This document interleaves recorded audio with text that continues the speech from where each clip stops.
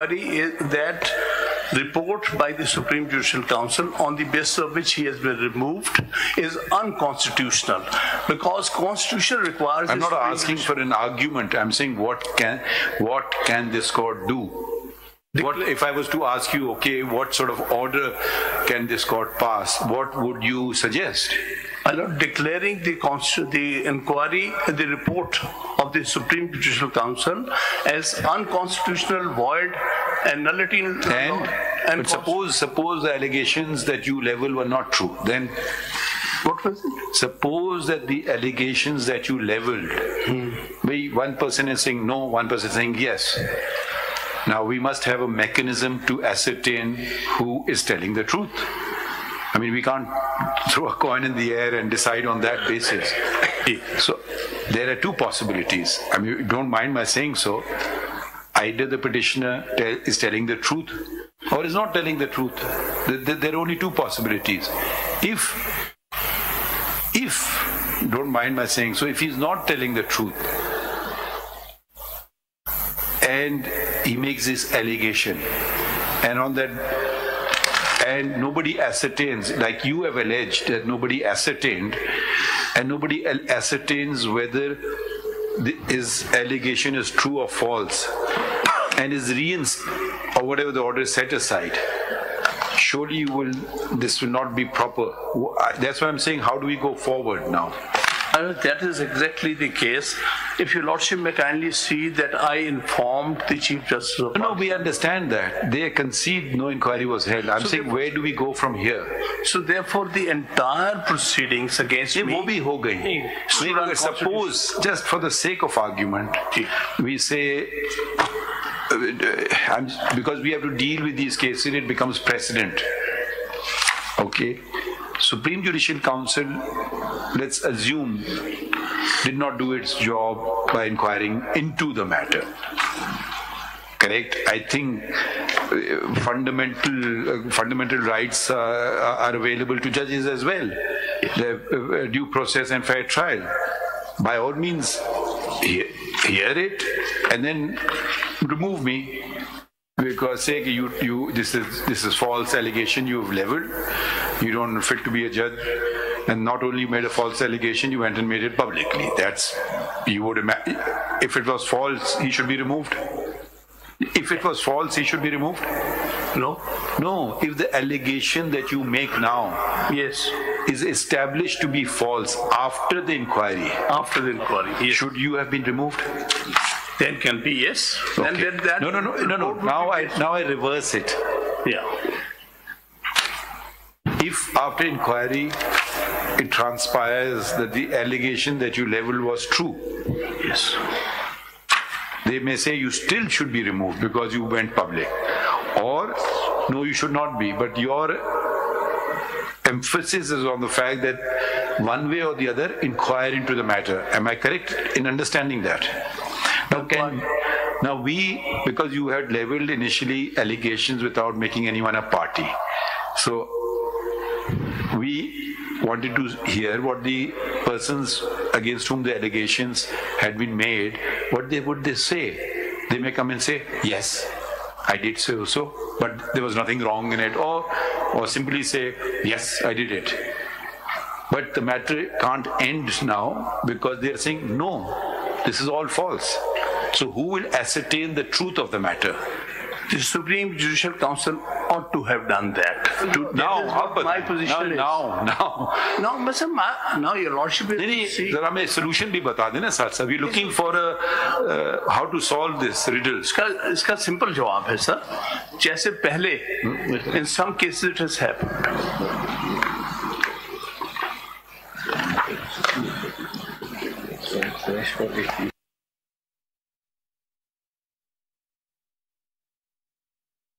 एक तो ये है कि जो हमने begin with हमें solution हम आपका point of view समझ गए, हम आपका case समझ गए. अब हम करें क्या ये बताइए. What sort of order which should not, either then it will amount to the same allegation that you've leveled on the other side.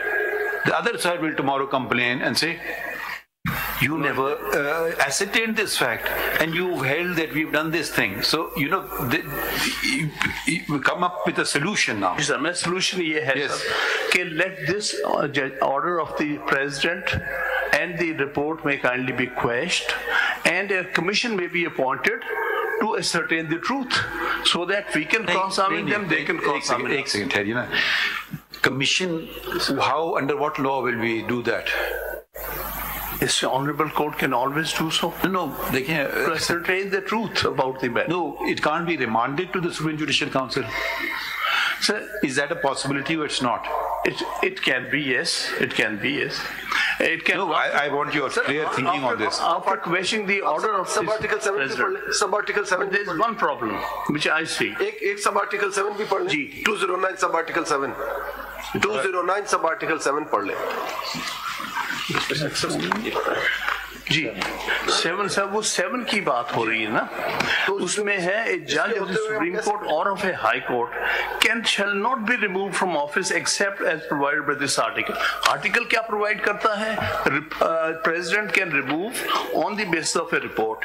The report has to be based on inquiry. So therefore under clause 7 नहीं देखें ये तो admitted fact हो गया that no one ascertained whether the allegation was factually correct or not. That much is established from what I've been able to understand. Unless somebody says, no, it's not been established. I don't think even Qazi साहब पूछते थे Qazi साहब कहाँ गए? उनका issue नहीं है. Was the one way or the other whether the allegation was true or not? Was it been ascertained or not? It was never inquired into, it was never ascertained, and if that part of the order would be... How do we go forward then on this? We are very respectfully... Because, both can't be telling the truth. No, quite right. Yes. May I very humbly submit, my lord. The order itself may have two components, although they are mixed up. As far as I am concerned, they are mixed up in the sense, one is with respect to the public speech that was made.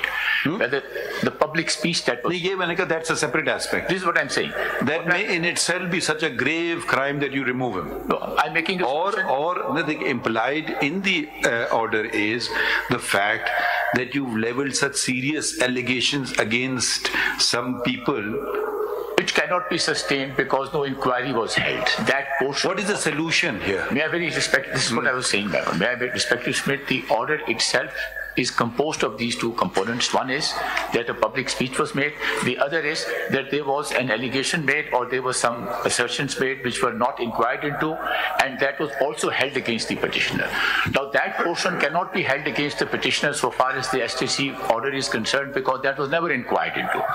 We are only then left, as far as this list is concerned, only left with the question whether the public speech that was made was नहीं देखिए उसका बड़े implication होगा. I think let's live in the real world. The entire eyes of the nation are before us. There are 2-3 constitutional offices involved. One is at stake is the independence of the judiciary. If I'm sure you will also agree that no judge should be removed without cause. I'm sure you will say that. Yes, quite right. That's true. That's one aspect. The other aspect is there's another constitutional body involved called the Supreme Judicial Council. Now, the Supreme Court should not interfere in the work of another constitutional body unless there is something so manifestly unconstitutional or unjust. What Mr. Hamid Khan Saab is saying is there was no inquiry held, and you are conceding it, and the Attorney General is also conceding it. Needless to say, supreme court में इस वक्त Shaukat Siddiqui बरतरफी case की समाअत जारी है. 5 रुकनी bench इस case की समाअत कर रहा है. चीफ जस्टिस की सरबराही में बराह रास्त केस की कार्रवाई मुलाहिजा की. यहाँ पर वक्त है न्यूज़ हेडलाइंस का.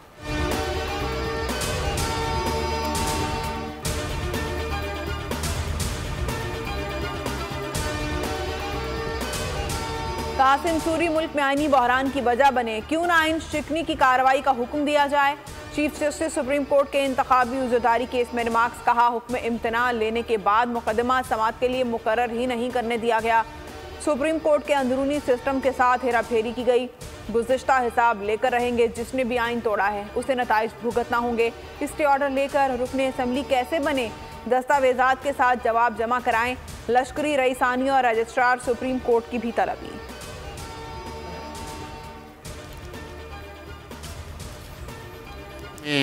मसरूफ हैं, बाहर से तो कोई सहाफ़ी आ नहीं रहे, न ऑब्जर्वर्स आ रहे हैं। बैनुल अक़वामी जो सहाफ़ी हैं वो पहले ही पाकिस्तान के अंदर मौजूद हैं। अब तक 49 वीज़ा जो है वो इशू हो चुके हैं। 25 दरख्वास्तें ऑब्जर्वर्स की प्रोसेस में हैं। आम इंतखाबात के लिए गैर मुल्की मुबस्सिरीन को इजाज़तनामे जारी, 49 वीज़े भी जारी कर दिए गए। 25 दरख्वास्तें प्रोसेस में हैं। निगरान वज़ीर इत्तलात मुर्तज़ा सोलंकी कहते हैं इंतखाबात से मुताल्लिक़ क़यास आराइयों से गुरेज करना चाहिए। बैनुल अक़वामी मीडिया के नुमाइंदे पहले ही मौजूद हैं।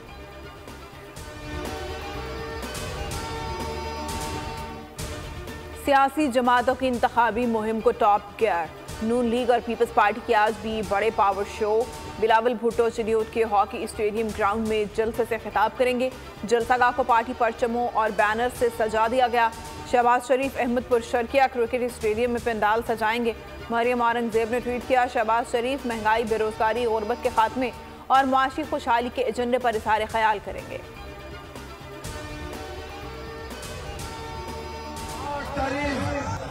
पाकिस्तान का तारीखी दिन होगा। इससे पाकिस्तान की किस्मत को बदलना है। आपने फैसला करना है, शेर पर मोहर लगाकर। आज वो जो भी भुगत रहे हैं, इंसान के अमाल इंसान को बहुत दूर तक छोड़ के आते हैं, पूरी जिंदगी पीछा करते हैं, कब्र तक पीछा करते हैं। बिगाड़ने वाले बिगाड़ कर चले गए, अब पाकिस्तान को दोबारा पटरी पर लाना जान जोखम का काम होगा। लीगी कायद नवाज शरीफ का मानसहरा पर मुखालिफिन पर सियासी वार। बोले, वजीर आजम बनने नहीं इलेक्शन लड़ने आया हूँ। हमारे दौर में महंगाई नहीं थी, जालिमों ने पाकिस्तान का सत्यानाश कर दिया। मरियम नवाज ने कहा, मुखालिफिन को बद्दुआ देना नहीं चाहती। आज वो अपने अमाल का नतीजा भुगत रहे हैं। जिनकी कारकर्दगी सिफर है वो हम पर तनकीद करते हैं।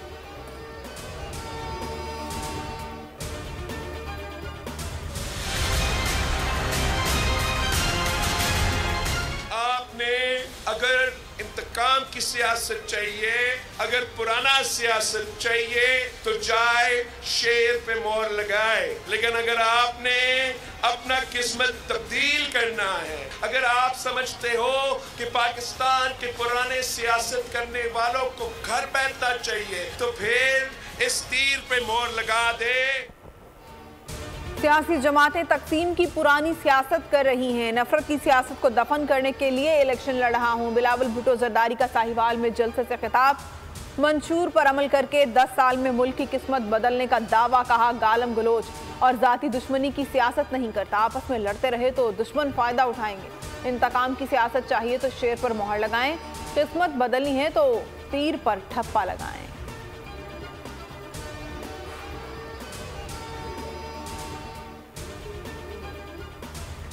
बानी पीटीआई ने तोशा खाना और 190 मिलियन पाउंड केस में जमानत के लिए इस्लामाबाद हाई कोर्ट से रुजू कर लिया। दोनों केसेस में जमानत के लिए अलग अलग दरखास्तें दायर।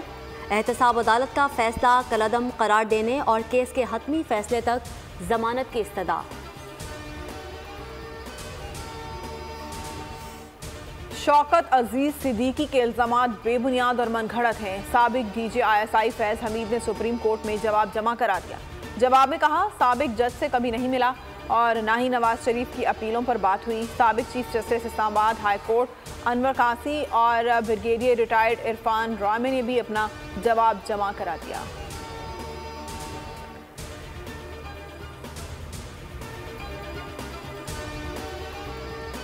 पाक ईरान कशीदगी में कमी, ताल्लुकात में बेहतरी। पाकिस्तानी एयरलाइंस ने ईरानी फ़िज़ाई हदूद का इस्तेमाल जुज़वी तौर पर शुरू कर दिया। टोरंटो से कराची परवाज़ का 37,000 फीट बुलंदी पर ईरानी हदूद का इस्तेमाल।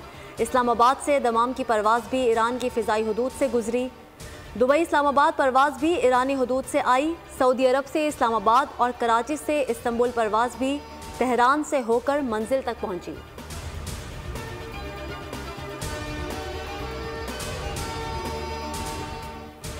पाक अफगान तोरखम सरहदी गुजरगाह 10 रोज बाद तजारती सरगर्मियों के लिए खोल दी गई। अफगान ड्राइवर्स को सफरी दस्तावेजात के लिए 31 मार्च तक मोहलत।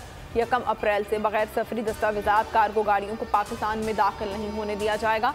अफगान काउंसिल जनरल और पाकिस्तानी हुकाम में मामला तय पा गए। तोरखम सरहद 13 जनवरी को तिजारत के लिए बंद की गई थी। समझ आता कि परवेज खटक किस बुनियाद पे ये दावा कर रहे हैं कि आने वाली हुकूमत उनकी होगी। ऐसे किरदारों को एक मुअज़्ज़ब कौमियत में वोट नहीं पड़ते। ये सवाल अब खत्म हो जाना चाहिए कि इंतखाबात होंगे कि नहीं, क्योंकि अगर इसके बाद भी नहीं होंगे तो ये मेरे ख्याल में मजाक होगा जमहूरी निज़ाम के साथ। परवेज खटक किस बुनियाद पर वज़ीर आला बनने का दावा कर रहे हैं? खैबर पख्तूनख्वा में अगली हुकूमत ANP की होगी। सूबाई सदर एमल वली खान का दावा। बोल न्यूज़ से गुफ्तगू में बोले, परवेज खटक जैसे किरदारों को इंतखाबात में वोट नहीं पड़ते। इंतखाबात में किसी किस्म का इल्तवा बर्दाश्त नहीं किया जाएगा। इंतखाबात ना हुए तो जमहूरियत के साथ मजाक होगा।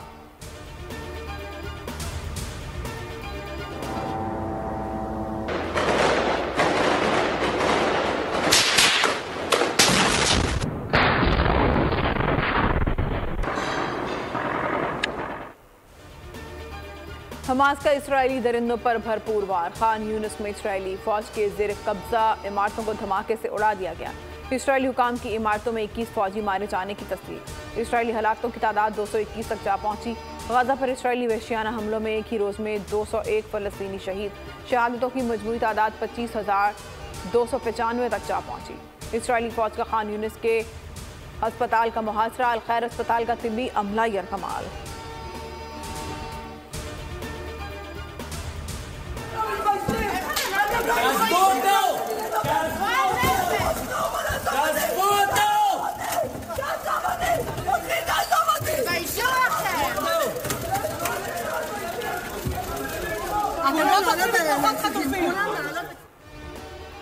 नेतन्याहू की हठधर्मी पर इसराइली यरगमालियों के अहले खाना मुश्तइल। इसराइली पार्लियामेंट में जारी इजलास पर धावा। मुजाहिरीन सिक्योरिटी हसार तोड़कर कमेटी मीटिंग रूम में जा घुसे। हाथों में प्यारों की तस्वीर उठाकर नारेबाजी। हमास से मुआहिदे से इनकार की रट पर गुस्से का इजहार।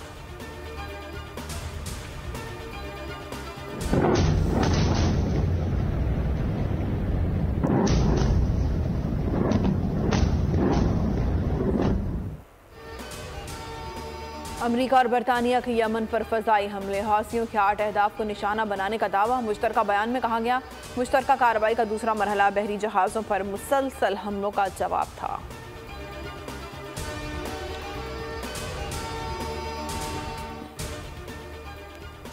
पंजाब में धुंध का अंधाधुंध राज। हद्दे निगाह ना होने से मामूलात दरहम बरहम। मज़ीद 30 परवाजें मनसूख। 6 मुतबादिल एयरपोर्ट्स पर मुंतकिल। ट्रेनों का शेड्यूल भी शदीद मुतासिर। मोटरवे कई मुकामात पर बंद करना पड़ गई। बालाई इलाकों में शदीद ठंड बरकरार। सिंध, पंजाब और बलूचिस्तान में मौसम खुश्क और सर्द रहने का इम्कान।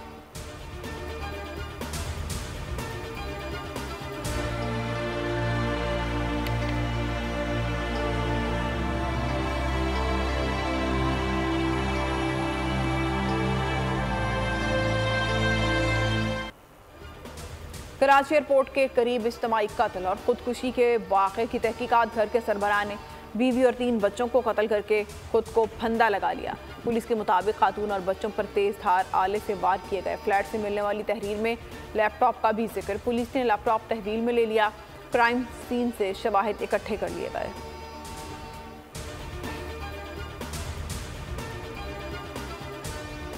कराची के इलाके अबुल हसन अस्फहानी रोड पर टारगेट किलिंग की वारदात। दूध की दुकान पर फायरिंग से 2 अफराद कत्ल, 3 जख्मी। जाम बहक अफराद की शनाख्त अब्दुल बारी और अयूब के नामों से हुई। जाए वकू से 9 mm के 12 खौल मिले। पुलिस के मुताबिक वाक़े की तफ्तीश जारी है। इतराफ़ के CCTV कैमरों की फुटेजेस चेक की जा रही हैं।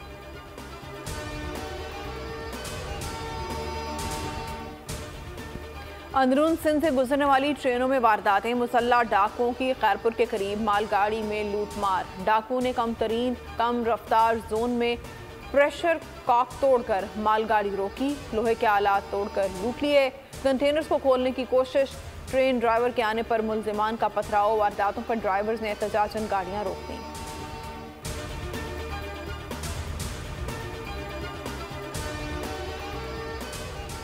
अमरीकी रियासत इलिनॉय में फायरिंग के 2 मुख्तलिफ वाक़यात, 7 अफराद मारे गए। पुलिस के मुताबिक 7 अफराद को 2 घरों में गोलियां मारी गईं।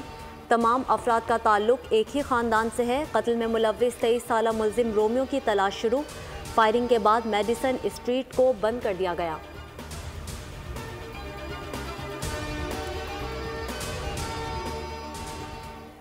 चीन और किर्गिस्तान के सरहदी इलाकों में ज़लज़ले के झटके, शिद्दत 7.1 रिकॉर्ड। अमरीकी जियोलॉजिकल सर्वे के मुताबिक ज़लज़ले का मरकज़ चीन के सरहदी इलाके सैंक्यांग में था। उज़्बेकिस्तान के दारुल हुकूमत ताशकंद में ज़लज़ले की शिद्दत 4 रिकॉर्ड की गई। सख्त सर्दी में लोग घरों से बाहर निकल आए।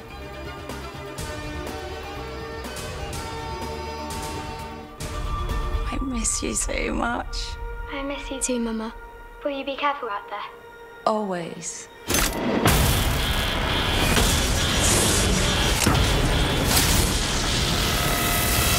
Mommy!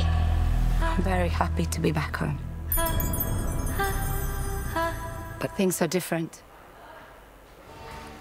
और साइंस फिक्शन सीरीज कॉन्स्टेलेशन का ट्रेलर जारी। सीरीज की पहली 3 एपिसोड 21 फरवरी को रिलीज की जाएंगी।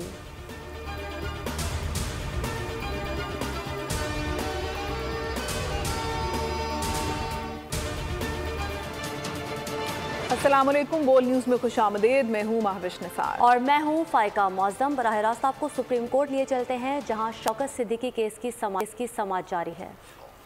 It's not publicity he was seeking. He was, let's call him a whistleblower. Every whistleblower, you will say he is seeking publicity. What publicity he was seeking by this?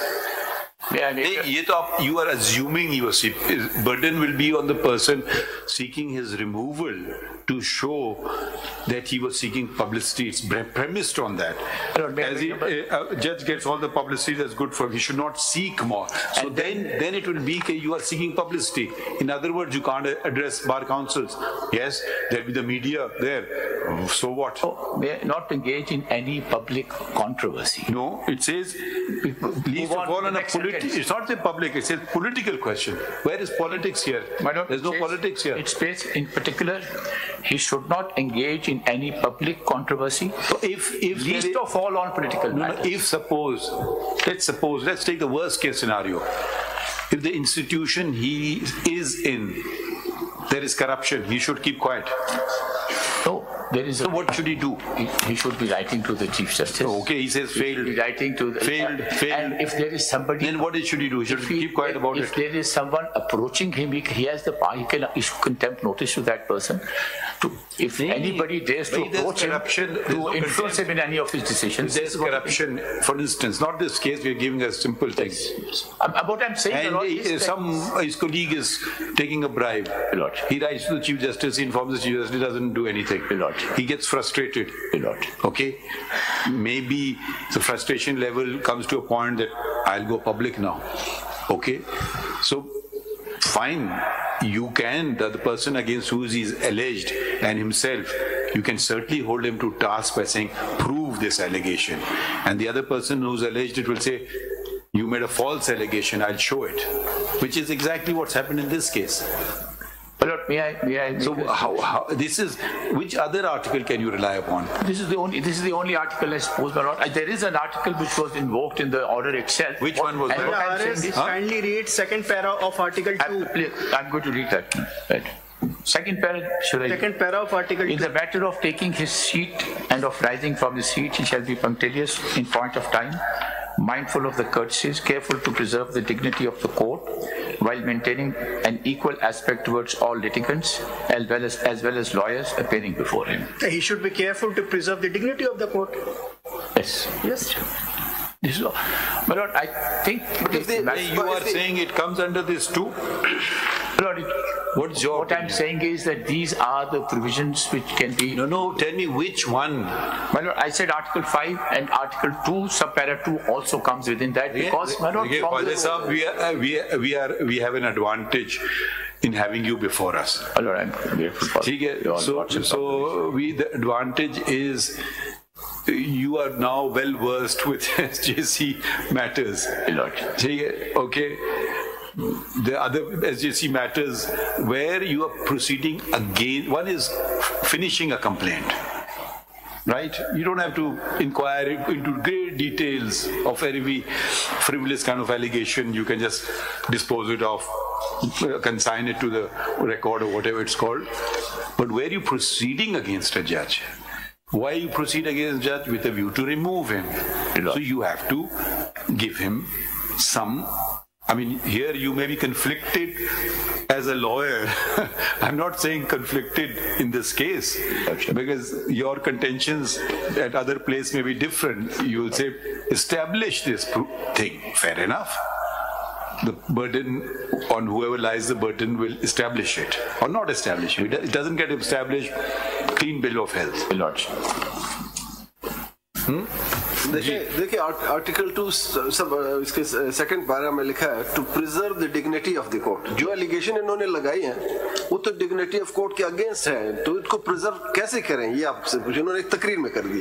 दूसरा तरीका आप बता दें कि कैसे कर सकते हैं। उसका तरीका मैंने बताया ना, जो एलिगेशन लगा रहे हैं what is I am again, let me reiterate, I am not taking sides. I am saying if it can be stretched, that speech and conduct in terms of that speech can be stretched, it could at best fall within these articles, and there is nothing beyond that. Article 5 or at the sub-para 2 of Article 2. And this is for this Honorable Court to decide whether that speech, irrespective of whether it is based on truth or otherwise, comes up to that standard of falls within this mischief or not. That is all. As far as the inquiry part is concerned, that did not take place. So they were, and those specific allegations are not there in the speech. The order itself, when we read page 7, we read the conclusion, it is basically focused on the speech itself, which is said to be the reason why the removal is being recommended. It's not the question of any other issues that were raised there, because they were not inquired into. Yes, to the extent of the Honorable Chief Justice, the reply was sought, and that reply came, and whatever the Honorable Chief Justice said was against what the petitioner was contending. Did the Chief Justice, was he examined? No, he gave a letter. So it's all a question. If this is a matter which goes on to inquiry, then yes. But then it will mean that there must be a standard why you are believing the Chief Justice and disbelieving a judge.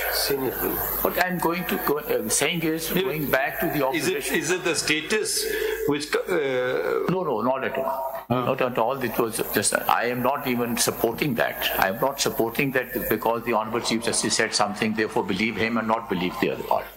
I'm saying if this Honorable Bench comes to the conclusion that in this matter, irrespective of the contents of the inquiry itself, the speech itself, and that it was made publicly addressed to a bar association, which was then, this is fine, this is all right, this does not amount to misconduct, then the order that this Honorable Court has to pass, the way to move forward, is to exonerate him of the charges of making a speech which does not come within the ambit of misconduct. It does not imply that whatever he said was true or that it necessarily needs to be. But if you read the order, it is 39 pages of the order. Yes.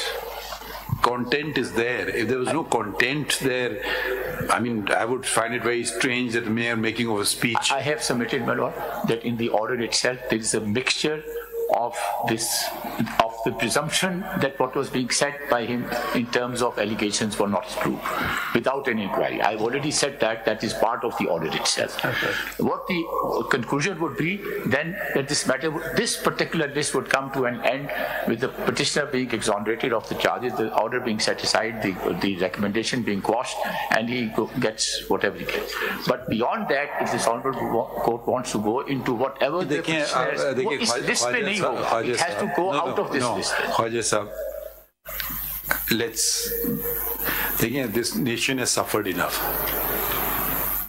Now, it's not a question of granting relief to a particular person or withholding a relief from a particular individual.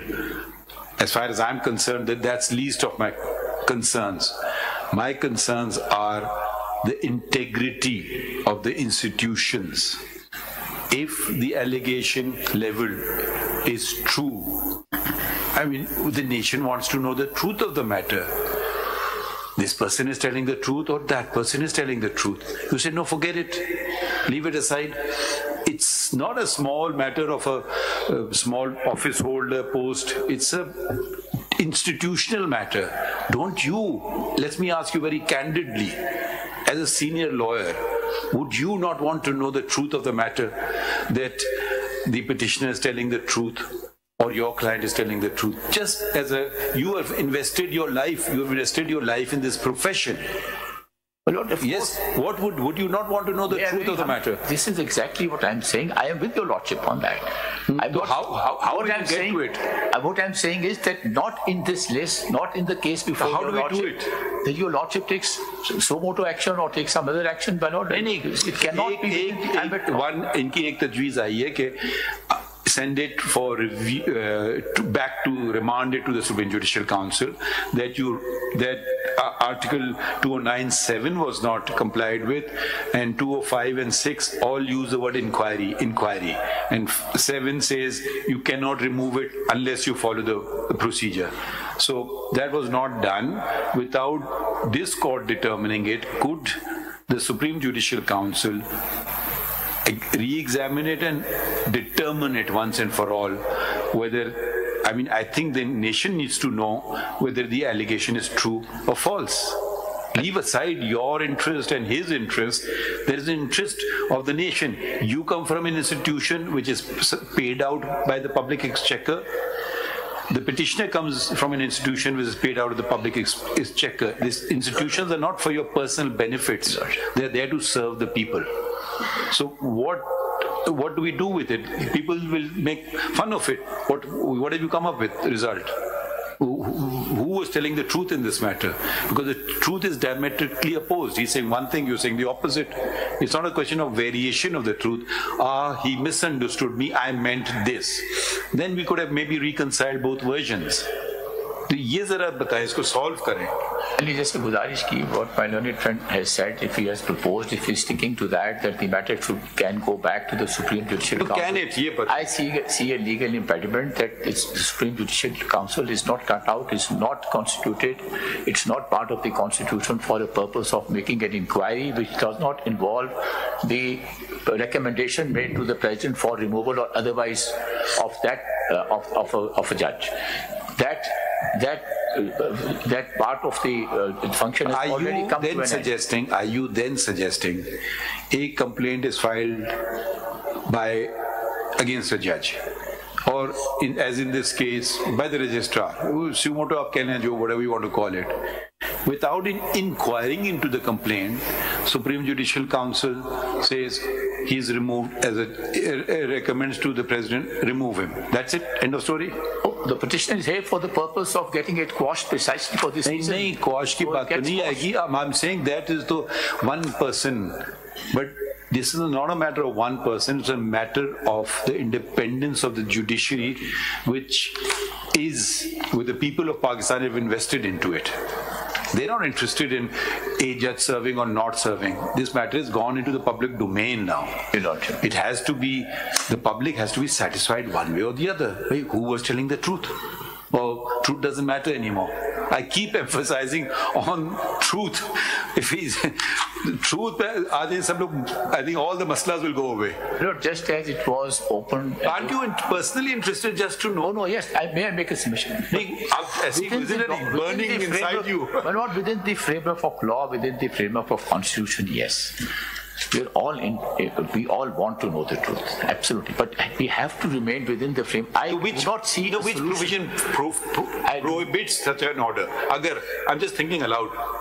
ये जो case है आपके पास नहीं, ये ऐसी general बात कर रहे हैं. अगर एक और कल को केस आ जाए, कंप्लेंट हमारे पास पढ़ने नहीं, बहुत सारी पड़ी हुई है, आती जाएंगी, मुझे कोई जज नहीं पसंद है, मैंने कहा चलो हटा दो इसको, सारे हमारे सुप्रीम जुडिशियल मेंबर्स अग्री कर लें, हाँ हटा दो, कोई हम इंक्वायरी करें कुछ ना करें, आपको बस खत्म हो गई बात, अब कुछ नहीं कर सकते हैं. पिटीशन आती है, एक पिटीशन. अगर देखिए, एक बात है substituting your opinion for someone else, that's a different matter.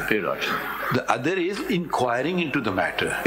Even a murderer has committed murder in front of everybody, you still have to go through the process.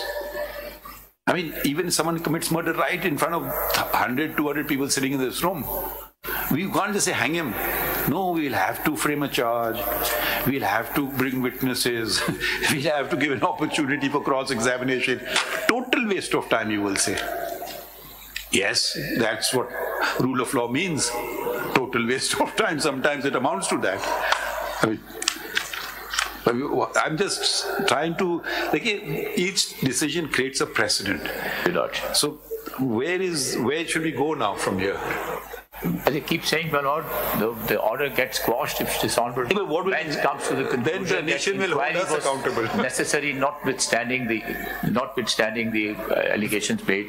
It was, if you have finished, can we request the Attorney General? Huh? Yes. Okay. I made my submission. Have you understood, because you came in late? From what let's just quickly recap everything.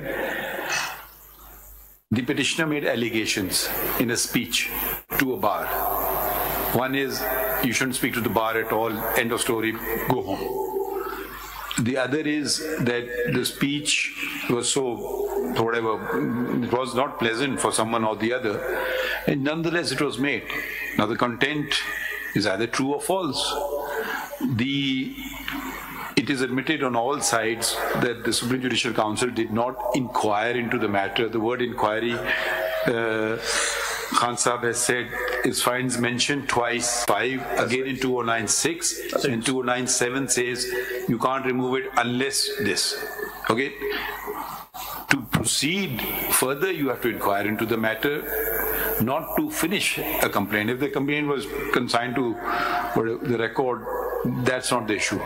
But when you are proceeding against a judge, then Khan Sahib has said, where is my due process? Where is my right to, if everybody comes before me asking for right to fair trial. Now we come to the situation, where do we go from here? And the most important thing is that the allegation has been leveled against the institution, which is more important as far as I am concerned. ये इसके तहकीकात होनी चाहिए या नहीं होनी चाहिए, बस हवा में उड़ा. और एक चीज और, Khwaja Sahab has also said one more thing, something important.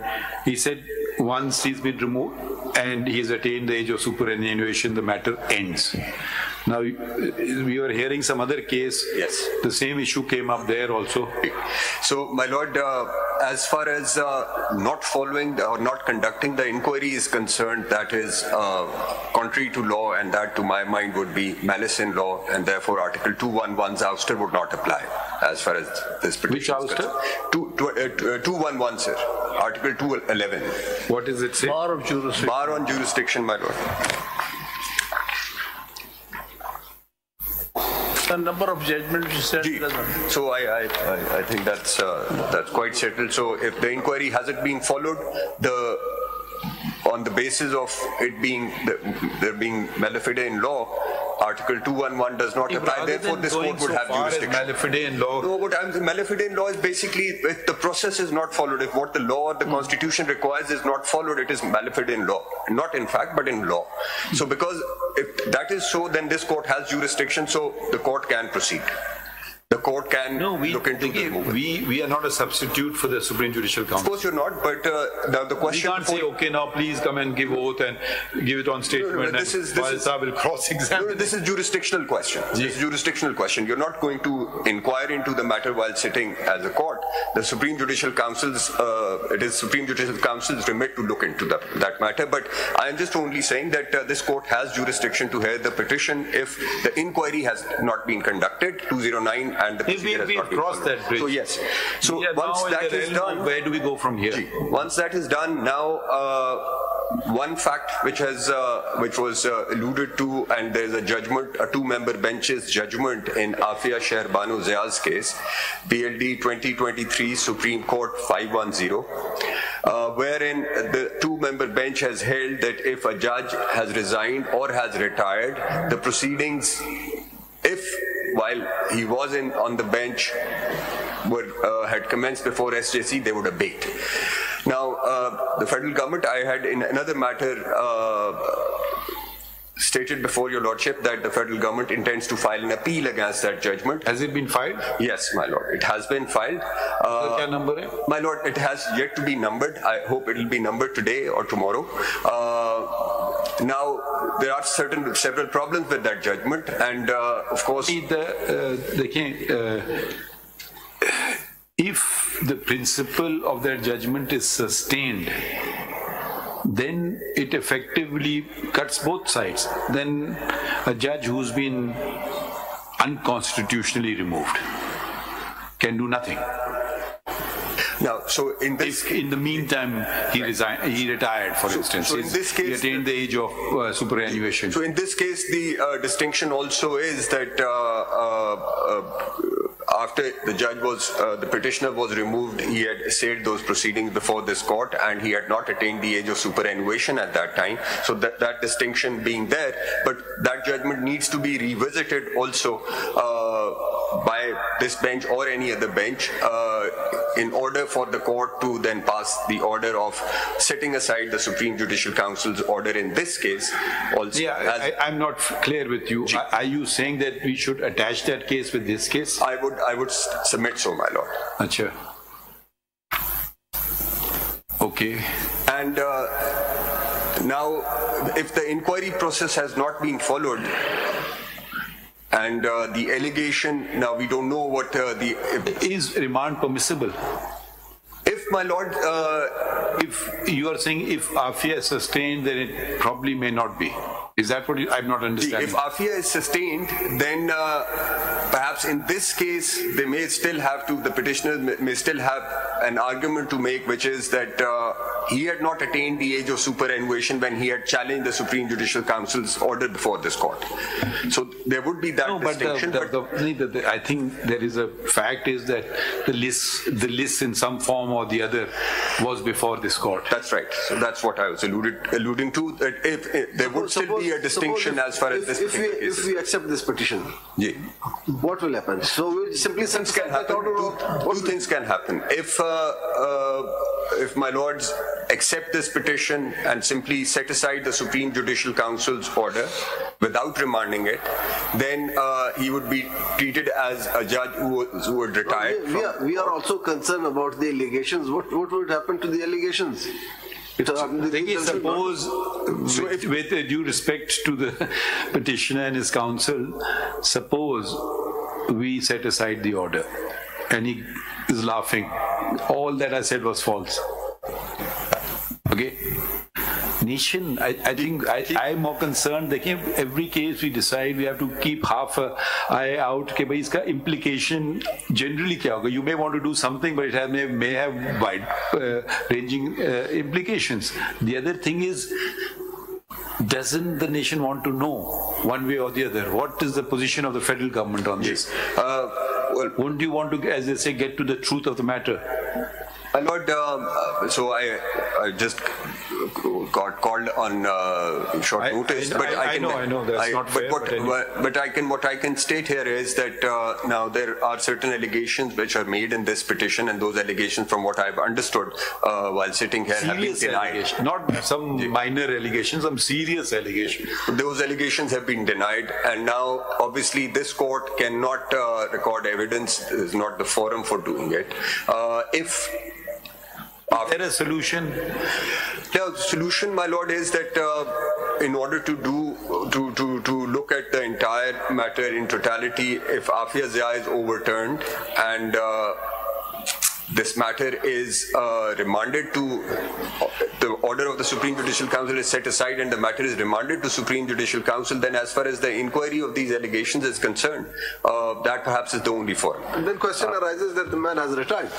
What will happen? So for that purpose, you have to overturn Afia Sherbanu Zia. For those purposes, you have to first, this court has to overturn Afia Sherbanu Zia in order to cross that barrier and then go to this case is slightly different. He was not retired at that time.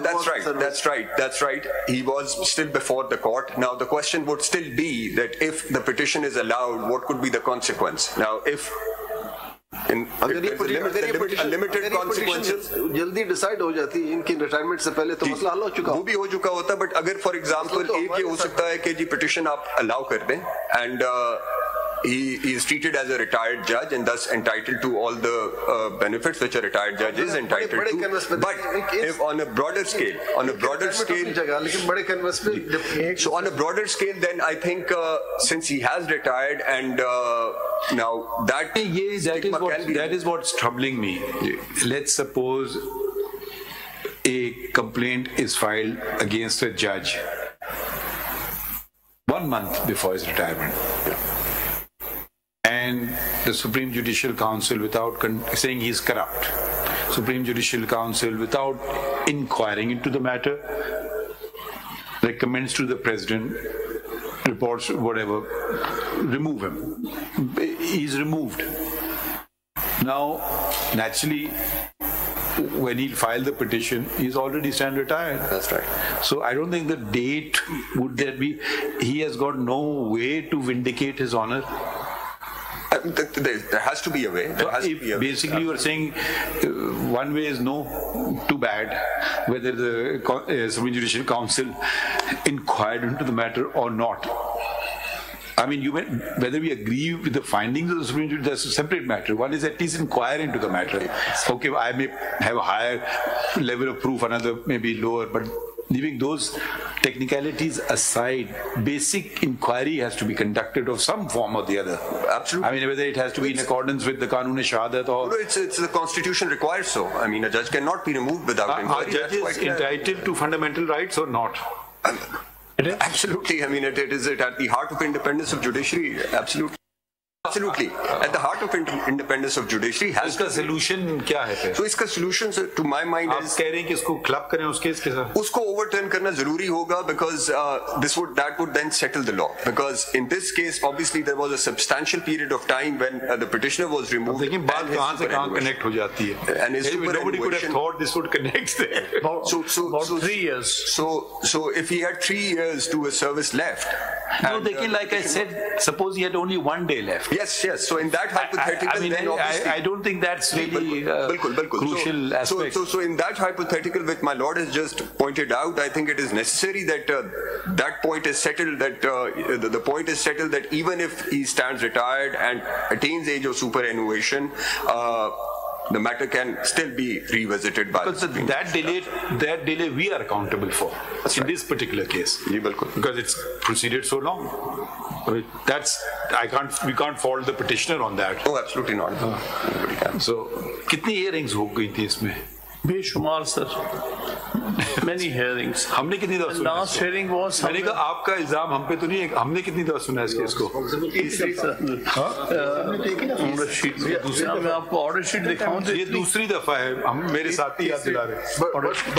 But we are responsible for our seniors. अक्टूबर 2018 में ये petition file 2018 नहीं वो क्योंकि वो party नहीं बनाया था ना, उसमें भी टाइम लगा. वो आपका कसूर था खान साहब, थोड़ा हमारा कसूर था मगर वो आपका कसूर था, मान लीजिए. क्योंकि आपने एलिगेशंस लगाई थी against people who were not before us, so we had to give them a notice. So that goes in your we don't accept responsibility for that. But the question that even shows that this was a case.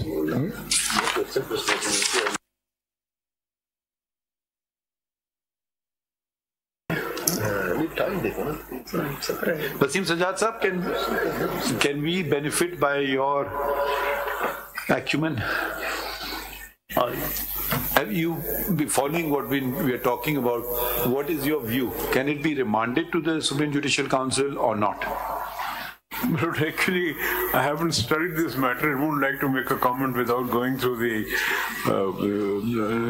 studying it properly because it's an important question. But I would say that the Supreme Court of Pakistan is the highest court, and there's nothing in the Constitution which prevents it from remanding the case back to the Judicial Council. But as I said, I would like to study the matter further.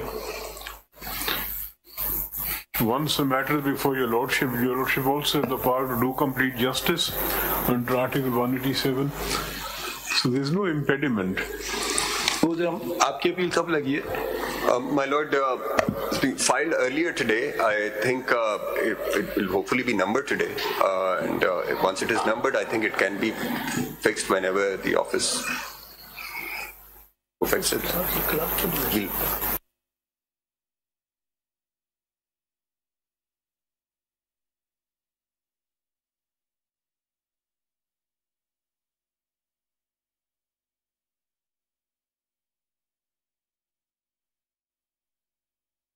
The point that you want to say at this juncture? Anyone, any of the council or? This is one of the exceptional cases. Earlier cases, like Justice Shouqat Ali's case, there was a detailed inquiry held. And after that, the Supreme Judicial Council submitted to the President to remove him. There have been even earlier cases, Ikhlaq Hussein's case, where inquiry was held. This is the first case of risk nature where no Supreme Judicial Council did not hold any inquiry into the allegations. So therefore, my submission is this goes right against the independence of... No, can you cite those cases, the earlier cases, where inquiries were held? One is Justice Shouqat Ali's case is PLD 1971 Supreme Court. 1971 Supreme Court. Page 585. 585. And here you are saying the Supreme Judicial Council did hold inquiry. Hold a very lengthy inquiry, some 80 witnesses and so on. So recommended the judge's removal. And in the next cases, this is Justice Shouqat Ali. Earlier case was Justice Ikhlaq Hussein's case, PLD 1960 Supreme Court.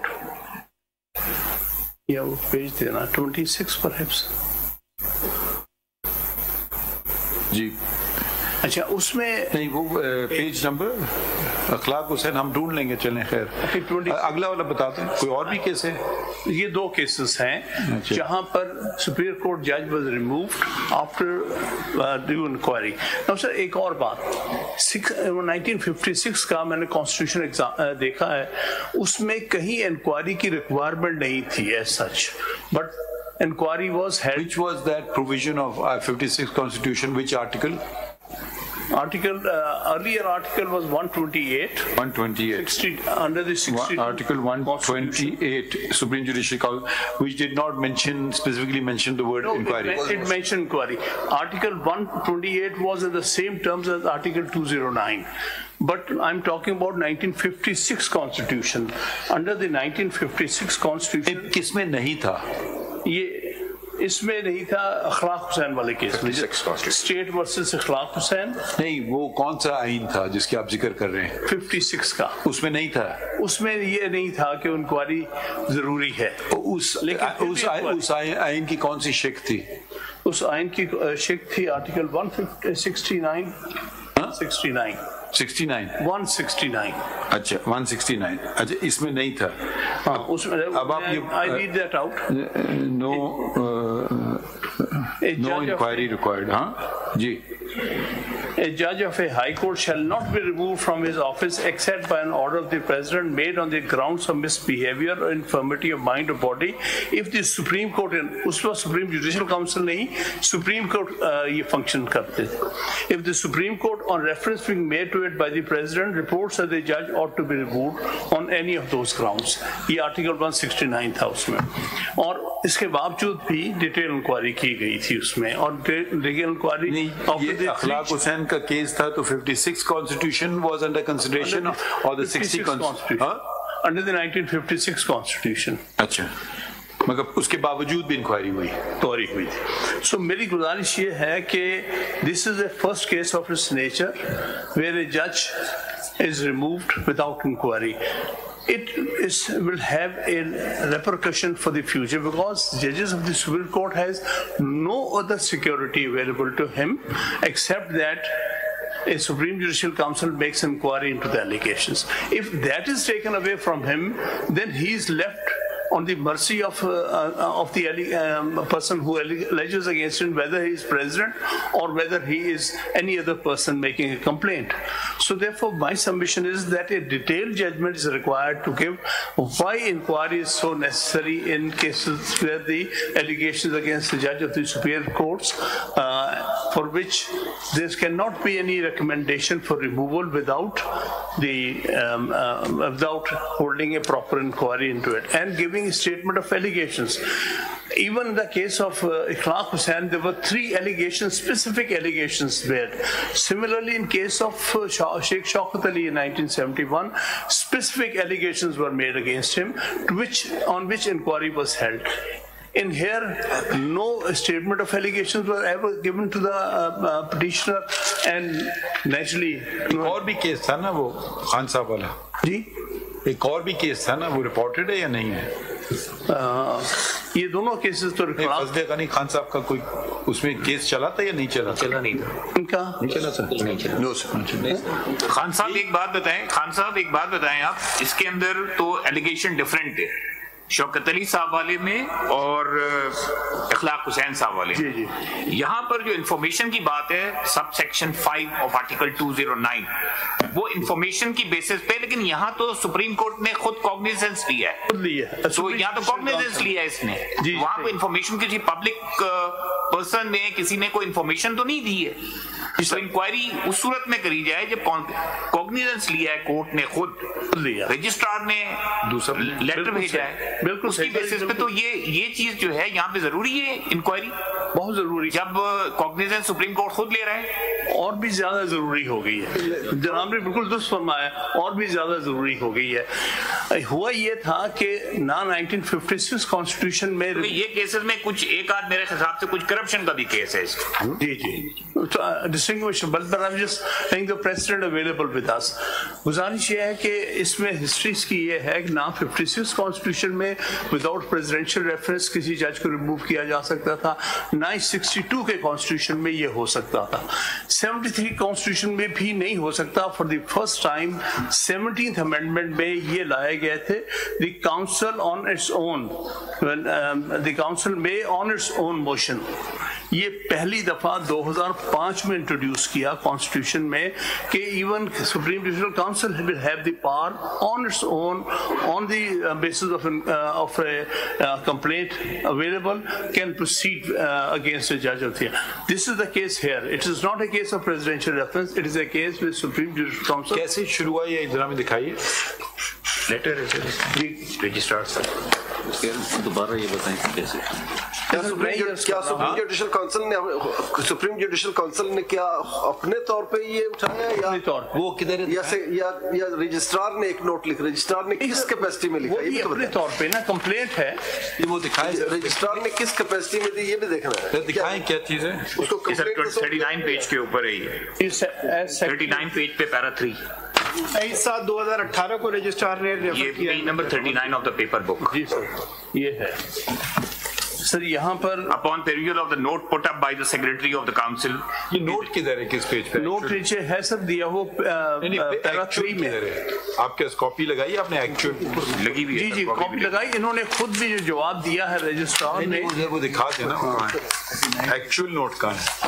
Ji sir, ये 21/7/2018 honourable mister justice Siddiqui address. नहीं, page कहाँ है? Page कौन? ये page 39 पे sir. नहीं, ये तो उसका रिप्रोडक्शन है ना। रिप्रोडक्शन है, मुझ में एक्चुअल नोट दिखाइए मुझे। डोंट हैव एक्चुअल नोट हमारे पास तो नहीं है, ये हमें तो ये डॉक्यूमेंट फाइल किए, इसमें क्या है सारे ये जितने अब उन्होंने जो ये सर 73 पेज पे एक लेटर है अरबाब मोहम्मद आरिफ साहब का। जी, complaint against mister justice Shaukat Aziz Siddiqui, जज इस्लामाबाद हाई कोर्ट, 31 जुलाई 2018 का है। जी हाँ, I'm directed to serve upon you the enclosed. ये तो बाद में है ना। कंप्लेंट जो इन्होंने रिसीव की है वो 23/7 की है, जो रजिस्ट्रार ने कंप्लेंट वो मेंशन किया, उसको रिप्रोड्यूस किया हुआ है पेज नंबर 39 पे पैरा 3 में रिप्रोड्यूस किया हुआ है। जी हाँ, बिल्कुल सही, एग्जैक्टली वो रिप्रोड्यूस किया। Then the note put up by the registrar and the transcript of the speech. Note जो है हाँ, ये note on top of page 39 on 21/7/2008 honourable mister justice Siddiqui address district bar association Rawalpindi. During this speech he stated 39 के शुरू में sir, page 39 sir, ये para 238 से शुरू हो रहा है। पेज 39 के ऊपर जो फर्स्ट पैरा आप देखिए। नहीं, वो तो एलिगेशन है ना जी, एलिगेशन है। अच्छा, नीचे पैराग्राफ 2 से पढ़िए सर, ये पैरा 2 ऑन पेज 38 जी। On 23/7/2018 the secretary of this council, registrar Supreme Court of Pakistan, submitted the following note before the chairman of the council, chief justice of Pakistan। ये वो फिर नोट 23/7 को ये रखा गया।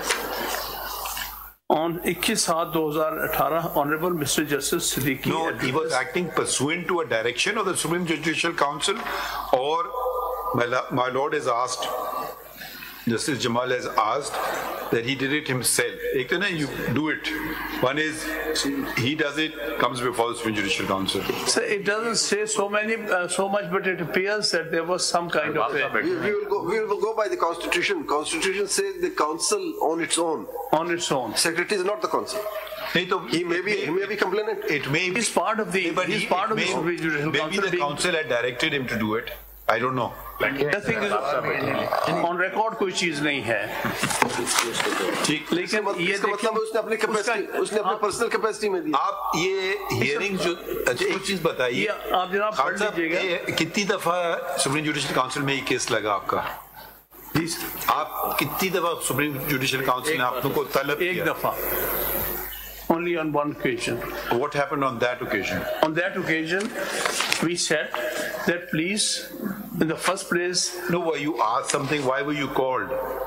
We were called to explain as a preliminary hearing before inquiry and preliminary hearing hoti under the 2000.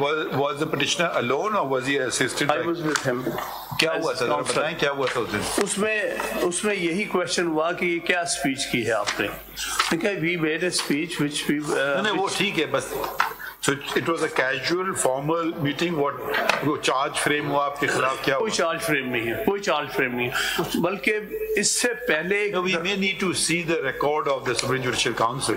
जरूर देख लीजिएगा. कोई कहाँ यहाँ भी कहीं रिपोर्ट में भी नहीं कहा गया कि कोई charge frame हुआ है. रिपोर्ट में देख लीजिएगा ना, कहीं पर ये नहीं कहा गया कि मेरे खिलाफ कोई चार्ज फ्रेम हुआ, स्टेटमेंट ऑफ एलिगेशन दी गई जिसका मैंने जवाब देना था. Nothing of that sir. आपको कोई शोकॉज नोटिस नहीं वो इशू हुआ? शोकॉज नोटिस दिया. वो किधर है? वो शोकॉज नोटिस 74 पे, 74 of the petition.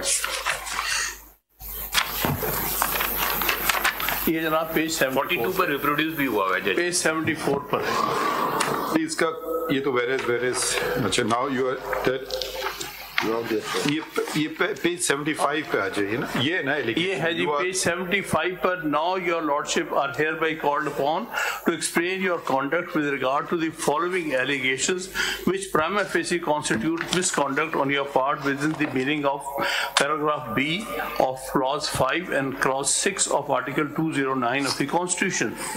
You were, while addressing the District Bar Association Rawalpindi on 21/7/2018, have leveled the following serious allegations pertaining to superior judiciary and a state institution. देखिए इधर the question of seeking publicity नहीं allegation है. ये नहीं है. ये तो allegation वही है ना, substance पे जा रहे हैं straight away. It's not अच्छा making a speech and on the content of the speech actually. पढ़ें that ISI is fully involved in manipulation of judicial proceedings, including marking of cases to honorable benches. 2. That ISI personnel approached Chief Justice Islamabad High Court and asked him not to let Mr. Nawaz Sharif and his daughter come out of prison before general elections 2018 and not to include your lordship in the bench. And that Chief Justice Islamabad High Court responded that the bench will be constituted as per their desire.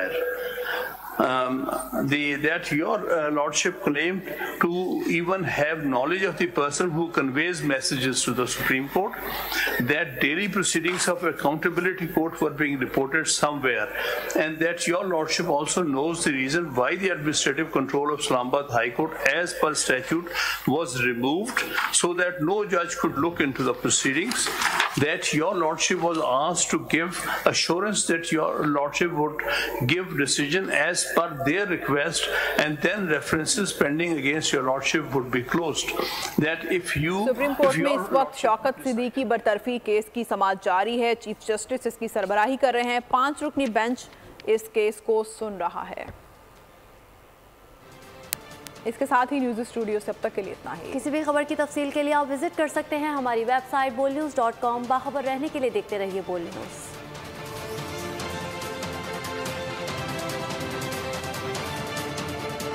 मेरे बाल आपकी तरह घने और मजबूत कैसे होंगे?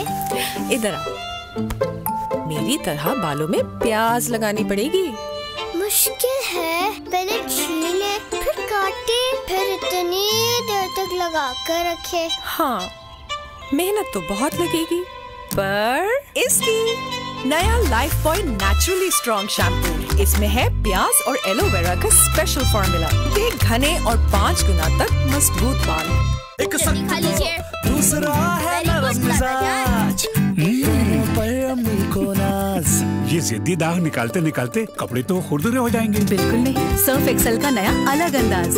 ये जिद्दी दाग निकाले और इनके सॉफ्ट पर्ल्स रखे कपड़े नरम मुलायम। सॉफ्ट सर्फ एक्सेल, दागों पर सख्त, कपड़ों पर नरम। क्या आपको चाहिए शाइनी बाल? सनसिल्क ब्लैक शाइन में है 5 नेचुरल ऑयल्स के साथ विटामिन ई का सुपर मिक्स, जो दे आपके बालों को अप टू 24 आवर्स शाइन।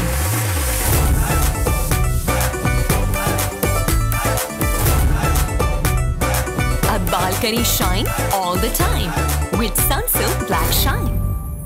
दुनिया के तमाम बड़े शहरों से बर्फ पहुंचा रहा है हर खबर बोल न्यूज। एक माँ ही बनाती है बेटी को सर से मजबूत, जड़ से मजबूत। लाइफ बॉय शैम्पू का मिल्क प्रोटीन और एलोवेरा फॉर्मूला बनाए इसके बालों को मजबूत। लाइफ बॉय शैम्पू, तुम मजबूत हो।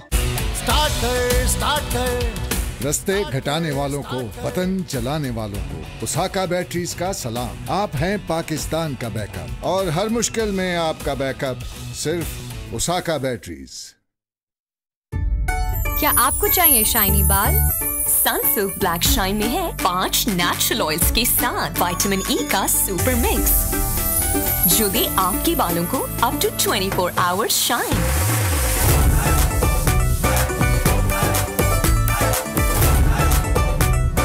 अब बाल करें shine all the time with Sunsilk black shine. दुनिया के तमाम बड़े शहरों से बर्फ पहुंचा रहा है हर खबर बोल न्यूज। मिलावट के साथ साथ आप तक पहुंचने में खुले दूध के अंदर जरासीम और गंदगी भी शामिल हो सकती है, जो खतरनाक बीमारियों का बायस बनती है। पैकेज दूध को क्वालिटी और सेहत के तमाम उसूलों के मुताबिक महफूज किया जाता है। पैकेज दूध, सेहत महफूज। खूबसूरत सा दिन है, नीला है आसमान।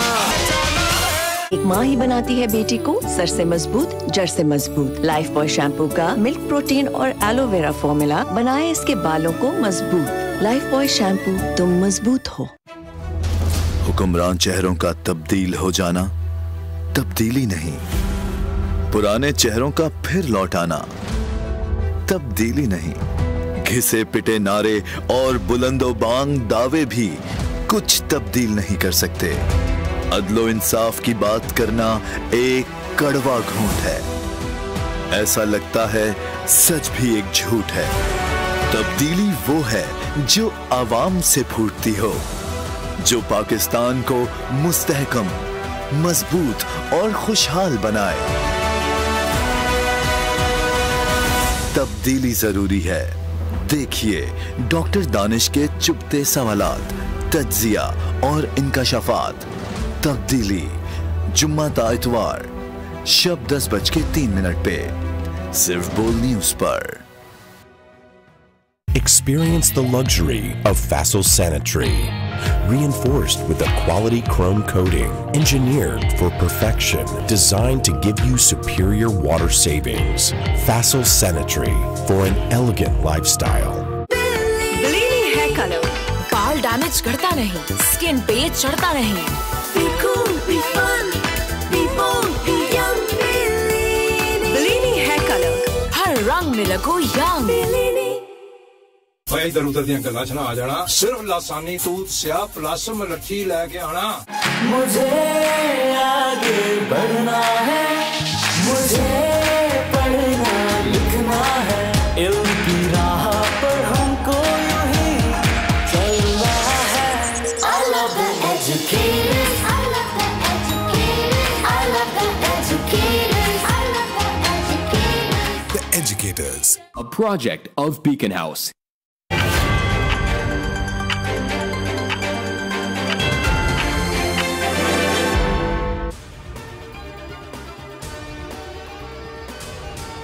शौकत अजीज सिद्दीकी के इल्जामात गलत हुए तो क्या होगा?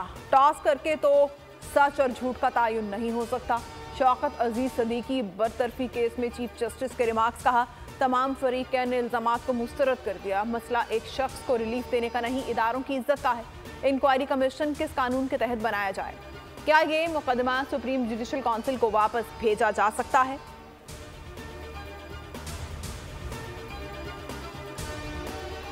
जज के तकरीर करने पर पाबंदी नहीं, ऐसा होता तो कई बार तकरीर कई जजेस फारिग हो जाते।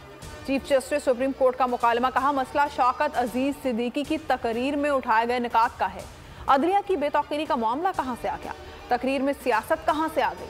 शौकत अजीज सिद्दीकी ने शोहरत हासिल करने के लिए तो तकरीर नहीं की होगी, इसमें सियासत कहां से आ गई? कासिम सूरी मुल्क में आईनी बहरान की वजह बने, क्यों ना आइन शिकनी की कार्रवाई का हुक्म दिया जाए? चीफ जस्टिस सुप्रीम कोर्ट के इंतखाबी उज़रदारी केस में रिमार्क्स। कहा, हुक्म इम्तना लेने के बाद मुकदमा समाअत के लिए मुकर्रर ही नहीं करने दिया गया। सुप्रीम कोर्ट के अंदरूनी सिस्टम के साथ हेराफेरी की गई। गुज़िश्ता हिसाब लेकर रहेंगे, जिसने भी आइन तोड़ा है उसे नताइज भुगतना होंगे। स्टे ऑर्डर लेकर रुकनी असम्बली कैसे बने? दस्तावेजात के साथ जवाब जमा कराएं। लश्करी रईसानी और रजिस्ट्रार सुप्रीम कोर्ट की भी तलबी।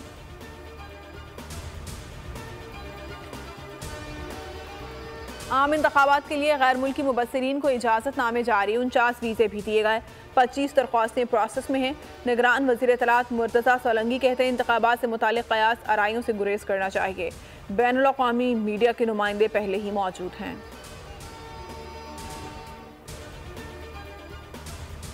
सियासी जमातों की इंतखाबी मुहिम को टॉप गियर। नून लीग और पीपल्स पार्टी के आज भी बड़े पावर शो। बिलावल भुट्टो चिन्योट के हॉकी स्टेडियम ग्राउंड में जलसे से खिताब करेंगे। जलसागाह को पार्टी परचमों और बैनर्स से सजा दिया गया। शहबाज शरीफ अहमदपुर शर्किया क्रिकेट स्टेडियम में पंडाल सजाएंगे। मरियम औरंगजेब ने ट्वीट किया, शहबाज शरीफ महंगाई, बेरोजगारी, गुर्बत के खात्मे और मुआशी खुशहाली के एजेंडे पर इसारे ख्याल करेंगे।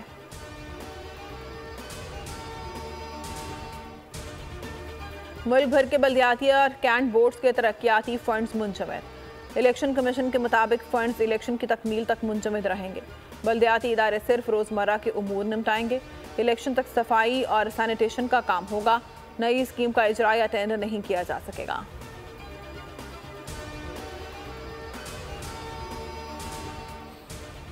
बानिए पीटीआई ने तोशा खाना और 190 मिलियन पाउंड केस में जमानत के लिए इस्लामाबाद हाई कोर्ट से रुजू कर लिया। दोनों केसेस में जमानत के लिए अलग अलग दरख्वास्तें दायर है। एहतसाब अदालत का फैसला कलअदम करार देने और केस के हतमी फैसले तक जमानत की इस्तदा।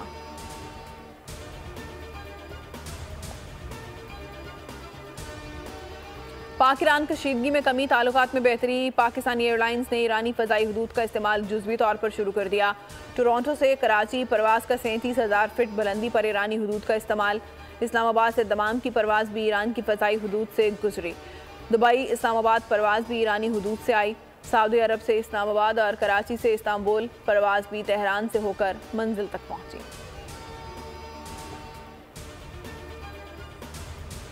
पाक अफगान तोरखम सरहदी गुजरगाह 10 रोज़ बाद तजारती सरगर्मियों के लिए खोल दी गई। अफगान ड्राइवर्स को सफरी दस्तावेजात के लिए 31 मार्च तक मोहलत।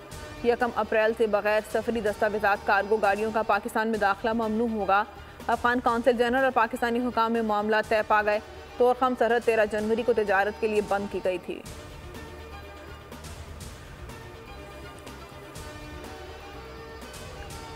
हमास का इसराइली दरिंदों पर भरपूर वार। खान यूनुस में इसराइली फौज के जेर कब्जा इमारतों को धमाके से उड़ा दिया। इसराइली हुकाम की इमारतों में 24 फौजी मारे जाने की तस्दीक। इसराइली हलाकतों की तादाद 224 तक जा पहुंची। गाजा पर इसराइली वहशियाना हमलों में एक ही रोज़ में 201 फ़लस्तीनी शहीद। शहादतों की मजमूई तादाद 25,295 तक पहुँच गई। इसराइली फ़ौज का खान यूनुस के अल-अहल अस्पताल का मुहासरा। अल खैर अस्पताल का तिब्बी अमला यरगमाल।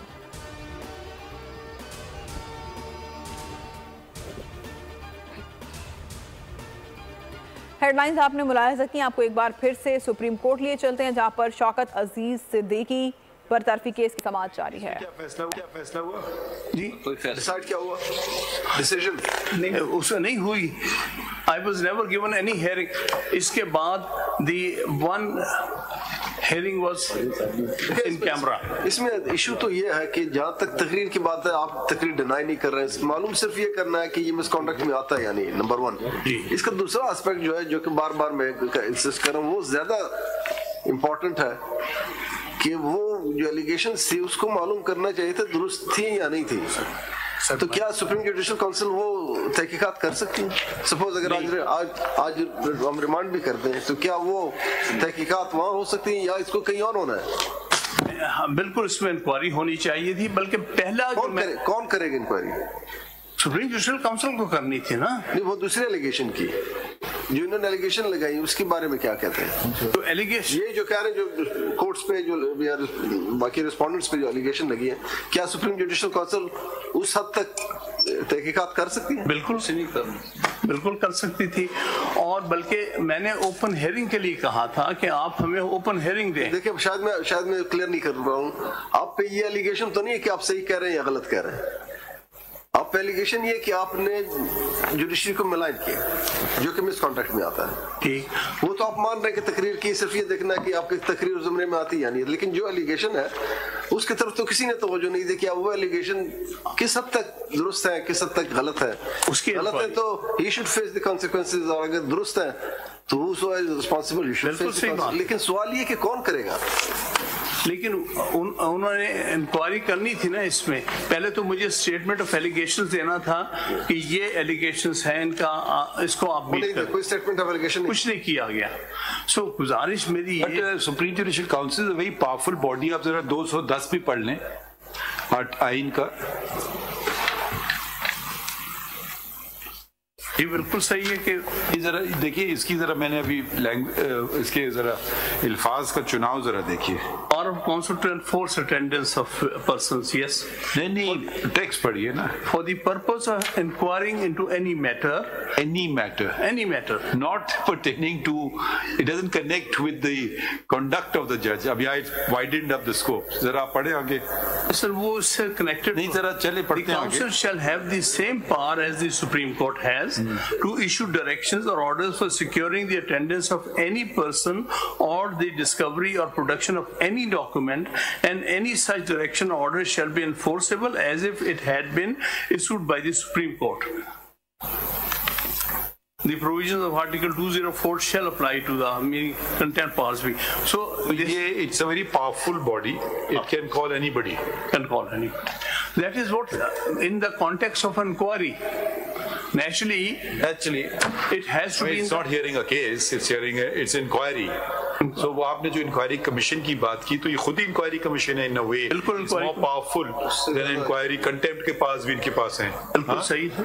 मैं इसीलिए कह रहा हूँ, मैं submitted, the answer is Khan साहब, let me put my anxiety to you.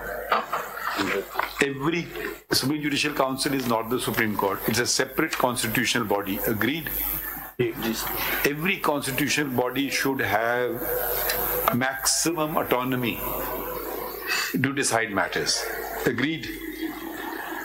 Thirdly, we don't want to encroach or say or do anything. It just so happens that I'm a member of the Supreme Judicial Council as well, but we create precedent as well, that it undermines the Supreme Judicial Council. Supreme Court is not a watchdog over. However, like every other constitutional body, when a constitutional provision or a fundamental right is being violated by anybody or not being considered, let's both ways, then the Supreme Court is the only court which has the power, or the High Court, not in this case, to direct that this be done. Yes. So we have to be very careful how we proceed in this matter, because it will, like you are citing Justice Clark's case after 50 years, this will become precedent and it will be cited before us maybe earlier than 50 years. So we have to be very careful as to not disturb the perfect balance that the constitution makers have provided in the constitution. There is an intervening judgment 2018 की, उसमें ये सारे aspects बहुत अच्छे discuss हुए हैं, और उसमें ये आया, उसकी हैसियत क्या है ये भी डिस्कस हुई है। मेरी गुजारिश है उस जजमेंट को जरा PLD 2018 supreme court 538 I was counsel that again Shouqat Siddiqui's case. This is Iftikhar Chaudhry's case. This is PLD 2018. वो अच्छा एक और जो आपका मैटर नहीं ये नहीं का है, ये तो आप ही का केस है ना? जी वही। इसमें ये एस्पेक्ट प्रोसीजर एस्पेक्ट्स बड़े डिटेल में डिस्कस हुए हैं। Which part you want to read from? जी अब मैं आपको वो जो है ना बताया कि वो मेरे नोट्स निकाल नहीं दूसरे वाले नोट्स में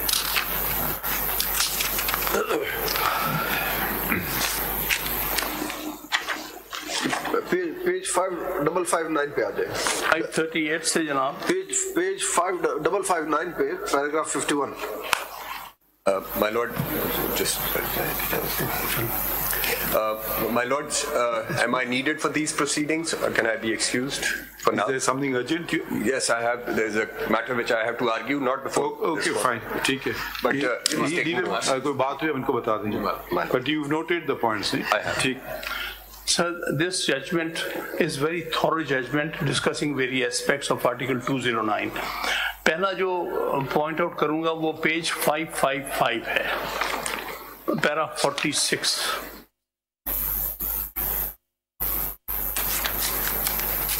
जी. Historically, para 46. Page 555. Historically, 46.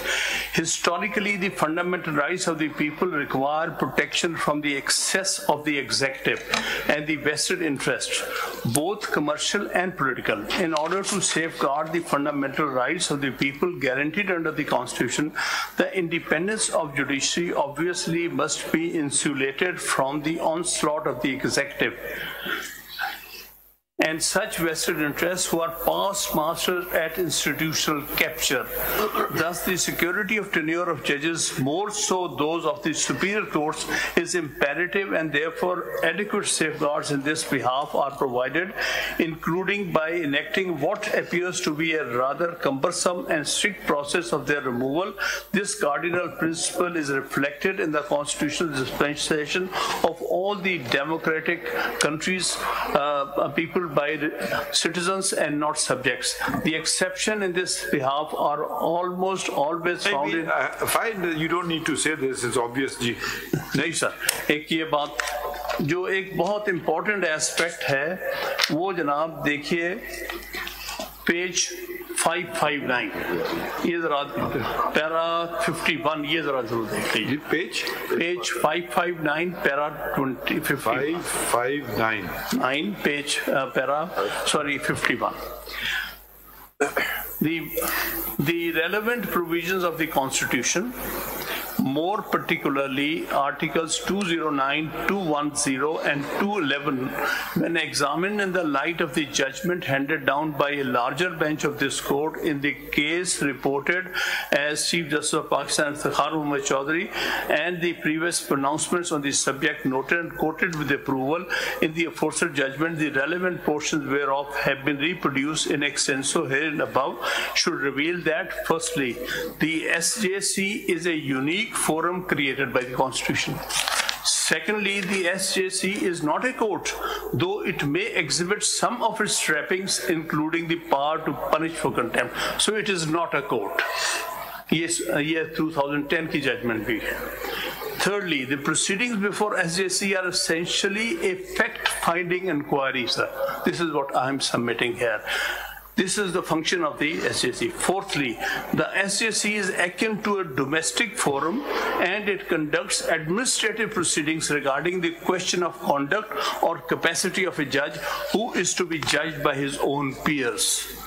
Fifthly, the findings of SJC are recommendatory in nature and do not enjoy the status. So, yes, agreed. What is the point you want to make? I'm trying to make here is a domestic forum. Your Lordship was saying that it's just like as if it is some kind of a rival court to Supreme Court. No. It is a domestic body. No, it is not. It's a constitutional body. It's a constitutional body. So what happened in this case? Why did you come to court? What relief did you get or not get? इसका primary function जो है वो inquiry है. नहीं, ये फैसला जो आप साइड कर रहे हैं, ये क्यों आया आपका केस सुप्रीम कोर्ट में? ओपन इंक्वायरी केस क्यों आप लाए सुप्रीम कोर्ट ये वाला? ये इसलिए कि हमने कहा था कि इस केस में कि हमारी ओपन इंक्वायरी होनी चाहिए. तो सुप्रीम कोर्ट ने क्या फैसला किया? सुप्रीम जुडिशल काउंसिल ने कहा नहीं, it should be in forum. इस केस में फिर तो आप ये ग्रीवेंस दोबारा एजिटेट नहीं कर सकते हैं ना हमारे सामने. नहीं, बात क्या हुई, इसमें उन्होंने अलाउ कर दी open inquiry. This judgement allowed open inquiry subject to certain conditions. वो पैराग्राफ किधर है? जी वो उधर भी आ जाएगी. It's a very historic judgment in that कि इसमें आप कहते नहीं अलाउ हुई हैं? सब SJC कि क्या फायदा? वो वापस भेजा ना सुप्रीम जुडिशियल काउंसिल 577 पैरा 96. वो एक Consequently, the question regarding the conduct of proceedings. नहीं, तो ये तो वो रिमांड हो गया ना. ये केस रिमांड का केस है. नहीं, इसमें उन्होंने कहा कि नो हामिद खान साहब सब्जेक्ट टू हम जो इतनी देर से आपसे सवाल पूछ रहे हैं, ये पैराग्राफ 96 जो माय लॉर्ड ने पॉइंट आउट किया, सब पढ़िए. नहीं वो ठीक है, उससे आप पढ़िए. तो सर बात ये है, नहीं आप पहले पढ़ें तो ना 577 पे. Consequently, the question regarding conduct of proceedings through an open justice as requested by needs to be revisited and decided afresh by ACG, not standing uninfluenced by its order dated so and so. जो order set aside उन्होंने किया. आप पढ़े ना. In the light of the observations made here and above. In the light of the observations. तो this is observations क्या हैं? एक सेकेंड जी सर, हमारी बात सुन लेना. अभी हम आपसे बार पूछ रहे थे रिमांड, तो ये रिमांड ही तो किया है. पिछले सवालों का जवाब है. तो ये पहले सवाल का जवाब इधर मिल रहा है. मैंने भी तो रिमांड ही मांगा है. नहीं, अगर आपने बताया ही नहीं, आप कोई और वजह से बता रहे हैं. जजमेंट का मैं ये कह रहा था कि उसमें फिर क्या किया सुप्रीम जुडिशियल काउंसिल ने इस ऑर्डर के बाद? इस ऑर्डर के बाद उन्होंने अलाउ की थी. In that particular case they allowed open hearing. वो ऑर्डर कहाँ है? वो कोई दूसरा रेफरेंस था? वो दूसरा रेफरेंस 242 है. अच्छा, ये केस नहीं है. जो इस केस में इम्प्यून था वो रेफरेंस 242. लेकिन इस रेफरेंस की तो बेसिस जो है वो तकरीर है, और उस तकरीर को आप डिनाई नहीं कर रहे हैं, उसके कंटेंट्स को. ठीक है, but then that has to be inquired into.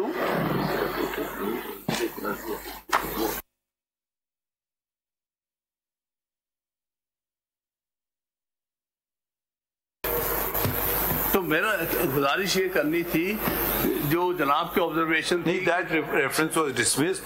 What happened? That was never decided. You want that proceedings take off. You want that be also be decided. आप चाहते हैं कि उसको भी डिसाइड करें? नहीं सर, बिल्कुल नहीं. इसकी बात नहीं, मैं तो आपके सामने आपका प्रेसिडेंट दिखा रहा हूँ कि प्रेसिडेंट ये है. फिर उसमें इंक्वायरी का तरीकाकार इसमें बड़ा अच्छा तरह डिस्कस हुआ है, वो भी जरा देख लीजिएगा. उसमें उन्होंने कहा कि ये जो इंक्वायरी होगी सुप्रीम जुडिशियल काउंसिल की, उनके ये पैरामीटर्स होंगे. मैं उसकी तरफ जनाब की तवज्जो दिला रहा था. वो तो आखिरी में उन्होंने कहा कि जी ठीक है, रिमांड कर रहे हैं आप, इस जजमेंट की लाइट में आप डिसाइड करें. Perfectly all right. वो एक पहला था, मैं कहा था इंक्वायरी में ये कुछ होना चाहिए. तो खत्म. जी सर. सो मेरी गुजारिश ये है कि all the judgment so far says that a judge cannot be removed on the basis of a report which is not based on inquiry, and this is a case without inquiry. The Supreme Judicial Council has submitted a report in which they have recommended the removal of the judge, and therefore that is clearly an unconstitutional void non-est order. About what Lordship was saying, उसके बारे में मेरी गुजारिश ये है कि proceedings में show cause notice हुआ एक, उसके 2 दफ़ा, पहला प्रिलिमिनरी रिप्लाई, फिर एडेड रिप्लाई ये हुआ. उसके बाद एक एप्लीकेशन मैंने दी जिसमें मैंने कहा कि अगर अव्वल तो ये addressing a bar association is not a misconduct, but in case you want to hold inquiry, please hold it in open court. वो जजमेंट वो भी मैंने दिखा दिया। उसके बाद उससे 2 दिन बाद जब हियरिंग हुई उसमें ये सारे सवाल आए और उसमें हमसे ये पूछा गया कि हाँ इंक्वायरी है, हमने बिल्कुल ये तकरीर की है, ठीक है। नहीं एक second, so there were 2 references, एक में अलाउ हो गई आपका ओपन और दूसरे में नहीं अलाउ हुई।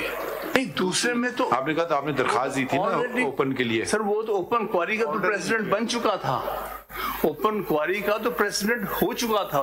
अभी आपने कुछ देर पहले कहा कि उसमें इंक्वायरी ओपन नहीं हुई थी, मैंने रिक्वेस्ट की थी, उसमें नहीं हुई। तो एक में किया और एक में नहीं किया, इसमें नहीं किया। फर्क क्या है दोनों में?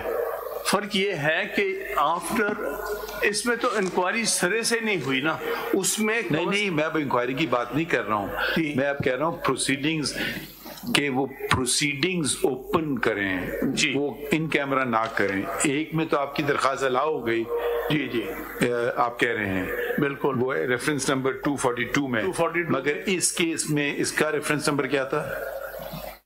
मौजूदा रेफरेंस। हाँ, इसमें आपने कहा नहीं हुई, इसमें तो इंक्वायरी नहीं हुई सर। या inquiry is a separate thing, open proceedings की बात कर रहा हूँ। ओपन प्रोसीडिंग्स देखो, ओपन प्रोसीडिंग्स इंक्वायरी की होनी थी ना, इसमें सिरे से इंक्वायरी नहीं हुई। नहीं वो एक अलग पॉइंट है, प्रोसीडिंग्स ओपन हुई या नहीं हुई? उस एप्लीकेशन पे कोई ऑर्डर नहीं हुआ, यानी जितनी प्रोसीडिंग्स। इसका नंबर क्या है रेफरेंस का, ये वाली मौजूदा का? 347। जितनी ठीक है, समझ गया ओपन नहीं हुई। Got it. ठीक है, खत्म। Can we ask Mr. Salahuddin? We want to wrap it up. Mr. Salahuddin, you've been hearing everything. I was not able to be to Islamabad because of lack of availability. What is the way forward? Address that point only. My lord, my submission is that the report and the notification is to be set aside on the ground of being malafide in law. Please tell us the way forward. Yes, sir. My submission is that it cannot be remanded to the SJC. The SJC scope is limited under Article 209. However, this court, if it considers fit, and I would urge that it who do you represent? Who do you the factual merit. Ek second, who do you represent? My lord, the Bar Association, Karachi Bar Association, and the So you basically you don't want the truth to come out. No, sir. Yes. In fact, my petition is. You are saying. Please hear us. You are saying that the relief should be given to the petitioner, but the people of Pakistan should be kept in the dark because they can't handle the truth. So why can't it be remanded? Why are you saying it can't be remanded? No, not at all, sir. I'm not saying that it should not be investigated. My submission is that the proper forum would either be this court itself or a commission appointed. We are not seeking your opinion. We are seeking some legal response. In my opinion, that doesn't help us, does it? Why can't it be remanded? It is because of the language of 209 itself, sir. Where does it suggest that?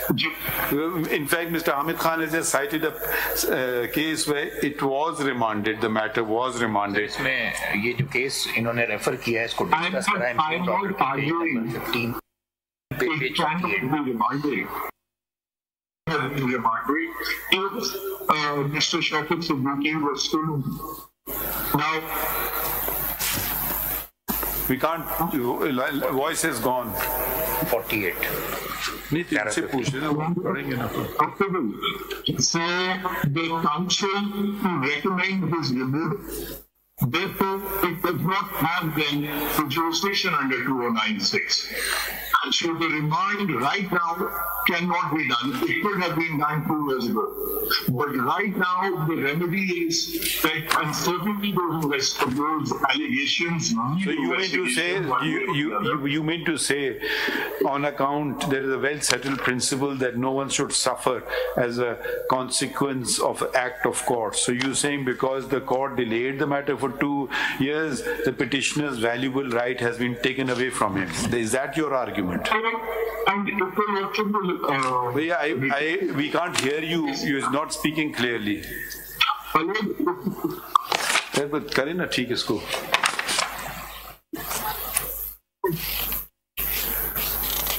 That the civil servants actual tenure has ended. Civil servant को आपने जज बना दिया.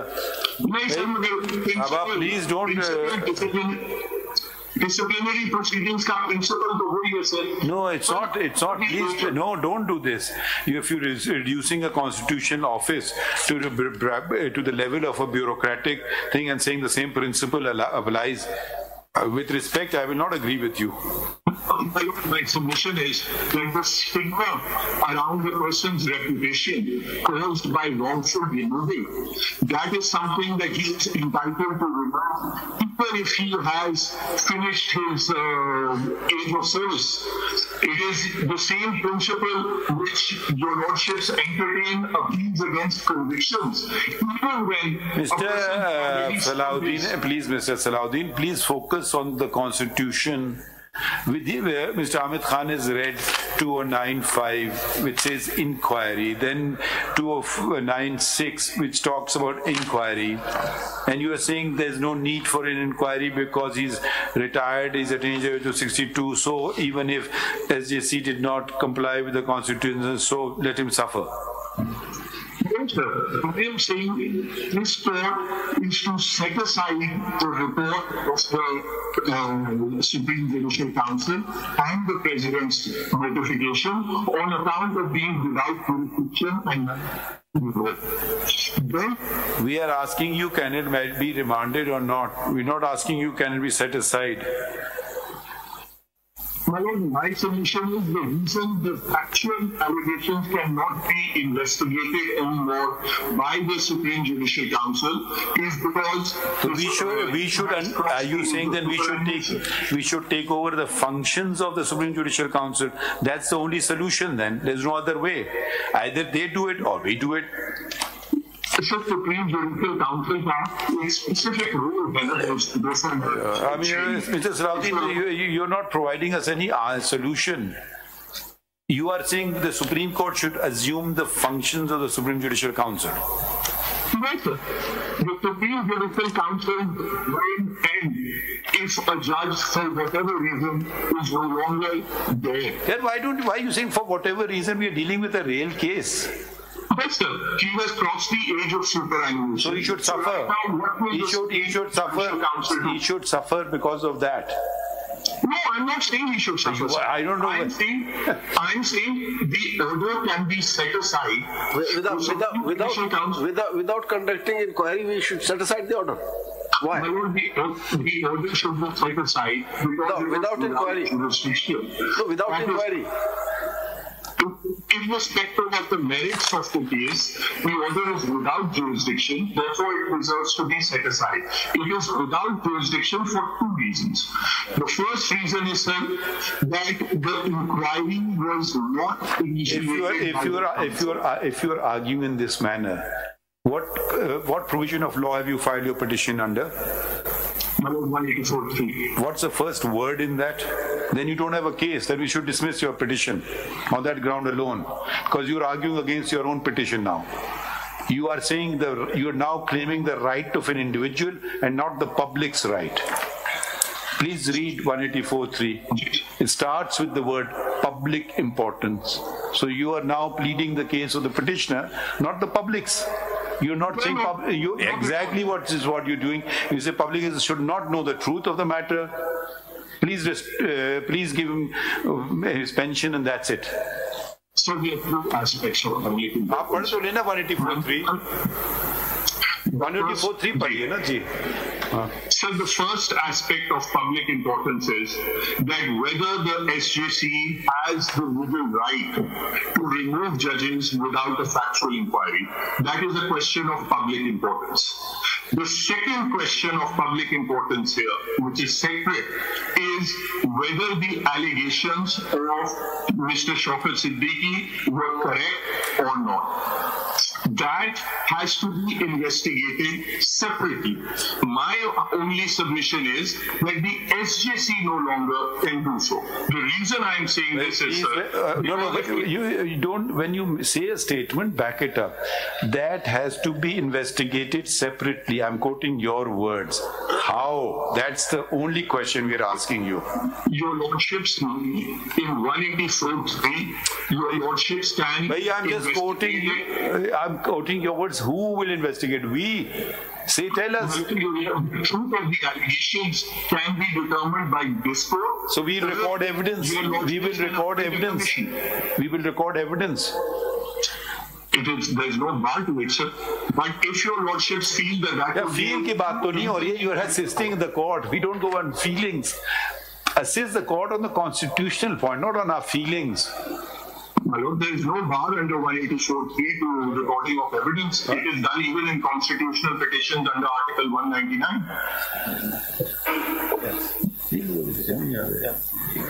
ये तो आप हमें way forward हम बार बार पूछ रहे हैं ना, वे फॉरवर्ड बताएं. गुजारिश ये है कि it may be referred to a commission. Sir, if you can speak slowly, we can't hear your words. Mike से थोड़ा पीछे हो जाए. Mike से थोड़ा पीछे हो जाए. जी sir, my submission is that it may be referred to a commission that inquires into the factual truth or otherwise of his allegations. Because I completely agree that the allegations are of such a nature that the public has a right to know whether they are true or not.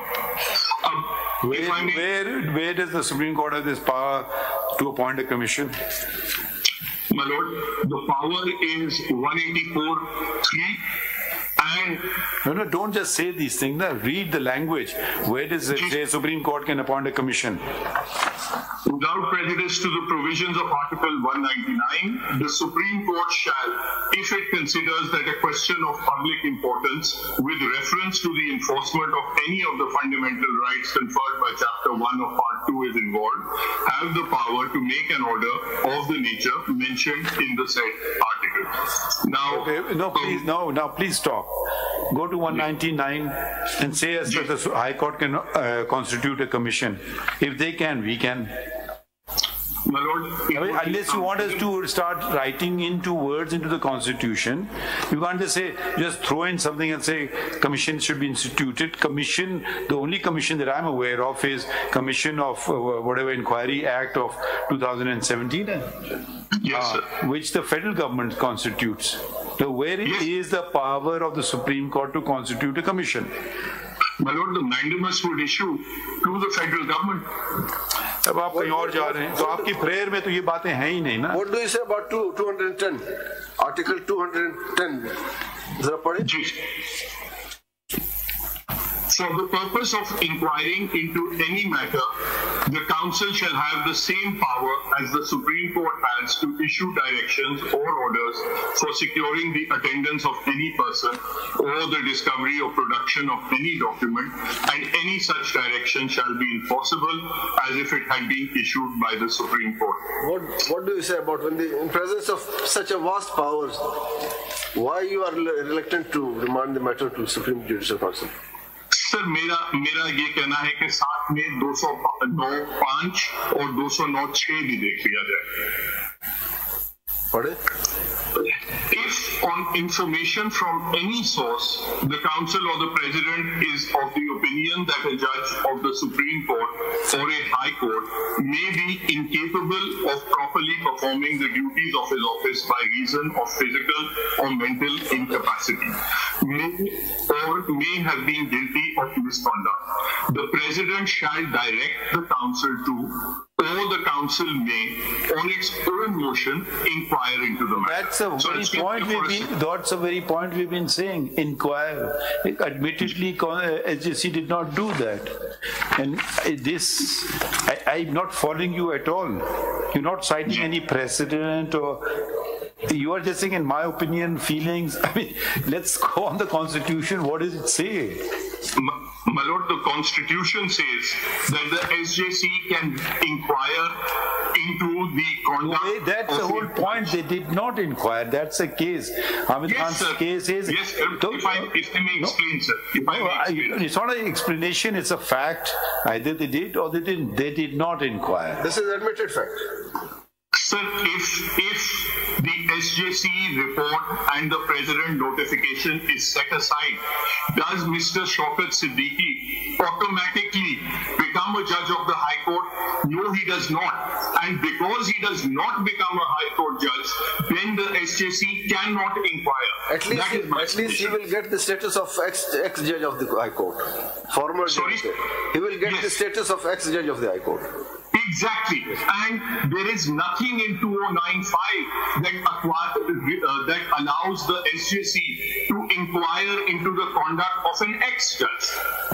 Then if your lordship sees 2096 has to be at that time, there's a settled principle of law. When a list comes before a court, it has to be decided at what was there at that time. Not aaj law ye ho gaya. Suppose a crime is created today, we will not decide it as today. We will decide it when the law was at that particular time. It's well settled principle, unless specific retrospectivity is given to something. So merely saying these things, we can simply avoid what you are saying, that the list before the SJC, we are considering matters, we're going back, traveling back in time. Whether time is moved forward or not, whether he's attained the age of 65, 62, are all subsequent events, coincidental events, which one view is they are very material, that the minute the watch goes forward, 62 is struck out of court. I gave an example, you were not listening maybe, that before he could file a petition, the next day he retired. So he has no remedy, then you can say, yes, he has no remedy. Let's at least be on the same line. I mean, then I can appreciate it if you use the same logic. But you're simply saying because he's retired, that's it. So then he's condemned. You can drag on proceedings, you can curtail a proceeding. That is the opposite of what I am saying. I am saying that if a person retires... But we are not talking about if a person, we're talking about a judge. This is not a bureaucrat here before us. Let's use the word judge. Right. If a judge retires, and your lordship comes to the conclusion that the SJC order was without jurisdiction. We are not saying that. No, we are not saying that at all. You've not been following. We are simply focusing on one point and one point alone. No inquiry was held. Without jurisdiction, we are certainly not saying, yes, Supreme Court had jurisdiction. My humble submission is that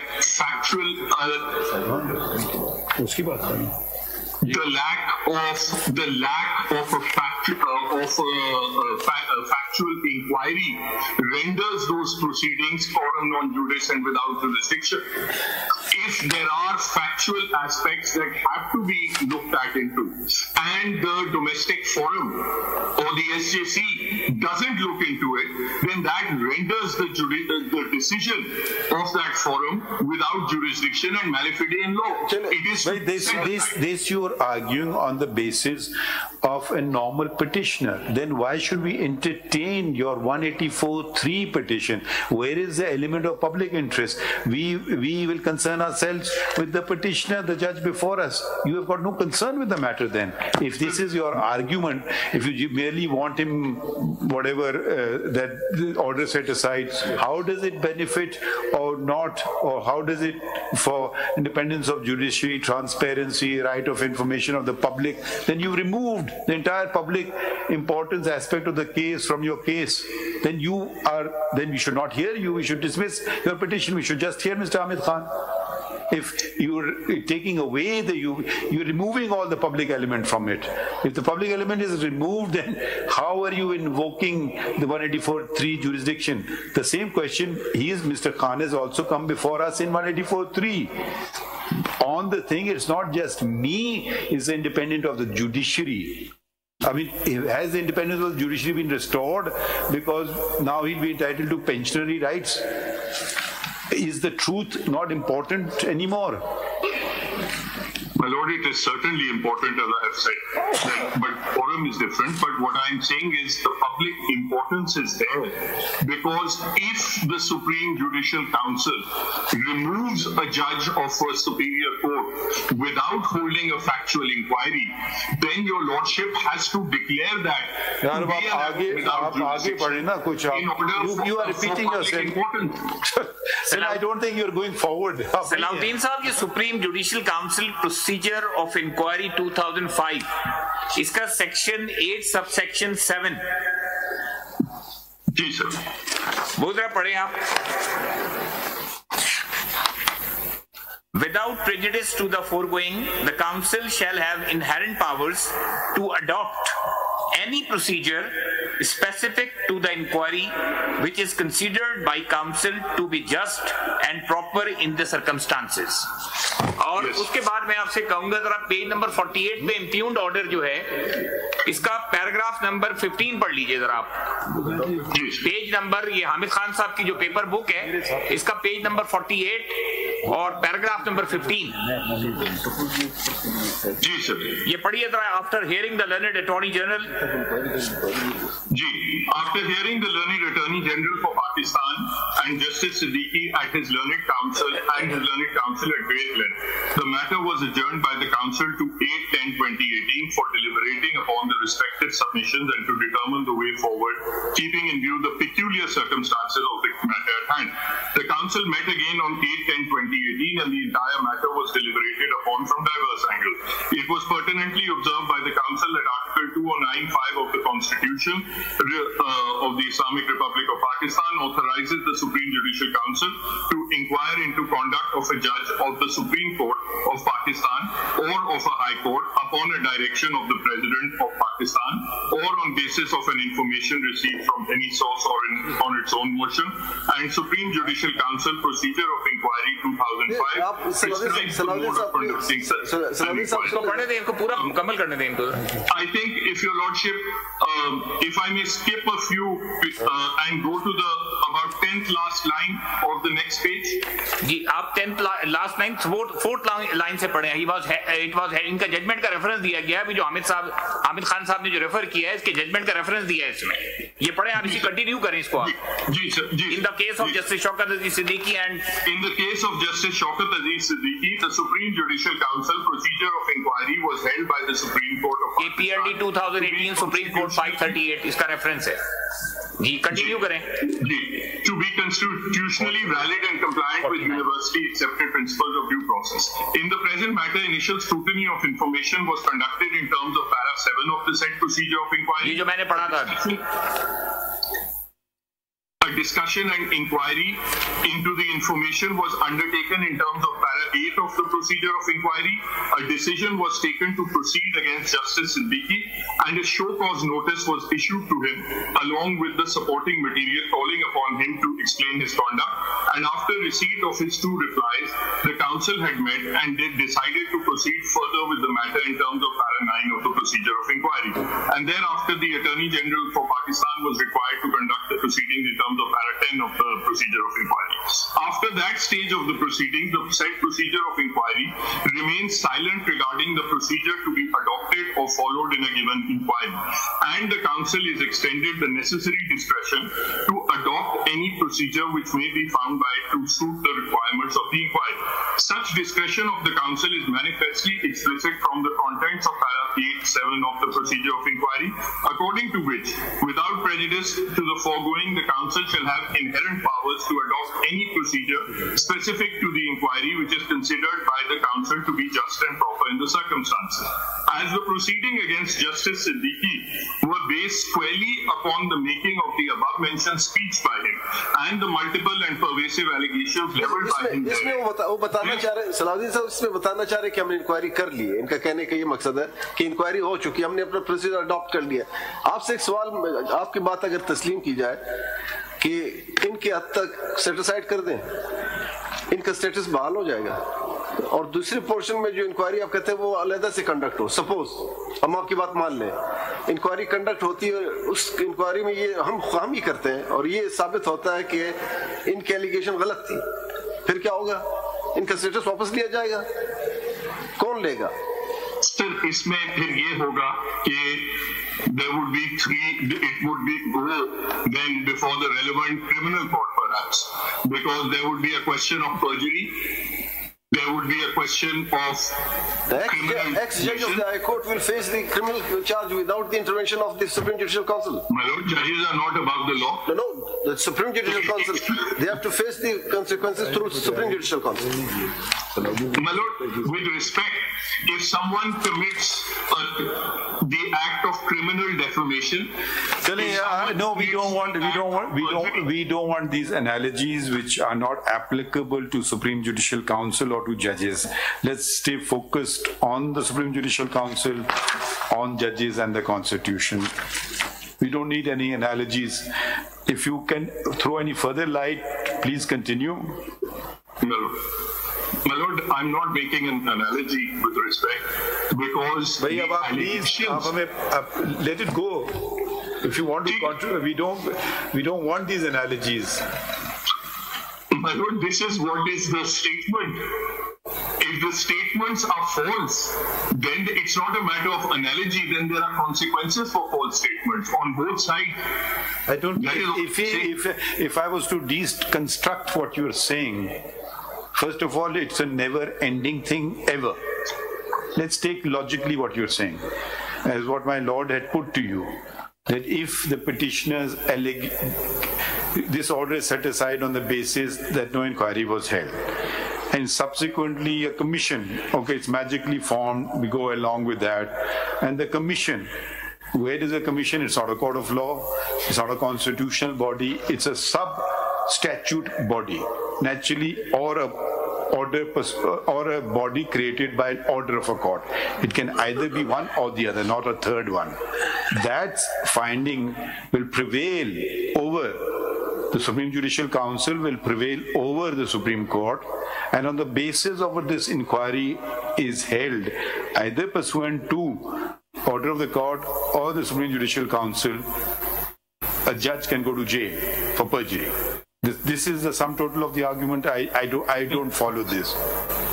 Let me explain myself, sir. It will not, obviously, the report of the commission too does not automatically affect. First tell us who creates this commission. It is formed under the Commissions of Inquiry Act, and if your lordship sees in the act, if a commission of inquiry determines something that this judge had not stated the truth earlier, he will be persecuted for perjury. My lord, it prepares a report. That report is then forwarded to the relevant body. भैया आप ये बार-बार ये चीजें कह रहे हैं ना, vagueness, relevant body. We are a highest court. We want to know what is this body. Each word you must. The criminal investigation agency, sir. So we are then handing over the fate of judges to some SHO or a sub-inspector in police. If a judge makes a false allegation, he defames someone, commits libel, and it is found to be false, then he should not expect to. Saudi Sahab not quite getting traction with me, at least. If कोई और बात करें या if you want to file, refer to. You are not sorry, but you're not referring to any precedent, any law, I mean these are just opinions stated at the bar. कुछ और हमें बताए ना, कुछ चीज तो बताए ना, कुछ आगे बढ़ने वाली बात. मैं अगर आप इजाजत दें तो मैं थोड़ा सा ये जो पैसेज आप ऐसा करें, आप अपना राइटिंग में सबमिशंस कर दें, बिकॉज हमें समझ नहीं आ रही बात, and we are maybe you have got better ideas, you can put them in writing and we will consider them. May I just summarize the... No, please do so in writing, because you will carefully think out everything, and I'm sure it will be, because if it's also 10 minutes to 2, आप हमें writing में दे दें, we will certainly consider it. Huh?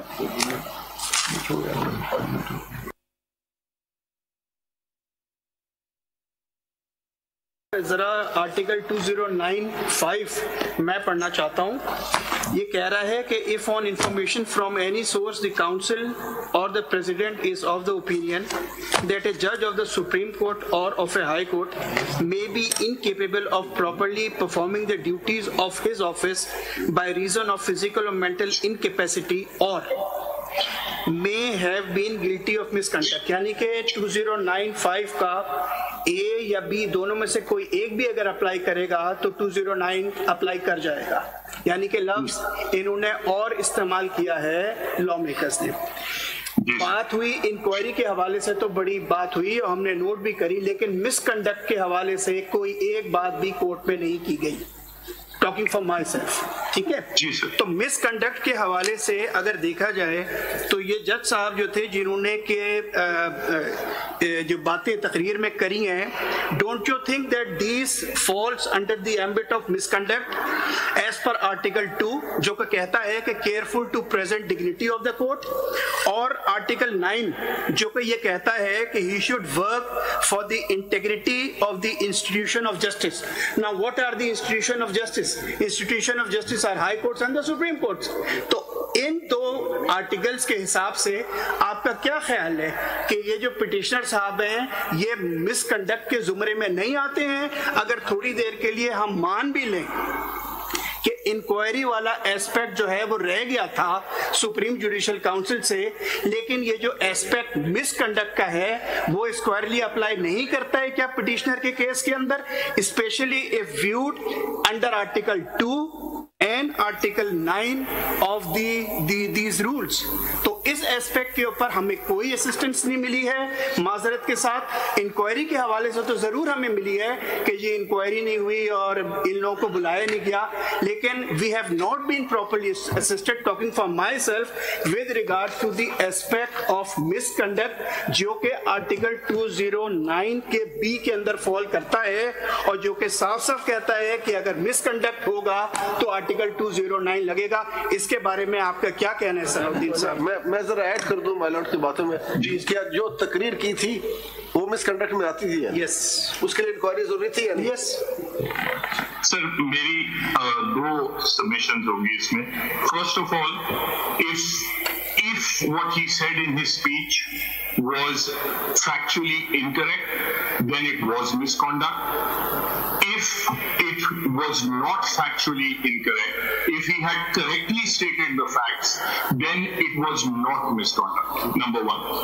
Number two, sir, the other reason why it was necessary to assess whether the allegations were true or untrue was because it would affect the proportionality issue. If, for example, all these allegations were correct and the only grievance was कि ये आपने public speech में नहीं बातें करनी थी, तो then perhaps the SJC, the proper course for the SJC would not to be to remove the judge altogether.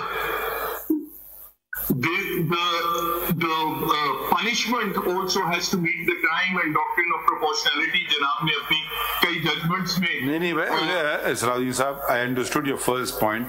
As far as your second point is concerned, there is no other option. ये तो नहीं है कि इस साल increment नहीं मिलेगी या दो withholding pays हो जाएंगी. Either you remove a judge or you don't remove a judge. Full stop. There is no proportionality involved in 209 at all. I don't know where you're getting this proportionality element and introducing it into the SJC. Rap on the knuckles, be a good boy, don't do it again. You know, that they can't do. Either they dismiss the complaint or they sustain the complaint and give a finding of misconduct and recommend his removal. That's all. Where's proportionality? Where are you getting this from in 209? My Lord, the court can certainly not give a lesser punishment. Your Lordship is not a court, right. It's Supreme Judicial Council we're talking about. Yes, sorry, the Supreme Judicial Council, sir. The SJC cannot give a lesser punishment, and your Lordship is absolutely right. The question is whether the misconduct complained of is serious enough to justify removal.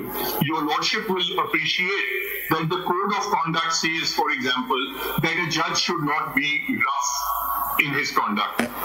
Complaints are made against judges that they are rough in their conduct. On those complaints, the SJC would not be justified in actually removing a judge for misconduct, because such a penalty would be disproportionate to the complaint made. Because if your Lordship sees the Code of Conduct... You then agree? You agree with us, na? Then, okay, we got it. जी sir. अब sir एक और जी जो fact है no, that offer of filing something you're not availing, you want to conclude, it's up to you. Sir, there's just one point that I would ask that your Lordship hear me on. It'll take 2 minutes, sir. It'll take 2 minutes. If your Lordship just sees the order, the report of the SJC, I page 8.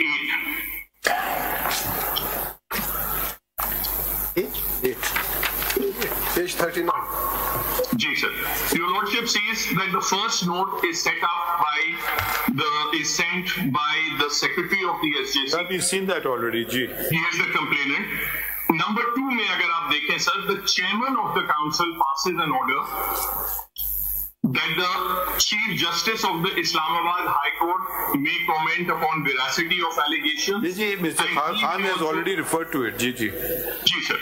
इसमें sir, the chairman of the SJC direct.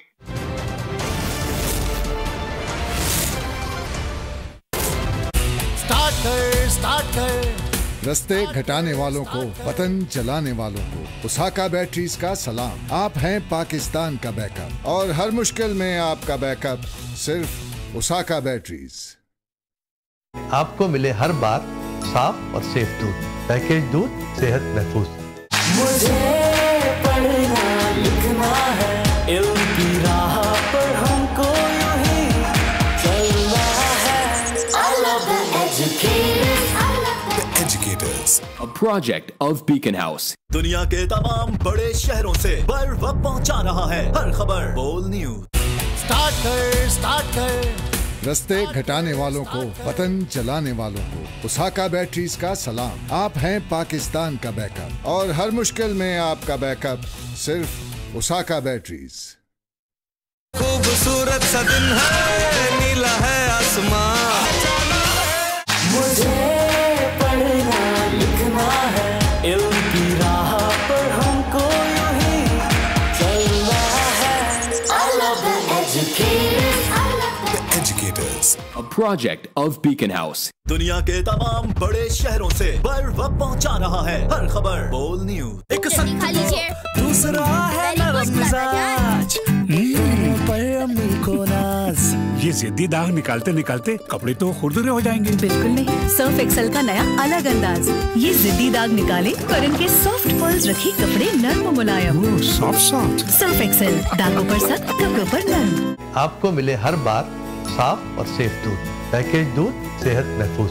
खूबसूरत सा दिन है, नीला है आसमान। मुझे पढ़ना लिखना है, इल्म की राह पर हमको यूं ही चलना है। I love the educators. Educators, a project of Beacon House. दुनिया बोल है रोजाना सुबह 9:03 पर। व्यापार पीर से हफ्ता दोपहर 4:03 पर।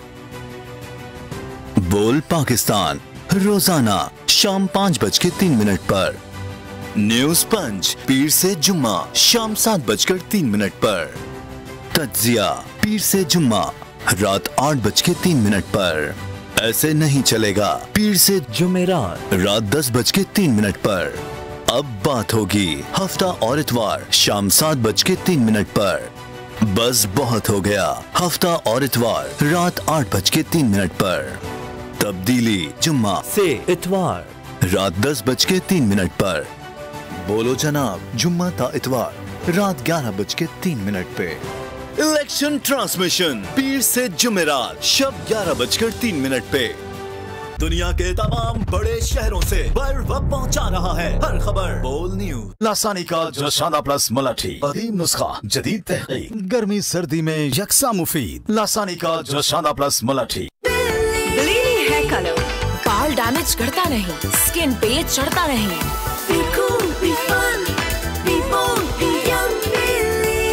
ब्लीनी हेयर कलर, हर रंग में लगो यंग। मुझे आगे बढ़ना है, मुझे पढ़ना लिखना है, इल्म की राह पर हमको यूं ही चलना है। I love the educators, I love the educators, I love the educators, I love the educators. The Educators, a project of Beacon House.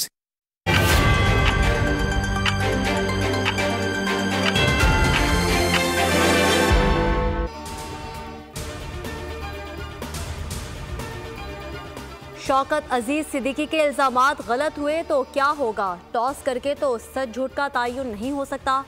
Shaukat Aziz Siddiqui बरतरफी case में चीफ जस्टिस के रिमार्क्स। कहा, तमाम फरीकैन ने इल्जामात को मुस्तरद कर दिया। फरीकैन तस्लीम कर रहे हैं, मुकम्मल इंक्वायरी नहीं हुई। मसला एक शख्स को रिलीफ देने का नहीं, इदारों की इज्जत का है। इंक्वायरी कमीशन किस कानून के तहत बनाया जाए?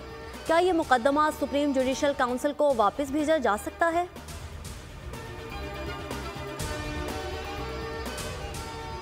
जज के तकरीर करने पर पाबंदी नहीं, ऐसा होता तो बार में तकारीर पर कई जजेस फारिग हो जाते। चीफ जस्टिस सुप्रीम कोर्ट का मुकालमा। कहा, मसला शौकत अजीज सिद्दीकी की तकरीर में उठाए गए नुकात का है। अदलिया की बेतौकीरी का मामला कहाँ से आ गया? तकरीर में सियासत कहाँ से आ गई? शौकत अजीज सिद्दीकी ने शोहरत हासिल करने के लिए तो तकरीर नहीं की होगी, इसमें सियासत कहाँ से आ गई?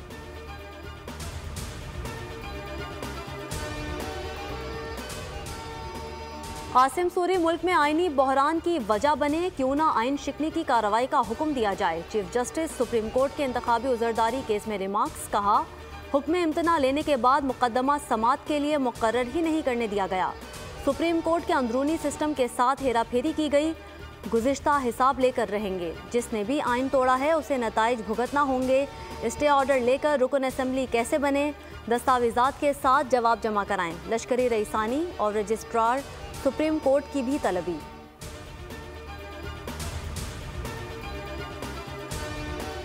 आम इंतखाबात के लिए गैर मुल्की मुबस्सिरीन को इजाज़तनामे जारी। 49 वीज़े भी दिए गए। 25 दरख्वास्तें प्रोसेस में हैं। निगरान वज़ीर इत्तलात मुर्तज़ा सोलंकी कहते हैं, इंतखाबात से मुताल्लिक क़यास आराइयों से गुरेज करना चाहिए। बैनुल अक़वामी मीडिया के नुमाइंदे पहले ही मौजूद हैं।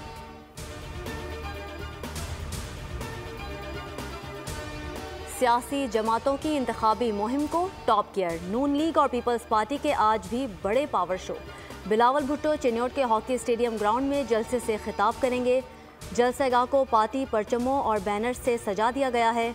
शहबाज शरीफ अहमदपुर शर्किया क्रिकेट स्टेडियम में पंडाल सजाएंगे। मरियम औरंगजेब ने ट्वीट किया, शहबाज शरीफ महंगाई, बेरोजगारी, गुर्बत के खात्मे और मुआशी खुशहाली के एजेंडे पर इजहार ख्याल करेंगे।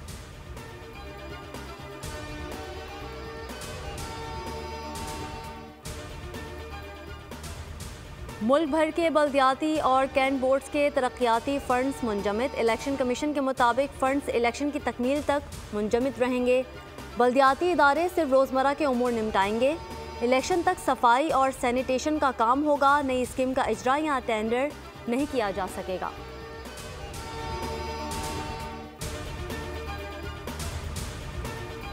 पाक ईरान कशीदगी में कमी, ताल्लुकात में बेहतरी।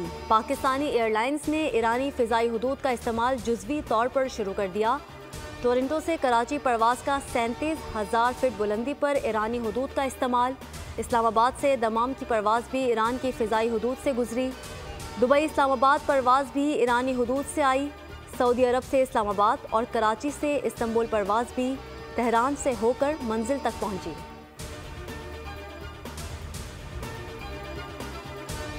पाक अफगान तुरखम सरहदी गुजरगाह 10 रोज बाद तिजारती सरगर्मियों के लिए खोल दी गई। अफगान ड्राइवर्स को सफरी दस्तावेजात के लिए 31 मार्च तक मोहलत। 1 अप्रैल से बगैर सफरी दस्तावेजात कार्गो गाड़ियों का पाकिस्तान में दाखिला ममनू होगा। अफगान कौंसिल जनरल और पाकिस्तानी हुकाम में मामला तय पा गए। तुरखम सरहद 13 जनवरी को तिजारत के लिए बंद की गई थी।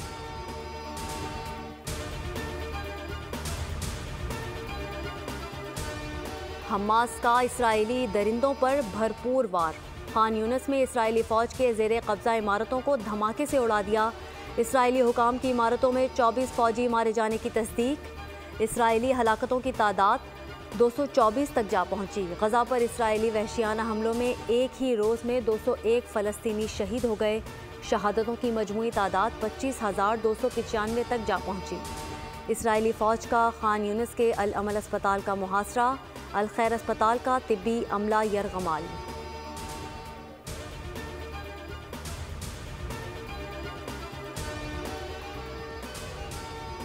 और शिकारपुर के करीब इंडस हाईवे पर ट्रक ने चिंगशी रिक्शा रोन डाला। हादसे में 4 खवातीन जाम बहक, 2 खवातीन समेत 4 अफराद जख्मी। लाशों और जख्मियों को अस्पताल मुंतकिल कर दिया गया।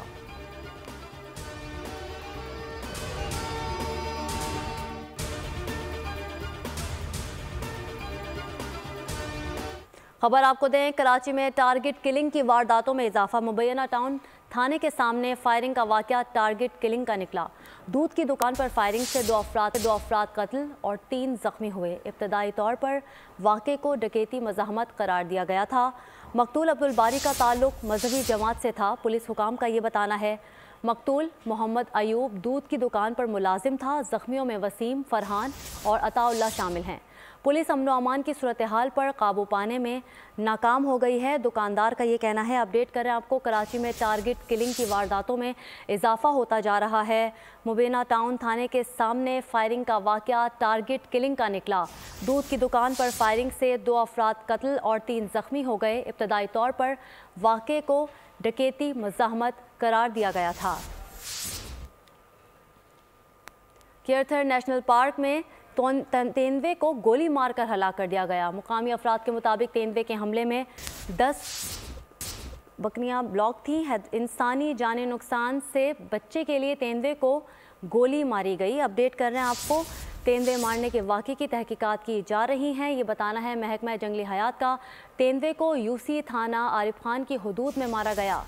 केरथर नेशनल पार्क में 1970 की दहाई में आखिरी बार तेंदुआ देखा गया था। अपडेट कर रहे हैं आपको हैदराबाद से, जहां केरथर नेशनल पार्क में तेंदुए को गोली मारकर हलाक कर दिया गया है। मज़ीद तफसीलात जानते हैं अपने नुमाइंदे इरफान आराई से। इरफान, बताइएगा।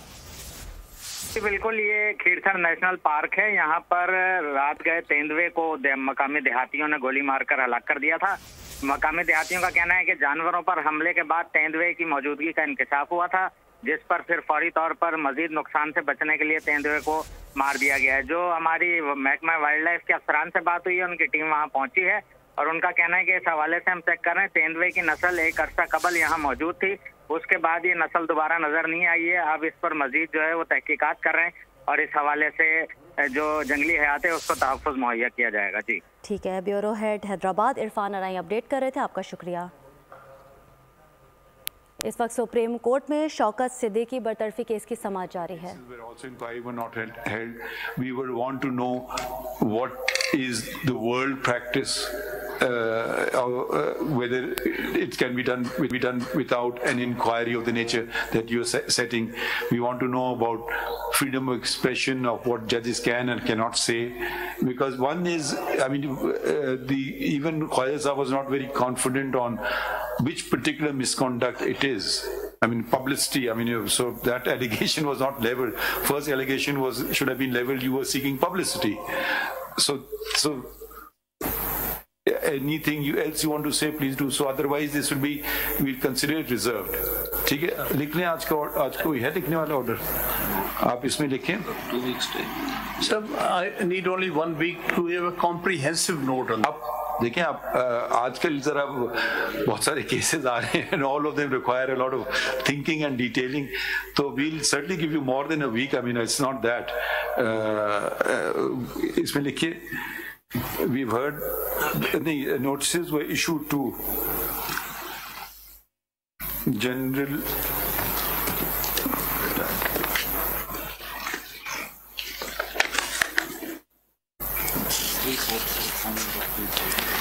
Lieutenant General retired Faiz Hameed and Brigadier retired Irfan Rame, and he's not retired, my lord. We corrected that. He's still in service. Okay, and Brigadier Irfan Rame, and is he still a brigadier or is he's still a brigadier? And Khwaja and Senior Counsel Khwaja Haris has entered appearance on their behalf and states that he's filed CMA numbers 267 and 268 of 2024 attending to the allegations leveled against them by the petitioner. So full stop. Learned Senior Counsel Mr. Wasim Sajjad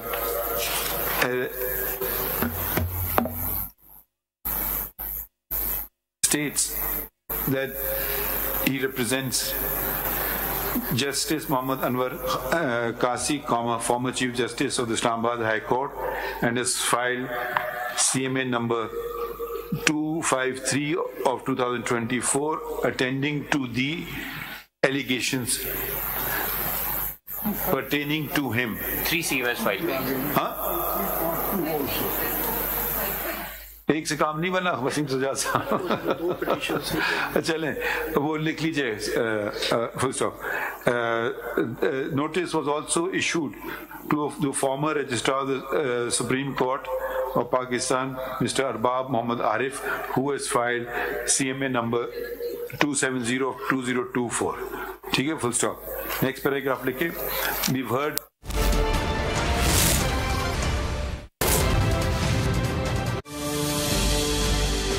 एक नए अज़्म के बोल, इत्तेहादो यगानगत के बोल,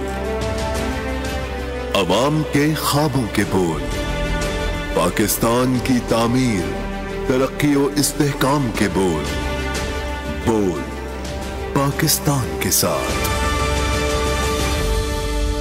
मिलावट के साथ साथ आप तक पहुंचने में खुले दूध के अंदर जरासीम और गंदगी भी शामिल हो सकती है, जो खतरनाक बीमारियों का बाइस बनती है. पैकेज दूध को क्वालिटी और सेहत के तमाम उसूलों के मुताबिक महफूज किया जाता है. पैकेज दूध, सेहत महफूज. एक दूसरा है नरम मिजाज, पर अम्मी को नाज. ये जिद्दी दाग निकालते निकालते कपड़े तो खुरदुरे हो जाएंगे. बिल्कुल नहीं, सर्फ एक्सेल का नया अलग अंदाज. ये जिद्दी दाग निकाले और इनके सॉफ्ट पर्ल्स रखी कपड़े नर्म और मुलायम. सॉफ्ट. सर्फ एक्सेल, दागों पर सख्त, कपड़ों पर नर्म. एक माँ ही बनाती है बेटी को सर से मजबूत, जड़ से मजबूत. लाइफ बॉय शैम्पू का मिल्क प्रोटीन और एलोवेरा फॉर्मूला बनाए इसके बालों को मजबूत. लाइफ बॉय शैम्पू, तुम मजबूत हो.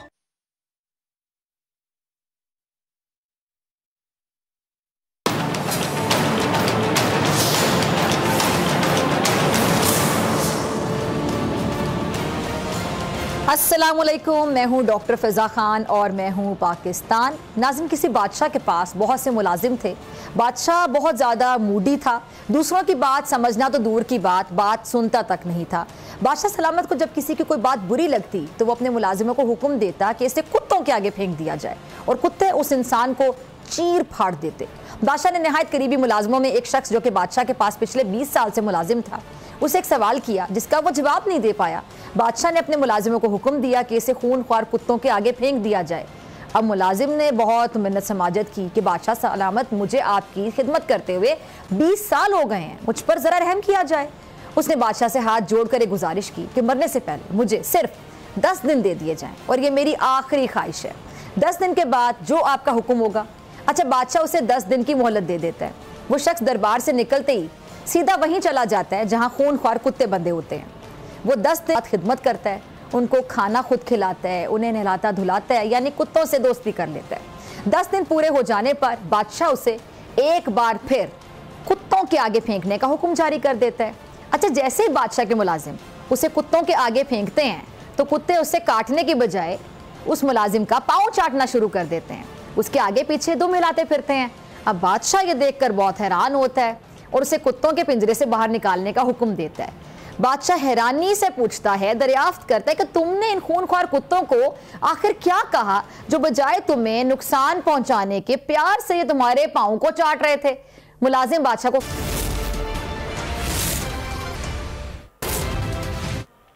शौकत अजीज सिद्दीकी की बरतरफी के खिलाफ अपील पर समाअत। हम बुनियादी इंसानी हुकूक को नज़रअंदाज नहीं कर सकते। चीफ जस्टिस के अहम रिमार्क्स। इंक्वायरी नज़रअंदाज करके किसी को सज़ा नहीं दी जा सकती। इदारों की तज़हीक का सवाल है। चीफ जस्टिस काजी फ़ाइज़ ईसा के अहम रिमार्क्स थे ये दौरान समाअत। सवाल ये है कि जज ने जो कहा सच है या नहीं। आपको अपडेट करें कि समाअत का हुक्मनामा लिखवाना शुरू हो चुका है। सुप्रीम कोर्ट में शौकत सिद्दीकी बरतरफी के खिलाफ अपील पर समाअत जारी थी और इस वक्त समाअत का हुक्मनामा लिखवाना शुरू हो चुका है। शौकत अजीज सिद्दीकी की बरतरफी के खिलाफ अपील पर समाअत। हम बुनियादी इंसानी हुकूक को नज़रअंदाज नहीं कर सकते। चीफ जस्टिस के दौरान समाअत रिमार्क्स थे ये। इंक्वायरी नज़रअंदाज करके किसी को सज़ा नहीं दी जा सकती। इदारों की तज़हीक का सवाल है। सवाल ये है कि जज ने जो कहा सच है या नहीं। आपको बताएं, चीफ जस्टिस की सरबराही में 5 रुकनी बेंच ये समाअत कर रहा है। सुप्रीम कोर्ट में शौकत सिद्दीकी बरतरफी केस के खिलाफ समाअत जारी थी और अब उसका हुक्मनामा लिखवाना शुरू कर दिया गया है और चीफ जस्टिस के ये रिमार्क्स हैं कि हम फैसला महफूज कर रहे हैं। मज़ीद तफसीलात जानते हैं अपने नुमाइंदे तैयब बलोच से। तैयब, बताइएगा समाअत का मज़ीद अहवाल।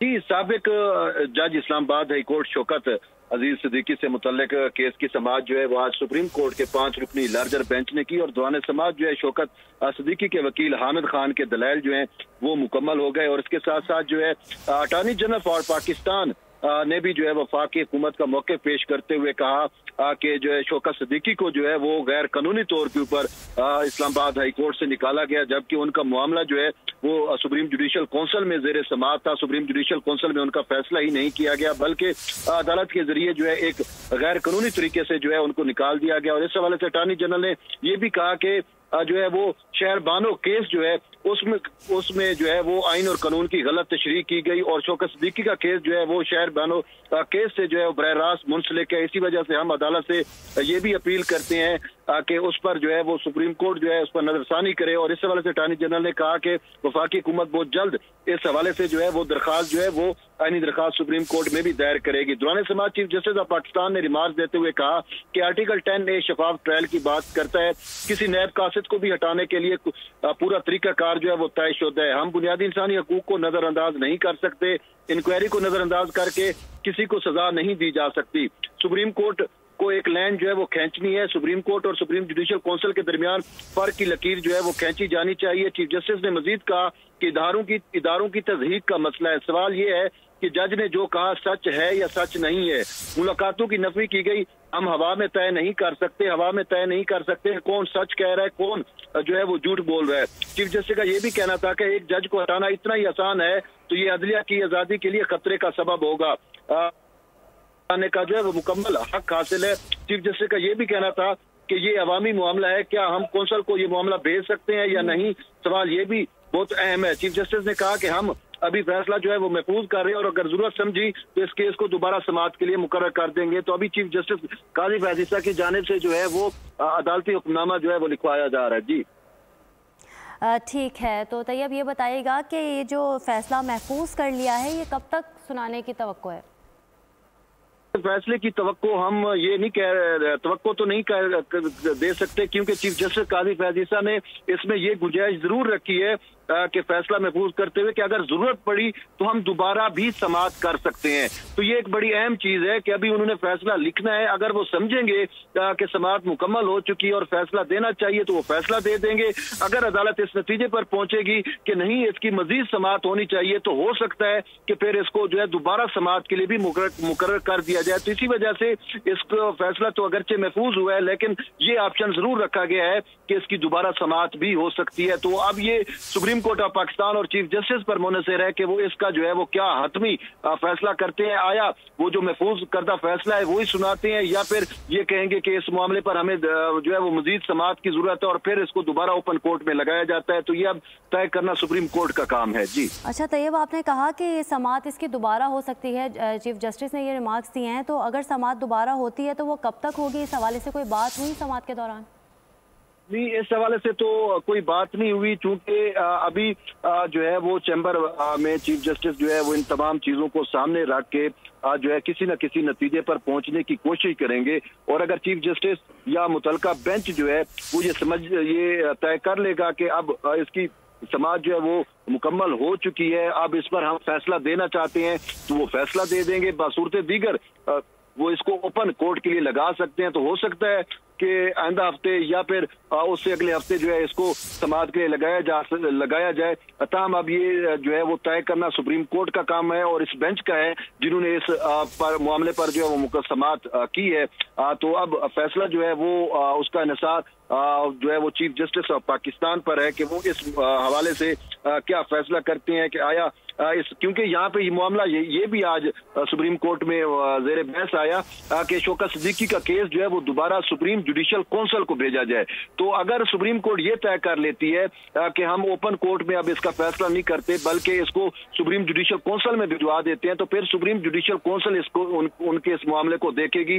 या फिर अगर सुप्रीम कोर्ट ये तय करती है कि नहीं, उनका केस जो है वो सुप्रीम जुडिशल काउंसिल को नहीं जा सकता, तो फिर उसको जो है वो ओपन कोर्ट में दोबारा समाअत के लिए मुकर्रर किया जाएगा। तो इसी वजह से अभी जो है ये सारा इन्हिसार जो है वो बेंच के उस फैसले पर है कि वो क्या इस हवाले से हुक्मनामा देते हैं, क्या फैसला लिखते हैं। जी अच्छा तैयब, मुझे आप हमें इस केस के पस मंजर के हवाले से भी अपडेट कीजिए और समाअत का मजीद अहवाल तफसीलन बताइए।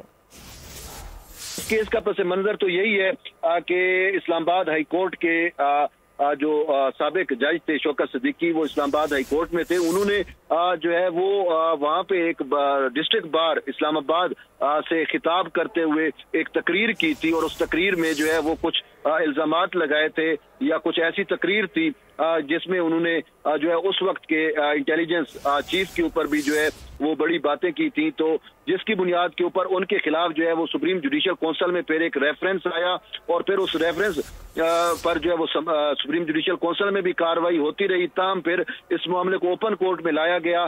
तो उस वक्त के चीफ जस्टिस जो है साकिब निसार, उन्होंने एक बेंच बनाया और बेंच बनाने के बाद जो है वो शौकत सिद्दीकी को जो है वो अदलिया से या मतलब है उससे बर्खास्त कर दिया गया और यूं शौकत सिद्दीकी जो इस्लामाबाद हाई कोर्ट के जज थे उनको अपनी नौकरी से जो है वो हाथ धोने पड़े। तो फिर उनकी जानिब से दोबारा सुप्रीम कोर्ट में राब्ता किया गया और ये कहा गया कि मेरी जो बर्खास्तगी है वो आइन और कानून के खिलाफ है।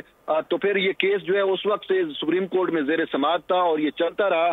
तो इसी वजह से इस पर जो है वो साबिक चीफ जस्टिस साकिब निसार भी कोई फैसला नहीं कर सके थे। फिर चीफ जस्टिस उमर अता बंदियाल आए तो वो भी इस हवाले से जो है वो कोई खास फैसला नहीं कर सके। तो ये मामला जो है वो सुप्रीम कोर्ट में ही जेर समाअत रहा। तो अब जब चीफ जस्टिस काजी फैज ईसा ने मनसब संभाला तो उसके बाद शौकत सिद्दीकी की जानिब से जो है वो इस मामले को अर्ली हेयरिंग के लिए यानी कि जल्द समाअत के लिए मुकर्रर करने की दरखास्त दी गई। तो जिसके बाद चीफ जस्टिस काजी फैज ईसा ने इस पर एक लार्जर बेंच जो है वो तश्कील दिया और लार्जर बेंच तश्कील देने के बाद इसकी जो है वो समाअतें हुई और समाअत जो है वो ओपन हुई। तो अब दौरान समाअत जो है सबसे बड़ी की हुकूमत की जानिब से अटॉर्नी जनरल ने मौक़िफ़ जो है वो पेश किया जिससे पूरा मंजरनामा जो है वो वाज़ेह हो गया कि शौकत सिद्दीकी की जो इस्लामाबाद हाई कोर्ट के जज के तौर पर बरतरफी है वो गैर कानूनी थी। और फिर इसके साथ साथ ये भी सुप्रीम कोर्ट की जानिब से जो है वो तय किया गया कि ये मामला जो है वो सुप्रीम जुडिशल काउंसिल का था तो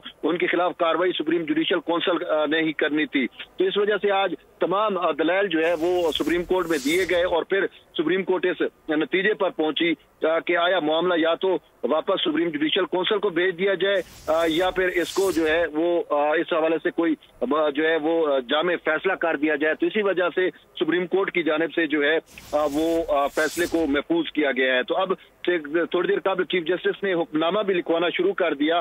तो सुप्रीम कोर्ट के हुक्मनामे के मुताबिक जनरल रिटायर्ड फैज हमीद और ब्रिगेडियर इरफान रामे को जो है वो नोटिस दिया गया था। ख्वाजा हारिस प्रीकैन की जानिब से पेश हुए और उन्होंने जवाबात जमा कराए। जवाबात में जो है वो शौकत सिद्दीकी के जो इल्जामात थे उनका जवाब दिया गया। साबिक chief justice Islamabad high court ने भी अपना जवाब जमा कराया। साबिक registrar supreme court Arbab Arif ने भी जो है वो अपना जवाब जो है वो जमा कराया। हुक्मनामे में ये भी कहा गया कि अदालत ने एडवोकेट हामिद खान को भी तफसील से सुना।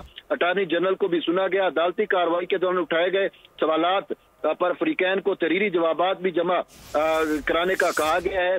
और ये कि क्या जुडिशियल कौंसिल ने इंक्वायरी की थी। अदालती हुक्मनामे में मजीद कहा गया है कि अगर इंक्वायरी आइन और कानून के तहत नहीं हुई तो फिर उसका नतीजा जो है वो क्या निकलेगा। शौकत अजीज की उम्र जो है वो 3 समात का अहवाल तफसीलन बता रहे थे। आपका बहुत शुक्रिया। निगरान वज़ीर आज़म अनवारुल हक काकड़ की ज़ेरे सदारत विफाकी काबीना का इजलास। विफाकी काबीना FBR की रीस्ट्रक्चरिंग की मंजूरी देगी। ज़राए का ये बताना है निगरान विफाकी काबीना 7 नुकाती एजेंडे पर गौर करेगी। मुल्की मजमूई अमन व अमान और माशी सूरत हाल का जायज़ा भी लिया जाएगा। अपडेट कर रहे हैं आपको निगरान वज़ीर आज़म अनवारुल हक काकड़ की ज़ेरे सदारत विफाकी काबीना का इजलास हुआ है। मज़ीद तफ़सीलात जानते हैं अपने नुमाइंदे फ़हाद चौधरी से। फ़हाद, बताइएगा इजलास का अहवाल। जी देखिए, निगरान वफाकी काबीना का इजलास और निगरान वज़ीर आज़म अनवारुल हक काकड़ की ज़ेरे सदारत शुरू हो चुका है और इस इजलास में 7 नुकाती एजेंडे पर गौर किया जा रहा है, जिसमें सबसे अहम फेडरल बोर्ड ऑफ रेवेन्यू की रीस्ट्रक्चरिंग है। तंजीम नौ की समरी आज वफाकी काबीना में पेश की जाएगी। इसके अलावा काबीना SME बैंक के सदर की मुद्दत मुलाजमत में तोसी पर भी गौर करेगी। Islamabad health care regulatory authority board के मेंबर्स की तैनाती भी एजेंडे का हिस्सा है। इसके अलावा ECC और CCLC के फैसलों की तौसीक भी की जाएगी। जी ठीक है, बहुत शुक्रिया फ़हाद चौधरी आपका। जिन्ना हाउस हमला केस के 266 मुल्जिमान के मुकदमे का ट्रायल शुरू। महमूद रशीद, आलिया हमजा, सनम जावेद समेत 130 मुल्जिमान अदालत में पेश हुए। आइंदा समात पर खतीजा शाह समेत तमाम मुल्जिमान को भी तलब कर लिया गया है। इंसदादे दहशतगर्दी अदालत ने समात को 27 जनवरी तक मुलतवी कर दिया है। अपडेट कर रहे हैं आपको, जिन्ना हाउस हमला केस के 266 मुल्जिमान के मुकदमे का ट्रायल शुरू हो चुका है, जिनमें महमूद रशीद, आलिया हमजा, सनम जावेद समेत 130 मुल्जिमान अदालत में पेश हुए। आइंदा समात पर खतीजा शाह समेत तमाम मुल्जिमान को भी तलब कर लिया गया है। और आपको ये भी बताएं कि इंसदादे दहशतगर्दी अदालत ने समात को 27 जनवरी तक मुलतवी कर दिया है। अपडेट कर रहे हैं आपको, जिन्ना हाउस हमला केस के 266 मुल्जिमान के मुकदमे का ट्रायल शुरू। FB एरिया रहमान आबाद में ऑपरेशन से मुतालिक दरख्वास्त की समात। अहकामात के बावजूद ऑपरेशन मुकम्मल ना करने पर सिंध हाई कोर्ट बरहम। लगता है आप लोग काम करना ही नहीं चाहते। जस्टिस नदीम अख्तर के रिमार्क्स। हुक्म के बावजूद संजीदा इकदामात क्यों नहीं किए गए? इस तरह तो लगता है अगले 23 साल में ऑपरेशन मुकम्मल होगा। KDA से मास्टर प्लान ज़बानी मांगने पर अदालत ने अफसरान को झाड़ पिला दी। 20 दिसंबर को हुक्म दिया, 20 जनवरी को ऑपरेशन किया। 1 महीना क्यों लगा? जज फरीकैन की जानिब से पेश मज़ीद दस्तावेज़ात को रिकॉर्ड का हिस्सा बना लिया गया है। मज़ीद तफसीलात जानते हैं अपने नुमाइंदे अब्दुल हसीब से। अब्दुल हसीब, बताइएगा क्या डिटेल्स हैं? आज बिल्कुल सिंध हाई कोर्ट ने फेडरल एरिया ब्लॉक 5 रहमानाबाद में सरकारी लीज अराजी और पार्क की जमीन पर कब्जे के खिलाफ जो है एनक्रोचमेंट ऑपरेशन के हवाले से जो है केस है उसकी समाप्त हुई, जिसमें हमने ऑपरेशन मुकम्मल ना होने पर बरहमी का इजहार किया। अदालत ने सख्त रिमार्क दिए। जस्टिस नदीम अख्तर ने कहा कि लगता है आप लोग काम करना ही नहीं चाहते। हुक्म के बावजूद संजीदा इकदाम जो है वो नहीं किए गए और जिस रफ्तार से काम किया जा रहा है लगता है अगले 23 बरस में ऑपरेशन मुकम्मल होगा। KMC के वकील अदालत पेश हुए थे, उन्होंने अदालत को बताया कि इलाके की डिमार्केशन मुकम्मल कर ली गई है, ताहम KDA बोर्ड ऑफ रेवेन्यू और KMC को जो है वो मुश्तरका डिमार्केशन का जो है वो हुक्म दिया जाए। इसके साथ साथ KMC के वकील ने यह भी कहा कि ऑपरेशन के दौरान जो मकीन है उनकी शदीद मज़ाहमत का सामना करना पड़ रहा है। इसके साथ साथ SSP सेंट्रल जो है वो भी अदालत में पेश हुए थे, उन्होंने अदालत को बताया है कि KMC ऑपरेशन के दौरान जो है वो इजाफी प्रोवाइड की थी, ताहम जो है इस इलाका मकीनों की मज़ाहमत से SHO गुलबर्ग भी जो है वो जिससे जो है वो मुकदमे के इंदराज के लिए KMC काम जो है वो मुलई बनने के लिए भी तैयार नहीं थे। अदालत ने जो है वो बरहमी का इजहार किया कि जो है ऑपरेशन का जो हुक्म जो है वो 20 दिसंबर को दिया गया था, लेकिन ऑपरेशन जो है वो शुरू करने में 1 माह ताखीर क्यों की गई। जो वकील थे उनके वकील भी जो है वो अदालत में पेश हुए, उनकी यानी से अदालत को ये मौके पर इख्तियार किया गया कि इस इलाके में जो है वो वकील वो पिछले 30 से 40 सालों से जो है वो रह रहे हैं, लोगों के पास रिहायशी पते भी इसी जो है वो एड्रेस के हैं, जबकि इसके साथ साथ जो उनके पास यूटिलिटी सर्विसेज है वो भी उनको जो है वो फराहम की गई हैं। अदालत ने जो है वो जो एंटी इंक्रोचमेंट के हुकाम थे, साथ साथ जो केएनसी का काम अब्दुल हसीब, बहुत शुक्रिया आपका।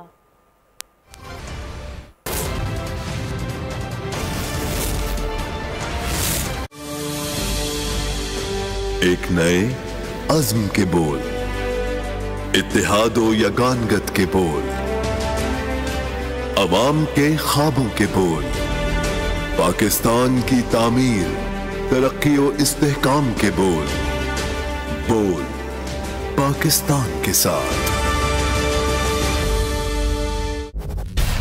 इंसाफ की राहों पर खाली गरीब का कशकोल और सियासत की गर्द में लिपटा रियासत का निजाम, क्यों खामोश इल्तिजाएं करती हैं इतना शोर और बबांगे दोहल नारों से उठता है खामोश धुआं। तज्जिया पीर से जुम्मा रात 8:03 पर। फासले की हर जंजीर को तोड़ के हम पहुंचे पाकिस्तान के हर सूबे, हर गांव, हर कस्बे, हर गली से जुड़े मसाइल तक। हर खबर खास होगी, हर रंग और उमंग हमारी है पहचान। हमारी सकाफत ही तो है हमारी आन। बने हर पाकिस्तानी की आवाज, देखिए पाकिस्तान का हर रंग। बोल पाकिस्तान, रोजाना शाम 5:03 पर, सिर्फ बोल न्यूज पर।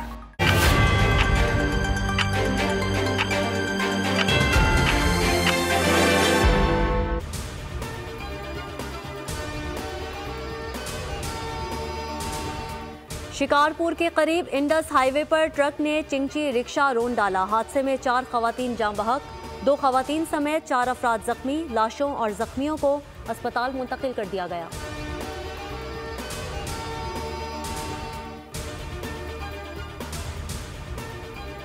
सवात के इलाके कबल में कमरे में गैस लीकेज के बाइस दम घुटने से मियाँ बीवी जाँ बहक। पुलिस ने लाशों को कबल अस्पताल मुंतकिल कर दिया।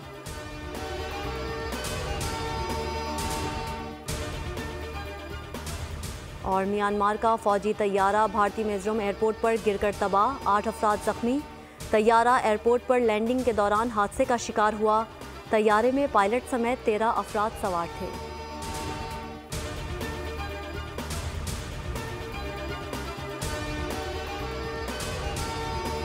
खबर दें आपको, कोरंगी में नौजवान का दोस्तों के हाथों कत्ल का केस। तीनों मुल्जिमान 5-5 रोज़ा जिस्मानी रिमांड पर पुलिस के हवाले कर दिए गए हैं। अदालत ने आइंदा समात पर तफ्तीशी अफसर से पेशरफ्त रिपोर्ट तलब कर ली है। तलहा, इबाद और राहील ने नौजवान को शादी से 1 दिन कबल कत्ल किया। अफसोसनाक खबर आपको दे रहे हैं, कोरंगी में नौजवान का दोस्तों के हाथों कत्ल का केस है ये, और तीनों मुल्जिमान 5-5 रोज़ा जिस्मानी रिमांड पर पुलिस के हवाले कर दिए गए हैं। अदालत ने आइंदा समात पर तफ्तीशी अफसर से पेशरफ्त रिपोर्ट तलब कर ली है। तलबा, इबाद और राहील ने नौजवान को शादी से 1 दिन कबल कत्ल किया था।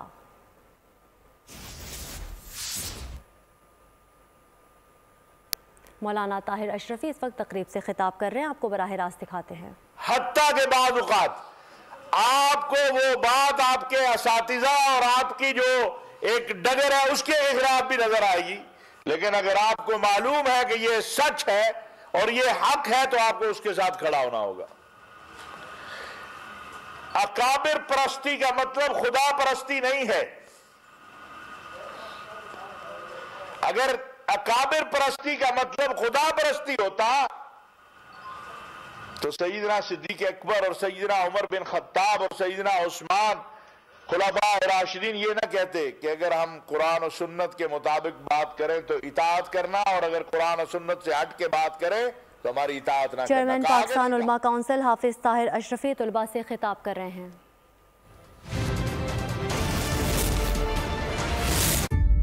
क्या आपको चाहिए शाइनी बाल, सनसिल्क ब्लैक शाइन में है 5 नेचुरल ऑयल्स के साथ विटामिन ई का सुपर मिक्स जो दे आपके बालों को अप टू 24 आवर्स शाइन।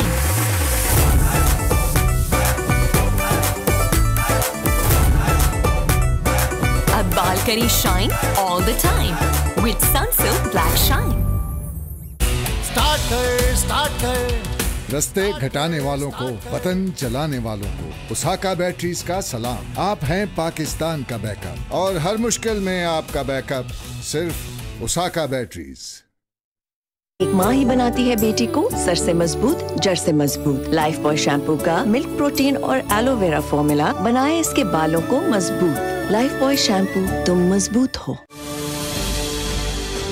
एक नए अज़्म के बोल, इत्तेहादो यगानगत के बोल, अवाम के ख्वाबों के बोल, पाकिस्तान की तामीर, तरक्की और इस्तेहकाम के बोल, बोल पाकिस्तान के साथ।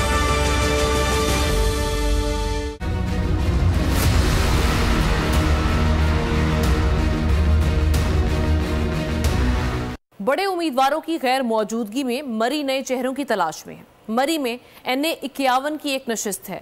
शाहिद खाकान अब्बासी और सदाकत अली अब्बासी के इलेक्शन को खैरबाद कहने के बाद अब मरी वाले नुमाइंदगी के लिए नए चेहरों की जुस्तजू में है। NA 51 में मरी, कोटली सतियाँ, कहोटा, कलर सैदा का इलाका आता है। यहाँ बड़े ख़ानदानों में अब्बासी, सत्ती और राजों का राज रहा है। इलाके में पानी, गैस और सेहत के बड़े मसाइल हैं। हस्पताल है तो स्टाफ नहीं। यहाँ NA 51 से मुस्लिम लीग ने अपना उम्मीदवार उसामा अशफाक सरवर को मुंतखब किया है, जिनका मुकाबला PTI के लतासब सत्ती से होगा। मरी में सूबाई असम्बली की भी 2 नशिस्तें PP 6 और PP 7 हैं और यहाँ 8 फरवरी को 7 लाख से ज़ायद वोटर्स अपने उम्मीदवारों का इंतखाब करेंगे।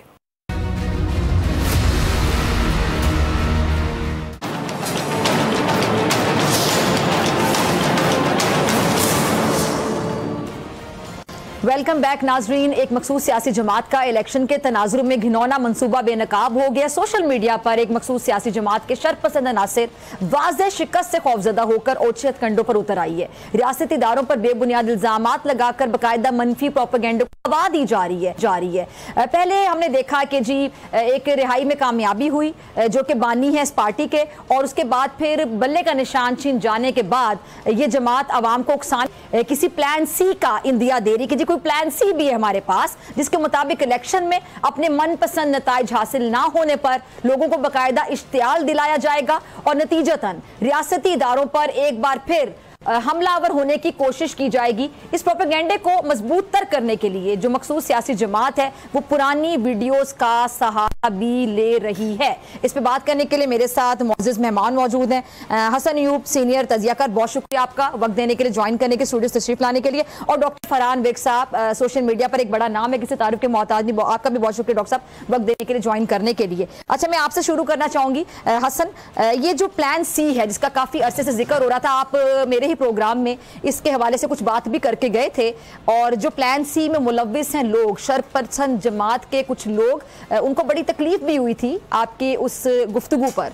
प्लान सी बहुत भी खुलकर सामने आ रहा है। प्लान सी के 2 हिस्से हैं। एक तो आपका यानी अंदरूनी मुल्की हालात को खराब करना है, और उसका जो पार्ट बी है यानी 9 में 2 का बी कह दें, तो वो प्लान ये है कि आप जितने भी जो बैनुल अक़वामी या इंटरनेशनल जो मीडिया के लोग में उनके कुछ लोग ऐसे मौजूद हैं जिनके ज़रिए वो हमारे जो आने वाले आम इंतखाबात हैं इनको मुतनाज़ा बनाने की कोशिश होगी। ठीक है, एक चीज़ ये।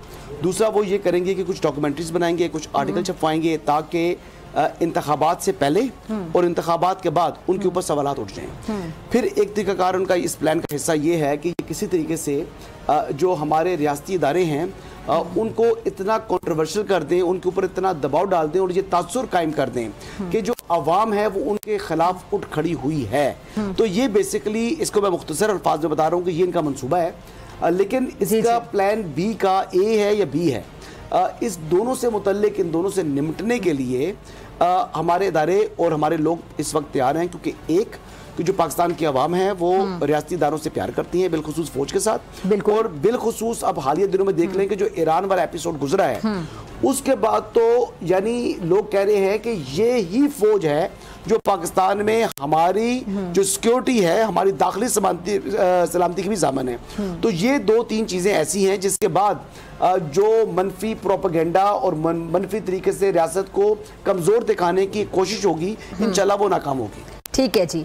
तो अवाम तो डॉक्टर फरहान विर्क बहुत हद तक समझ चुकी है इस जमात को, इनके शरपसंद अनासिर को, और ये जिस तरह प्लानिंग करते हैं और फिर पहले से बताते हैं हमारे पास प्लान ए है, प्लान बी है, प्लान सी है, नाकामी पे नाकामी, और उसका फिर ये गुस्सा निकालते हैं इस तरह के प्लान्स बनाकर, उनको अमली जामा पहनाकर। लेकिन क्या ये इस बार अवाम को यरगमल बना सकेंगे?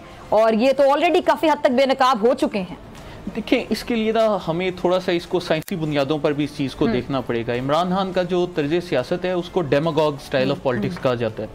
अब ये डेमागॉग्स क्या होते हैं कि इनकी कोशिश होती है कि हमेशा अपने फॉलोअर्स को अपने साथ जोड़ कर रखें। तो जैसे पहले भी हमने शो में बात की कि ये क्या करते हैं कि ये ऐसे बयानात जारी करते हैं जिनसे इनके फॉलोअर्स के ज़हन से वक्तन फ़वक्तन डोपामीन का इखराज होता रहे। अब डोपामीन वही केमिकल है जो कि जब आप सिगरेट पीते हैं तो आपके दिमाग से जारी होता है। तो अब क्या हो रहा है कि जी चूंकि इमरान खान जेल में है और उन्होंने अपने फॉलोअर्स को अपने साथ रखना है, तो उन्होंने उनको डोपामीन की एक स्पेसिफिक डोजेज उनको बार बार देते रहना है। तो कभी जी बयान आ जाएगा जी मुल्क तबाह हो जाएगा, मुल्क को इलेक्शन के बाद जी बिल्कुल ये लोग तबाह कर देंगे, जी इलेक्शन अनफेयर हो रहे हैं जी। तो लोगों को एक ऐसी हिजानी कैफियत में बर्पा करके रखते हैं ताकि वो स्टेट उनका माइंड सोच ही ना सके। फिर अब क्या होता है कि देखिए, जैसे आप देखते हैं कि लोग जो सिगरेट की लत में लगे होते हैं, वो जब सिगरेट नोशी छोड़ते हैं कुछ अरसे तक तो वो लत उनसे दूर हो जाती है। तो यहाँ पर इनका एजेंडा ये होता है कि हमने लोगों को किसी ना किसी सूरत उस लत के साथ अटैच रखना है। तो फिर कभी प्लान ए आ जाएगा, कभी प्लान बी आ जाएगा, कभी प्लान सी आ जाएगा, ताकि वो जो एक डोपामीन की डोजेज है वो उनके दिमाग तक जाती रहे और किसी तरीके से वो डोजेज का सिलसिला ना रुके। ठीक है जी। तो हसन, उस डोजेस का सिलसिला तो रोकना पड़ेगा, जाहिर बात है। पहले 9 मई हुआ था और इनके जो किरदार हैं उनको भी कैफरे किरदार तक अभी पहुंचना बाकी है। हम कोई और 9 मई अफोर्ड नहीं कर सकते। तो फिर इस तरह के प्लानिंग अगर की जाती है खुदा ना ख्वास्ता इस जमात की जानिब से, तो कैसे निपटा जाए?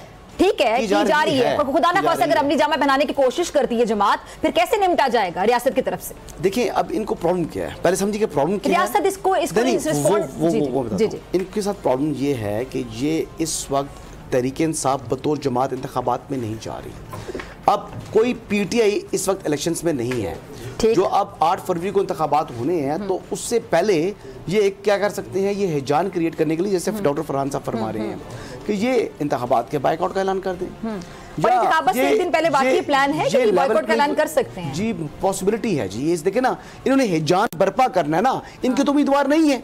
बतौर जमात तो तहरीक इंसाफ इस वक्त मैदान में नहीं है। ठीक है, और वो अपनी करने की वजह से नहीं है, अपने जाली इंट्रा पार्टी इलेक्शंस करवाने की वजह से नहीं है। इस वजह से जब वो ये करने जा रहे हैं तो वो बेसिकली इनका मकसद ये है कि इंतशार फैलाना, इनका मकसद ये है कि हिजान बर्पा करना, इनका मकसद ये है क्योंकि अब इंतखाबात तो उनके हाथ से निकल चुके हैं। तो किसी जगह में भी अपनी हुकूमत तो नहीं बना सकते ना। तो अपनी हुकूमत अगर नहीं बना सकते किसी जगह भी ये मैदान में नहीं आ सकते, इवन इलेक्शन कंटेस्ट नहीं कर सकते, तो अब ये चाहते ये हैं कि किसी तरीके से इंतखाबात को कंट्रोवर्शियल करें, इदारों को कंट्रोवर्शियल करें। तो इनसे निपटने के लिए इदारों को भी जो है वो मौसर इक़दाम करने के हवाले से जो है वो सोचना होगा, और कुछ चीज़ों के हवाले से सोच लिया गया है। इस मरतबा किसी भी सरकारी इमारत के इनको करीब नहीं आने दिया जाएगा।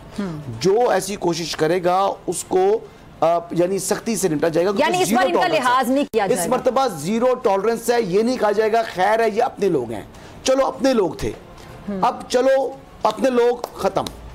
अब ये जो रेड लाइन ड्रॉ हो चुकी है, जो पहले कई मर्तबा बानी चेयरमैन ने क्रॉस की है, वो रेड लाइन को क्रॉस करने की परमिशन नहीं दी जाएगी। और इस मर्तबा अगर किसी ने ये हरकत की तो इतनी मार पड़ेगी कि सारी जिंदगी याद रखेंगे। और इसके अलावा जो 9 मई पार्ट 1 जिन्होंने किया था, उनको भी सजाओं के हवाले से जो मामलात हैं उनकी अदालतों में वो कंक्लूड होने के बहुत करीब हैं। और यू विल सी इंशाल्लाह चंद दिनों में आइंदा उनकी सजाओं के हवाले से भी आपको सुन लेंगे। ठीक है, और मेरे ख्याल से पूरी कौम मुंतजिर है इस हवाले से कोई खबर सुनने के लिए। क्या कहेंगे डॉक्टर फरहान?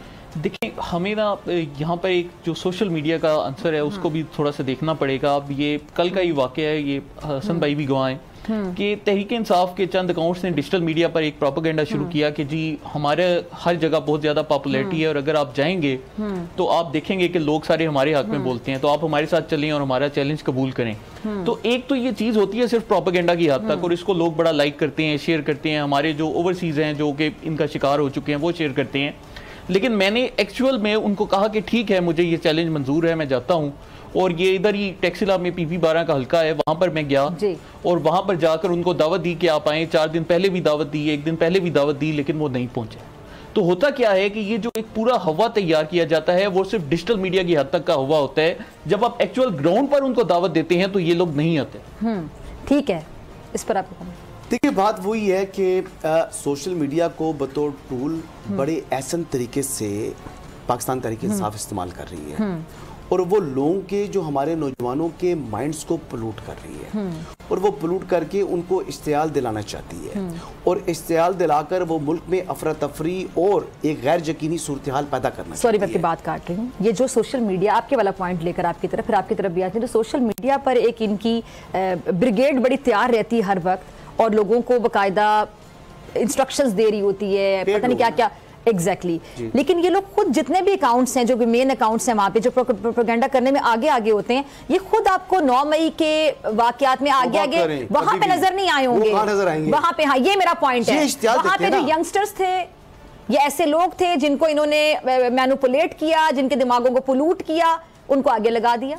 देखिए, जो मुल्क में खुद सोशल मीडिया पर अपने बयान जारी रखें, आज़ादी और हकीकी इनकलाब का नारे लगाते हैं। नौजवान बच्चे होते हैं जो पहली मर्तबा यानी उन्होंने देखी होती चीजें, तो वो कहते हैं कि बाकी हम कुछ कर गुजरना चाहते हैं मुल्क के लिए। उनकी कईयों की नीयत पर शुबा नहीं किया जा सकता, उनकी अकल के ऊपर मातम किया जा सकता है, क्योंकि उनको जिन्होंने माइंड प्लूट कर दिया, ब्रेन वॉश कर दिया और फिर इनको धकेल देते हैं, रियासत के सामने ले आते हैं। तो अभी मैं इनको ये बता रहा हूँ उन नौजवानों को कि देखो, आपका कैरियर है, आपकी जिंदगी है, आप किसी के बहकावे में मत आएं, अपना अच्छा बुरा और नफे नुकसान को खुद समझें। किसी ने आपको बचत नहीं करना।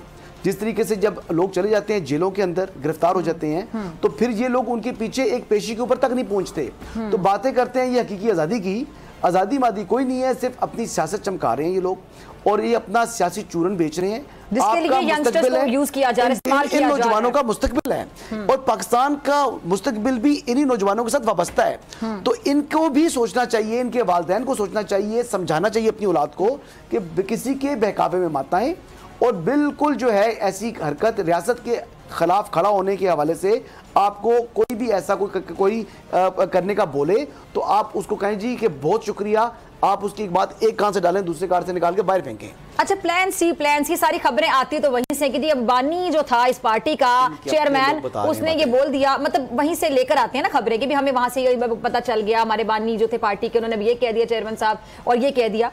सुना कि जेल सुपरिटेंडेंट से लड़ पड़े थे, आज बहुत ज्यादा गुस्से में थे, फ्रस्ट्रेटेड थे, गुस्से का इजहार किया जा रहा था, तो फिर रोका जा रहा था उनको कि क्यों इस तरह कर रहे हैं। देखिए, बात ये है कि उन्होंने उनकी फॉलोइंग कल्ट फॉलोइंग बन की ना, तो जो कल्ट थे तो वो अपने आप को कानून से बालातर समझना शुरू करे। फिर कई लोगों ने खुदा न खास्ता ऐसे अल्फाज अदा किए जो कि आप किसी इंसान के बारे में इस तरह की हम बातें आप आजकल नहीं कर सकते, उनको ओलिया वली या कुछ ऊपर भी दर्जा दे रहे थे, तो इंसान का दिमाग जो है ना वो ख़राब हो जाता है, अस्तगफुरुल्लाह। तो फिर उनका खासी हद तक जो है वो ज़हनी जो उसमें चीज़ में वो मुब्तला हो चुके थे, खुशफहमी में, तो वो अब जब किसी जगह पर उनको बताया जाए कि जी आप कानून को ये कहता है और आप ये काम ना करें, तो उसमें इश्तियाल में आगे फितरी बात है उनकी।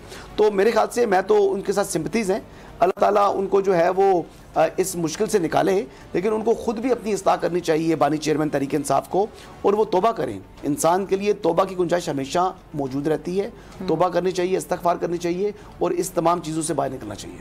वो तौबा इस्तगफार की बात कर रहे हैं, चीज़ों से बाहर निकल के बात करते हैं, अगला प्लान सी तो प्लान सी नहीं तो प्लान डी देने बैठ जाएगा। देखिए, वो उनकी मजबूरी बन चुकी है। देखिए, ये एक विशियस साइकिल है। आपको हर दफ़ा पिछली दफ़ा से ज़्यादा बड़ा इश्तियाल अंगेज। मेयर कराची मुर्तज़ा वहाब तकरीब से खिताब कर रहे हैं, आपको बराह रास्त दिखाते हैं। में गैस पैदा होती है, पहला हक उस सूबे का है, ये हमारा राइट है जो फेडरेशन को देना चाहिए हमको, और इसके लिए मैं मेरी सियासी जमात, हम जितने लोग बैठे हैं, हम आपकी आवाज़ बनने को तैयार हैं। मैं बार बार ये कहता हूँ कि अब हम डिफरेंसेस को ख़त्म करें, तफरीक, तासुब, तनकीद से बाहर निकलें। ये शहर हमारा है, ये सूबा हमारा है, ये हमारा है। इस मुल्क में बसने वाले लोग हमारे हैं। एक दूसरे को मदद करें, एक दूसरे की सपोर्ट करें। इंशाल्लाह मिलके हम मामलात को हल करेंगे। अंग्रेजी में कहते हैं, बल्कि कायदे आज़म ने ये कहा था, united we stand, divided we fall. मिलकर रहेंगे, ज्यादा मौसर तरीके से मसाइल हल कर पाएंगे। अगर तफरीक होगी, हमें बांटा जाएगा, तो मैं समझता हूं उस मौसर तरीके से एक दूसरे की तर्जुमानी नहीं कर पाएंगे। मुझे अगर अल्लाह ताला ने मनसब दिया कि आज मैं मेरे कराची हूं, तो मैं तारीख में इस बात पर याद अपने आप को रखवाना चाहूंगा कि मैंने शहर की आवाम की नुमाइंदगी की, आवाम की नुमाइंदगी की, आप सनतकारों की नुमाइंदगी की, मजदूरों की नुमाइंदगी की। और मेरी सियासी जमात मुझे इस बात की इजाजत देती है, सपोर्ट करती है कि भाई करो, बरमला बात करो, अपने हुकूक की बात करो, ताकि आप लोगों के मसाइल को हल कर सकें। तो इस उम्मीद के साथ कि आने वाला वक्त हम सब के लिए अल्लाह सुब्हाना ताला बेहतर करेगा। इस मुल्क की खिदमत करने में, इस सूबे की, शहर की खिदमत करने में हम सब कामयाब हो पाएंगे। पाकिस्तान जिंदाबाद।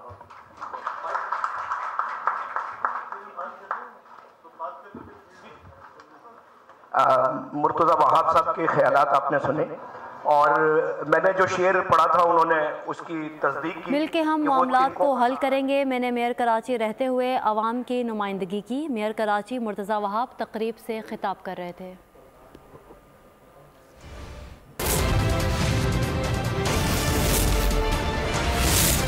और बाद में वो कह रहे कि अच्छा हम तो थे ही नहीं। हाँ, तो वो ऐसी बात है ना, वो बेसिकली जितनी भी सक्सेस होती है वो अपनी तरफ ले आते हैं, और जितने फेलियर्स होते हैं वो दूसरों पर डाल देते हैं। तो इनके पास इस मरतबा जो बड़ा संगीन किस्म का उन्होंने प्लान बनाया हुआ है, और इस प्लान को नाकाम बनाने के हवाले से अगर मैं कहूँ कि अगर इंटरनेट भी आखिरी इंतखाबात के नज़दीक अगर उसको ख़त्म कर दिया जाता है, तो मेरे ख्याल से एक लार्जर इंटरेस्ट के अंदर, एक लार्जर पिक्चर को देखते हुए मेरा ख्याल इसमें कोई मुज़ायका नहीं होगा, क्योंकि उसमें हमने अपने लोगों की, चाहे इनकी साइड की है, इनके वर्कर्स हैं, उनकी सिक्योरिटी को भी जो है इंश्योर करना है। और रियासत का काम होता है कि जब ऐसे हालात बने तो आप डिसीजंस लें। तो अब इंटरनेट के हवाले से, यानी मैं आपको बताऊं कि वैसे तो ये ग्लिच वगैरह की बात कर रही हैं, लेकिन यानी आप यहाँ इस प्लेटफॉर्म से मुतालिबा कर रहे हैं कि इस तरह की प्लान अगर सामने आज इंटरनेट के ग्लिचेस वगैरह की बात की है, बस सीधी बात करें कि इन्फॉर्मेशन है, अगर मेरे तक ये पास ये इन्फॉर्मेशन है, तो आपका क्या ख्याल है कि रियासत के पास इन्फॉर्मेशन आ चुकी है? आप यानी इस इन्फॉर्मेशन के बाद, या आपकी जो एक रिपोर्ट, मुतालबा करने वाला मैं कोई नहीं हूं, मैं खाली जो है एनालिसिस कर बता रहा हूं पाकिस्तान के शहरी कर सकते हैं। आप मुतालिबा क्यों नहीं कर सकते? डिसीजन मेकर्स के काम है, उन्होंने क्या करना है, लेकिन मैं अपनी जाती राय है, मेरी जाती राय अच्छा करना चाहिए आपके मुताबिक। चले मैं इस तरह पूछ रही हूं, करना चाहिए, यही बात और अब कर भी रहे हैं कि इंटरनेट अगर उसको बंद कर दिया जाए, ठीक है, अगर इस प्रोस्पेक्ट के अंदर देखते हुए कि आपने अपने सिटीजन्स की सिक्योरिटी को इंश्योर करना है, तो कोई मुज़ायका नहीं है। ठीक है। खुदा ना ख्वास्ता ये इस तरह की बातें कर रहे हैं कि ये, मैं तो सुन के भी आपकी रूह कांप जाती है, ये सुकूते ढाका जैसे अल्फाज भी सुनने को मिल रहे हैं। ये क्या, ये क्या चाह रहे हैं? देखिए, वही मैं जिस तरह आपको बताया, ये विशेष साइकिल है। आपको हर दफा पहले से ज्यादा बड़ा डोज देना पड़ेगा, फिर ही वो शख्स आपके साथ जुड़ा रहेगा। अगर आप डोजेज कम करते हो या आप अपने बयानात में कोई सेंसिबल बयान देते हो, तो वही लोग जो कि आपके साथ चल रहे हैं वो आपको उल्टा आपके पीछे पड़ जाएंगे। वो इनको कहेंगे कि जी आपने हमें धोखा दिया, हमारे साथ दगाबाजी की, आपने हमें आगे लगाया। तो अब क्या है कि इनको अपना साइकिल मेंटेन करने के लिए पहले से ज्यादा पुरतशद्दुद और पहले से ज्यादा एग्रेसिव कलमात अदा करने तो फिर अब रियासत को भी इनको कोई टीका लगाना चाहिए ना। अब कोई हमारे पास भी ऐसा एंटीडोट होना चाहिए कि हम इनको रोक सकें। देखिए, मजाक तो नहीं चल रहा ना डॉक्टर फराज, एक नया हथियार है, मजाक तो नहीं चल रहा कोई। जैसे ही हसन भाई ने बात की, अभी इनके पास एक नया हथियार आर्टिफिशियल इंटेलिजेंस की सूरत में आ चुका है। अब क्या हो रहा है कि जी हर रोज उनकी नई ऑडियोज आ रही है। अब लेट सपोज इलेक्शन डे से 2 दिन पहले ये एक नई ऑडियो आर्टिफिशियल इंटेलिजेंस से तैयार कर लोगों को कहते हैं कि जी आपने इलेक्शन वाले दिन कोई ऊट पटांग हरकतें करनी है, तो ये बिल्कुल एक पॉसिबिलिटी हो सकती है। फिर एक जो दूसरी चीज है जो कि हमारे जराये ने बताया, जो कि अभी भी पीटीआई सोशल मीडिया में मौजूद हैं, उन्होंने बताया कि यार ये अभी दुनिया के बहुत से ममालिक से इलेक्शन रिगिंग की वीडियोस इकट्ठी कर रहे हैं। उन वीडियोस का पूरा एक डाटा बैंक बनाया जा रहा है ताकि इलेक्शन डे पर पूरी दुनिया से वो वीडियो शेयर की जाए करके दिखाया जाए कि हमारे यहाँ की वीडियोस दिखाया जाए कि जी पाकिस्तान की वीडियोस हैं। तो ये जो प्लान सी है उसके ऊपर आहिस्ता आहिस्ता इन्होंने अमल करना शुरू कर दिया। और हमें इस वक्त हम इसके लिए इंडिविजुअली क्या कर रहे हैं कि हम भी अपने सूरत में इन तमाम वीडियोस का डाटा बैंक इकट्ठा कर रहे हैं, लेकिन चूंकि इनकी ओवरसीज आउटरीच बहुत ज्यादा है तो ये वहां से बहुत सा मवाद लेकर आ सकते हैं। जी तो फिर अगर पहले से इतना कुछ कर रहे हैं तो इनको रोकने के लिए फिर हमारी तरफ से क्या कुछ होना चाहिए? बात ये है कि अभी फॉरेन मीडिया को भी साथ अलाइन कर रहे हैं। ये Goldsmith The Educators, a project of Beacon House.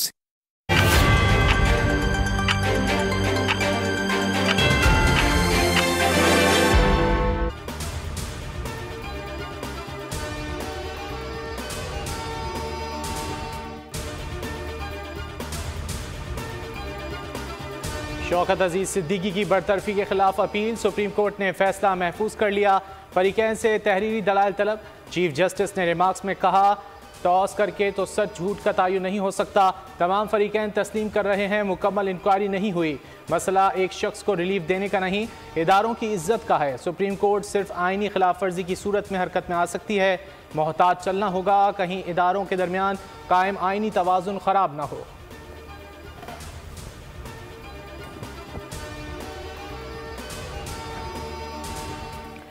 जज के तकरीर करने पर पाबंदी नहीं, ऐसा होता तो बार में तकारीर पर कई जजेस फारिग हो जाते। चीफ जस्टिस सुप्रीम कोर्ट का मुकालमा। कहा, मसला शौकत अजीज सिद्दीकी की तकरीर में उठाए गए निकात का है। अदलिया की बेतुकीरी का मामला कहां से आ गया? तकरीर में सियासत कहां से आ गई? शौकत अजीज सिद्दीकी ने शोहरत हासिल करने के लिए तो तकरीर नहीं की होगी, इसमें सियासत कहां से आ गई?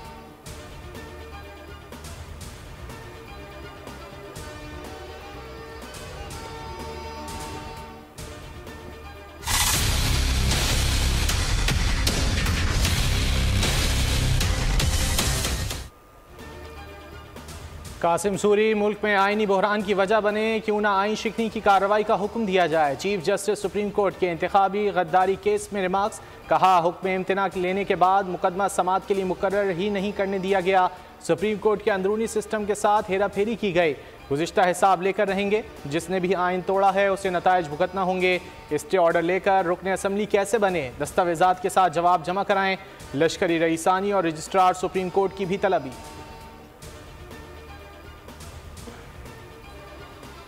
कुछ लोग अफवाह साजी में मसरूफ़ हैं। बाहर से तो कोई सहाफ़ी आ नहीं रहे, न ऑब्जर्वर्स आ रहे हैं। बैनुल अक़वामी जो सहाफ़ी हैं वो पहले ही पाकिस्तान के अंदर मौजूद हैं। अब तक 49 वीज़ा जो है वो इशू हो चुके हैं। 25 दरख्वास्तें ऑब्जर्वर्स की प्रोसेस में हैं। आम इंतखाबात के लिए गैर मुल्की मुबस्सिरीन को इजाज़तनामे जारी, 49 वीज़े भी दे दिए गए। 25 दरख्वास्तें प्रोसेस में हैं। निगरान वज़ीर इत्तलात मुर्तज़ा सुलंगी कहते हैं, इंतखाबात से मुतल्लिक़ कयास रायों से गुरेज करना चाहिए। बैनुल-अक़वामी मीडिया के नुमाइंदे पहले ही मौजूद हैं।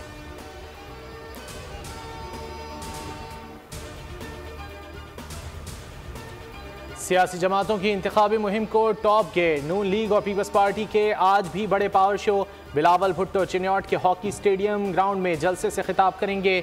जलसागाह को पार्टी परचमों और बैनर्स से सजा दिया गया। शहबाज शरीफ अहमदपुर शर्किया क्रिकेट स्टेडियम में पिंडाल सजाएंगे। नवाज शरीफ अपने हल्के NA 130 में इंतखाबी रैली निकालेंगे। मरियम नवाज भी हमरा होंगी।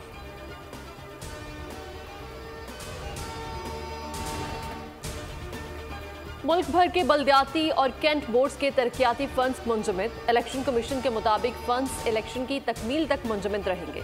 बल्दियाती इदारे सिर्फ रोजमर्रा के अमूर निपटाएंगे। इलेक्शन तक सफाई और सैनिटाइजेशन का काम होगा। नई स्कीम का इजरा या टेंडर नहीं किया जा सकेगा।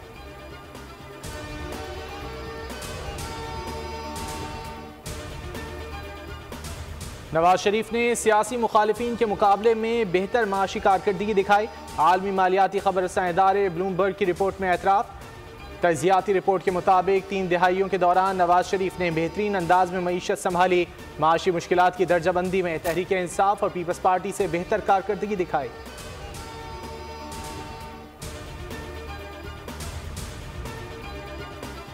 लोगों में खुदा का खौफ खत्म हो चुका। लोग जिम्मेदारी अदा करने को तैयार नहीं। खुदा का खौफ हो तो बेईमानी भी ना हो और सारे काम ठीक हो जाएं।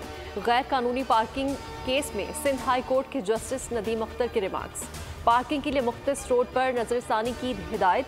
इस्तिफसार किया, पब्लिक प्रॉपर्टी पर कोई ज़ाती फ़ायदे के लिए बिलबोर्ड्स लगाए तो क्या उसके खिलाफ कार्रवाई नहीं हो सकती है? अदालत ने एडिशनल एडवोकेट जनरल से मुआवनत तलब कर ली।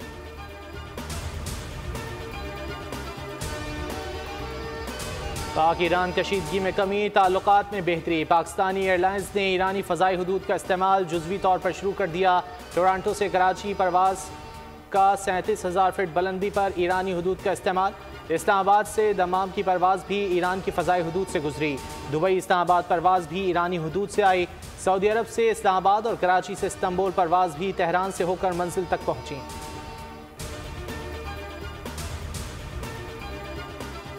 पाक अफगान तुर्कम सरहदी गुजरगाह 10 रोज बाद तिजारती सरगर्मियों के लिए खोल दी गई। अफगान ड्राइवर्स को सफरी दस्तावेजात के लिए 31 मार्च तक मोहलत।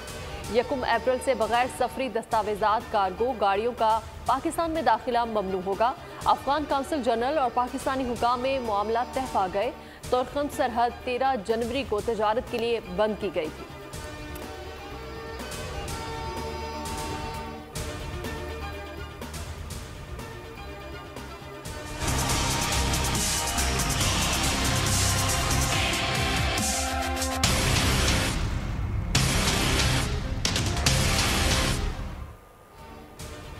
पाक फ़ज़ाइया आइंदा माह सऊदी अरब में फ़ज़ाई मशकों स्पीयर्स ऑफ विक्ट्री में शिरकत करेगी। मशकों में मेज़बान सऊदी अरब के साथ अमरीका, बरतानिया, फ्रांस, यूनान, मुत्तहदा अरब अमारात और बहरीन की फ़ज़ाई अफ़वाज भी शामिल होंगी। मशकों का बुनियादी मकसद फ़ज़ाई अफ़वाज के बाहिमी इश्तराक को फ़रोग़ देना है।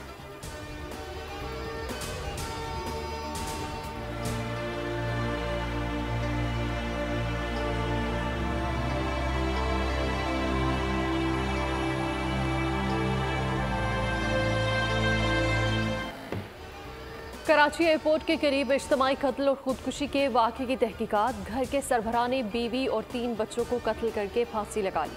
पुलिस के मुताबिक खातून और बच्चों पर तेज़ धार आले से वार किए गए। लाशें पोस्टमार्टम के बाद वर्सा के हवाले। फ्लैट से मिलने वाली तहरीर में लैपटॉप का भी जिक्र। पुलिस ने लैपटॉप तहवील में ले लिया है। क्राइम सीन से शवाहिद इकट्ठे कर लिए गए।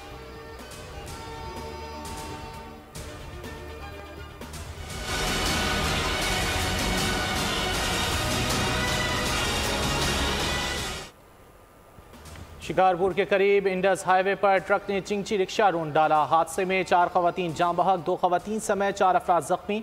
लाशों और जख्मियों को अस्पताल मुंतकिल कर दिया गया।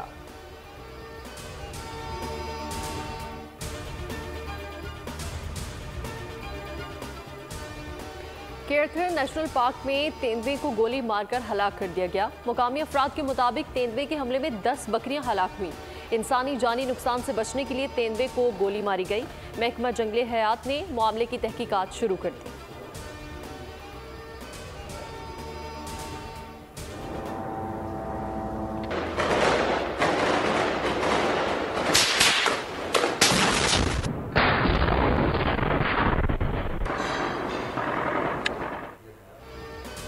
हमास का इसराइली दरिंदों पर भरपूर वार। खान यूनुस में इसराइली फौज के जेर कब्जा इमारतों को धमाके से उड़ा दिया। इसराइली हुक्काम की इमारतों में 24 फौजी मारे जाने की तस्दीक। इसराइली हलाकतों की तादाद 224 तक जा पहुंची। गजा पर इसराइली वहशियाना हमलों में एक ही रोज़ में 201 फ़लस्तीनी शहीद। शहादतों की मजमूई तादाद 25,490 तक जा पहुंची। इसराइली फौज का खान यूनुस के अल अमल अस्पताल का मुहासरा। अल खैर अस्पताल का तिब्बी अमला यरगमार।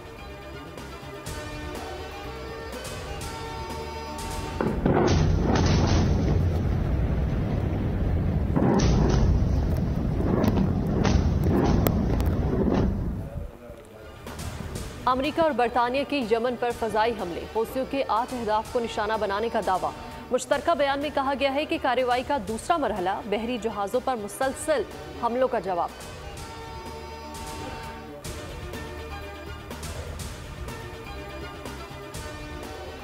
ICC man one day team of the year का ऐलान। कोई पाकिस्तानी खिलाड़ी जगह ना बना सका। भारत के रोहित शर्मा कप्तान मुकर्रर। शुभमन गिल, विराट कोहली, मोहम्मद सिराज, कुलदीप यादव और मोहम्मद शामी भी शामिल। ऑस्ट्रेलिया के ट्रेविस हेड और एडम जंपा भी टीम का हिस्सा। न्यूजीलैंड के डैरल मिचेल, जनूबी अफ्रीका के हेनरिक क्लासन और मार्को जैनसन को भी शामिल कर लिया गया।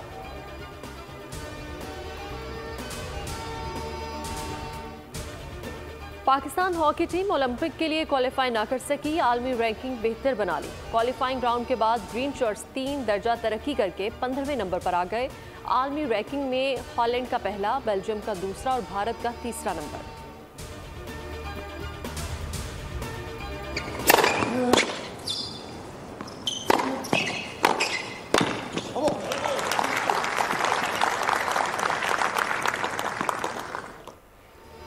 ऑस्ट्रेलियन ओपन की तारीख में तेज तरीन सर्विस का नया रिकॉर्ड। पॉलिश टेनिस स्टार ने ब्राजीलियन हरीफ को 233 किलोमीटर फी घंटा की रफ्तार से सर्विस करके सबको पीछे छोड़ दिया।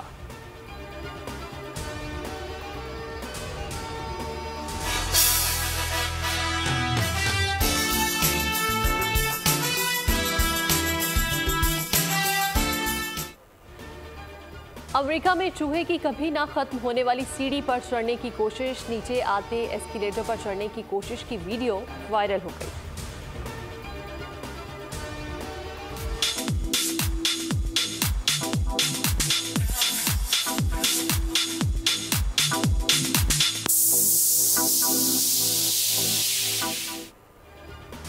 पेरिस फैशन का सालाना मेला जारी। मौसम बहार के मलबूसात नए अंदाज में मुतारिफ करा दिए गए।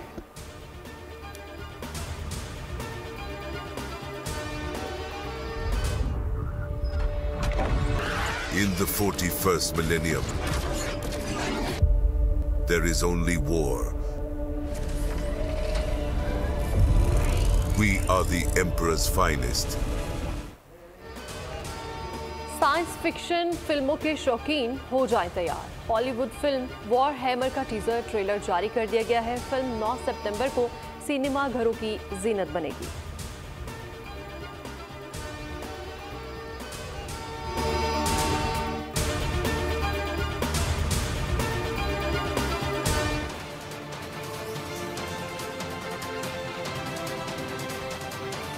अस्सलामुअलैकुम, आप देख रहे हैं बोल न्यूज़। मैं हूं सैयद रजी और मैं हूं आपके साथ अनम जुल्फिकार। हेडलाइंस आप जान चुके हैं। बुलेटिन का आगाज करेंगे और सबसे पहले आपको बताएंगे कि अहम खबर देंगे आपको। इंतखाबात में फौज तैनात होगी। वजारत दाखिला ने समरी विफाकी काबीना को भिजवा दी है।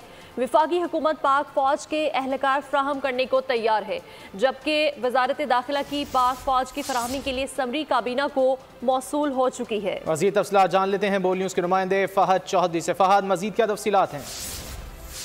जी देखिए, आम इंतखाबात 2024 की सिक्योरिटी के लिए इलेक्शन कमीशन ऑफ पाकिस्तान की जानिब से वजारत दाखिला वफाकी हुकूमत से 2,77,000 के करीब फौजी एहलकार, सिविल आर्म फोर्सेज के एहलकार तैनात करने की रिक्वेजिशन की गई थी, जिस पर वजारत दाखिला की जानिब से समरी आज वफाकी काबीना को भिजवाई गई और वो मौसूल हो गई है। वफाकी काबीना जायजा लेगी और वफाकी काबीना की मंजूरी के बाद मुल्क भर में आम इंतखाबात की सिक्योरिटी के लिए पाक फौज और सिविल आर्म फोर्सेज की तैनाती की जाएगी। जी मजीद क्या बताया गया है फ़हद? मजीद किस किस की खिदमत हासिल की जा सकती हैं फौज के अलावा?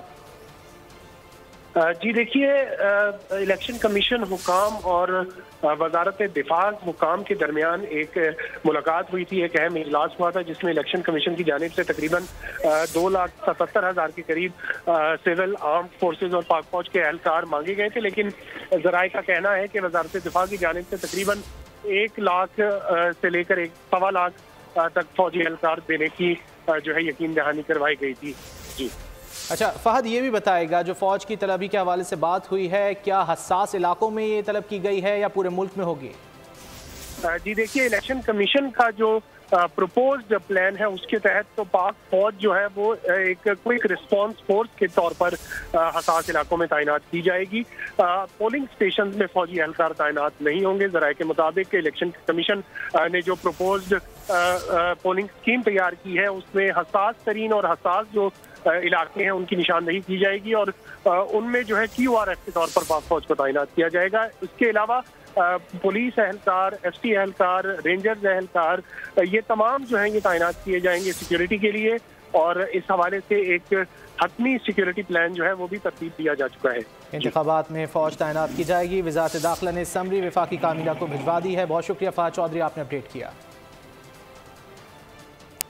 और आपको बताएं कि पंजाब में अमनो अमान की सूरत हाल बरकरार रखने के लिए दफ़ा 144 नाफिज और महकमा दाखिला पंजाब में सूबे भर में दफ़ा 144 नाफिज करने का नोटिफिकेशन जारी कर दिया गया है। इलेक्शन के दौरान लाइसेंस और गैर लाइसेंस असलहा लेकर घूमने पर पाबंदी होगी। नोटिफिकेशन इलेक्शन कमीशन के ज़ाब्ते अखलाक की खिलाफ वर्जी पर मुकदमा दर्ज किए जाएंगे। इसी पर मज़ीद बात करेंगे। हमें ज्वाइन किया है फातिमा शराजी ने। फातिमा शराजी, महकमा दाखिला पंजाब में सुबह भर में दफ़ा 144 नाफिज करने का नोटिफिकेशन जारी कर दिया गया है। मज़ीद क्या अपडेट्स आपके पास इस हवाले से? जी बिल्कुल, आम इंतखाबात में अमन ईमान की सूरत हाल बरकरार रखने के लिए महकमा दाखिला पंजाब ने दफ़ा 144 नाफिज कर दी है और इसकी खिलाफ वर्जी पर मुकदमात भी दर्ज होंगे। इवन जलसों जुलूसों में जो जीत की खुशी में भी अक्सर फायरिंग होती है, उस फायरिंग पर भी पाबंदी आयद की है और इलेक्शन कमीशन के दौरान लाइसेंस वगैरह भी अक्सर फायरिंग होती है। 44 का नफाज है, ये 12 फरवरी तक लागू होगा। जी बिल्कुल, पंजाब में अमन अमान की सूरत हाल को बरकरार रखने के लिए दफ़ा 144 नाफिज करने का नोटिफिकेशन जारी कर दिया गया है और साथ ही साथ आपको ये भी बताते चलें कि दफ़ा 144 का निफाज 12 फरवरी तक लागू होगा। सुप्रीम कोर्ट ने इस्लामाबाद हाई कोर्ट के साबिक जज शौकत अजीज सिद्दीकी की बरतरफी के खिलाफ अपील पर फैसला महफूज कर लिया है। शौकत सिद्दीकी के वकील का कहना था कि सुप्रीम जुडिशल काउंसिल को बरतरफी से पहले इल्ज़ाम की तहकीकात का हुक्म देना चाहिए था। तकरीर की इंक्वायरी के लिए जुडिशल कमीशन बनाया जाए। अटॉर्नी जनरल ने मौक़िफ़ इख्तियार किया कि शौकत सिद्दीकी को बगैर इंक्वायरी हटाना तयशुदा कानूनी तकाज़ों के मनाफी था। मज़ीद तफसीलात जान लेते हैं बोल न्यूज़ के नुमाइंदे जुल्करनैन इकबाल से। जुल्करनैन, क्या तफसीलात हैं? देखिए, सुप्रीम कोर्ट ने शौकत अजीज सिद्दीकी की दरखास्त पर फैसला महफूज कर लिया है और सुप्रीम कोर्ट ने सवालात भी अपने जो हुक्मनामा उसके अंदर उठाए हैं और वकला से 3 हफ्ते में उस पर तहरीरी जवाब भी तलब कर लिया है। अदालत का ये कहना है कि क्या जो शौकत अजीज सिद्दीकी के बहाली है उसको मामले को सुप्रीम जुडिशल काउंसिल में दोबारा भेजा जा सकता है, उनको बहाल करके कि जुडिशल काउंसिल इस चीज़ को तय करे कि क्या ये इल्ज़ामात जो उन्होंने अपनी तकरीर में लगाए वो दुरुस्त थे या नहीं। दूसरी सूरत उन्होंने कहा कि क्या ये हो सकती है कि सुप्रीम कोर्ट खुद से कोई, जैसे सिंध बार काउंसिल का मौका था कि कोई कमीशन बनाए। तीसरी सूरत ये है कि मामला को सिर्फ यहीं पे क्या रहने दिया जाए कि वो उनको बहाल कर दिया जाए, उनकी जो मिसकंडक्ट का मुर्तकिब करार ना दिया जाए, उनको बहाल करके मामले को ये खत्म कर दिया जाए और इल्ज़ामात की तहकीकात ना की जाए। इन सवालात के ऊपर सुप्रीम कोर्ट ने वकला से मुआवनत मांग ली है। अटॉर्नी जनरल ऑफ पाकिस्तान का ये मौक़िफ़ था कि जब जज रिटायर हो जाता है उसके बाद फिर कार्रवाई के लिए सुप्रीम कोर्ट का एक 2 रुकनी बेंच का फैसला है कि रिटायर्ड जज के खिलाफ मामला सुप्रीम जुडिशल काउंसिल में नहीं जा सकता। उसके खिलाफ बतौर वफाकी हुकूमत अपील भी दायर कर दी है। जब तक अदालत उसको नहीं सुन सकती, उसको सुनकर तय ना कर ले मामले को, वापस मामला जुडिशल काउंसिल में नहीं जा सकता। बैरिस्टर सलाहुद्दीन जो सिंध और इस्लामाबाद बार काउंसिल के वकील थे, उनकी जानिब से भी यही मौक़िफ़ अपनाया गया कि सिर्फ जो हाजिर सर्विस जजेस हैं उनके खिलाफ सुप्रीम जुडिशल काउंसिल कार्रवाई कर सकती है, रिटायर्ड जजेस के खिलाफ नहीं हो सकती, इसलिए मामला काउंसिल में नहीं जा सकता। तब चीफ जस्टिस ऑफ पाकिस्तान का ये मौक़िफ़ था कि इल्ज़ामात को इस तरीके से अदलिया का ये मामला जाने नहीं दिया जा सकता। सुप्रीम जुडिशल काउंसिल एक बाइख्तियार आईनी इदारा है, लिहाजा वो इस मामले के ऊपर अपनी इंक्वायरी करके राय जरूर दे सकता है। अब अदालत ने फैसले को महफूज कर लिया है, अब देखते हैं अदालत किस नतीजे पर पहुंचती है इस मामले को लेकर। बहुत शुक्रिया जुल्करनैन इकबाल इन तफसीलात के लिए। और खबर दें आपको, सुप्रीम कोर्ट ने कासिम सूरी को इंतखाबी धांधली केस में तलब कर लिया है। अदालत का कासिम सूरी के खिलाफ आइन शिकनी की कार्रवाई का भी इंदिया इस्तिफ्सार किया। स्टे ऑर्डर लेकर कासिम सूरी रुकनी कौमी असम्बली कैसे बने। अदालत ने लश्करी रईसानी और रजिस्ट्रार सुप्रीम कोर्ट को भी तलब कर लिया है और समाअत 1 माह के लिए मुलतवी कर दी है।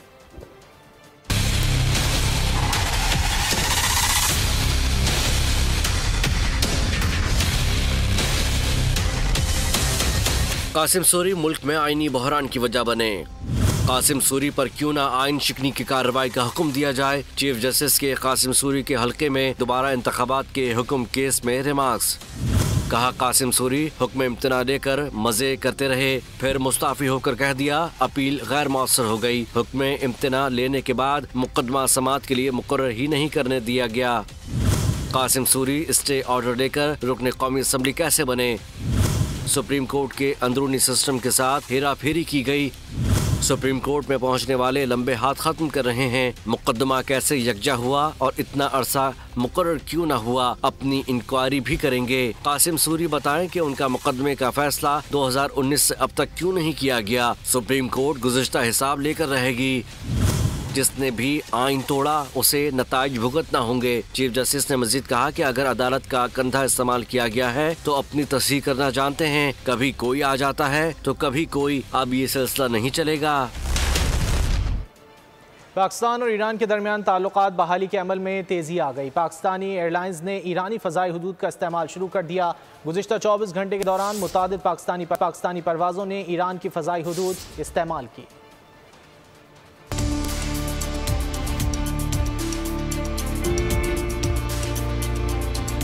पाक ईरान ताल्लुकात मामूल पर आने लगे। एविएशन जराये के मुताबिक पीर को टोरंटो से कराची PIA परवाज तेहरान से होते हुए पहुंची। इस्लामाबाद से दमाम की परवाज भी ईरान की फजाई हुदूद से गुजरकर मंजिल तक पहुंची। दुबई इस्लामाबाद की परवाज ने भी ईरान का फजाई रास्ता इस्तेमाल किया। ताल्लुकात में बहाली के बाद कई दीगर परवाजों ने भी ईरानी फजाई हुदूद इस्तेमाल की। तहाँ पाकिस्तान की बेशतर परवाजें सरकारी हिदायत की रोशनी में गल्फ ऑफ ओमान का फजाई रास्ता भी इख्तियार कर रही हैं। बानी PTI की अबूरी जमानतें खारिज करने के खिलाफ दरखास्त। लाहौर हाई कोर्ट के 2 रुकनी बेंच ने दलाइल सुनने के बाद फैसला महफूज कर लिया। जस्टिस आलिया नीलम की सरबराही में 2 रुकनी बेंच ने फैसला महफूज किया। बानी PTI ने इंसदाद दहशतगर्दी अदालत से 7 मुकदमात में जमानत खारिज होने को चैलेंज कर रखा है। वकील ने कहा कि हाई कोर्ट दहशतगर्दी अदालत की जमानत खारिज करने का फैसला कलअदम करार दे। बानी PTI की अबूरी जमानतें खारिज करने के खिलाफ दरखास्त और लाहौर हाई कोर्ट के 2 रुकनी बेंच ने दलाइल सुनने के बाद फैसला महफूज कर लिया है। जस्टिस आलिया नीलम की सरबराही में 2 रुकनी बेंच ने ये फैसला महफूज किया है और बानी PTI ने इंसदाद दहशतगर्दी अदालत से 7 मुकदमात में जमानत खारिज होने को चैलेंज कर रखा है। बानी PTI ने तोशाखाना और 190 मिलियन पाउंड केस में जमानत के लिए इस्लामाबाद हाई कोर्ट से रुजू कर लिया। जमानत के लिए दरख्वास्तें दायर। एहतिसाब अदालत का फैसला कलअदम करार देने और केस के हतमी फैसले तक जमानत की इस्तदा कर दी।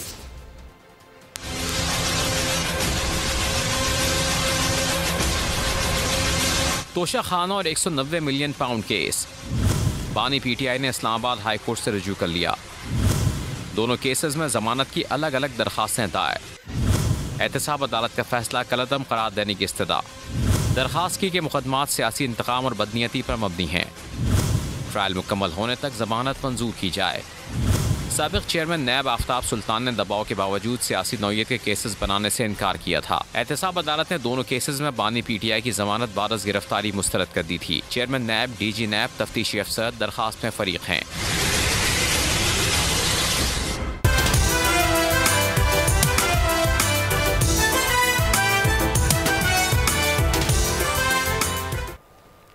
और अब बात करेंगे इंतखाबात के हवाले से। तो निगरान वज़ीर इत्तलात मुर्तज़ा सुलंगी ने कहा है कि इंतखाबात के हवाले से कई आसराइयों से गुरेज किया जाए।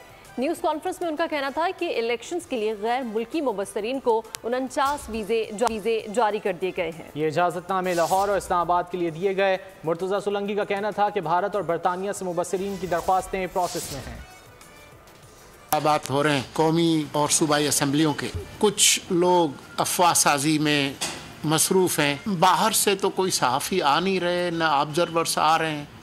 तो यहाँ हम कोई इलेक्शन को कोई बुर्का पहना के कोई कार्रवाई करने वाले, जो बैनुल-अक़वामी जो सहाफ़ी हैं वो पहले ही पाकिस्तान के अंदर मौजूद हैं। बहुत सारे लोगों ने वीज़ा की दरख्वास्त दी है और बहुत सारे जो है वो इन प्रोसेस हैं और कुछ प्रोसेस अभी हो भी रहे हैं। 49 वीज़ा जो है वो इशू हो चुके हैं बाहर से। 32 जो है वो इस वक्त अंडर प्रोसेस हैं। 25 दरख्वास्तें ऑब्जर्वर्स की प्रोसेस में हैं। चोर दरवाजे से नहीं, अवाम की ताकत से इक़्तिदार में आएंगे। नई हुकूमत के लिए सबसे बड़ा चैलेंज महंगाई है। यूसुफ रज़ा गिलानी की मुल्तान में मीडिया से गुफ्तगू। उन्होंने कहा जनूबी पंजाब को सूबा बनाएं, सेक्रेटेरिएट हम खुद बना लेंगे।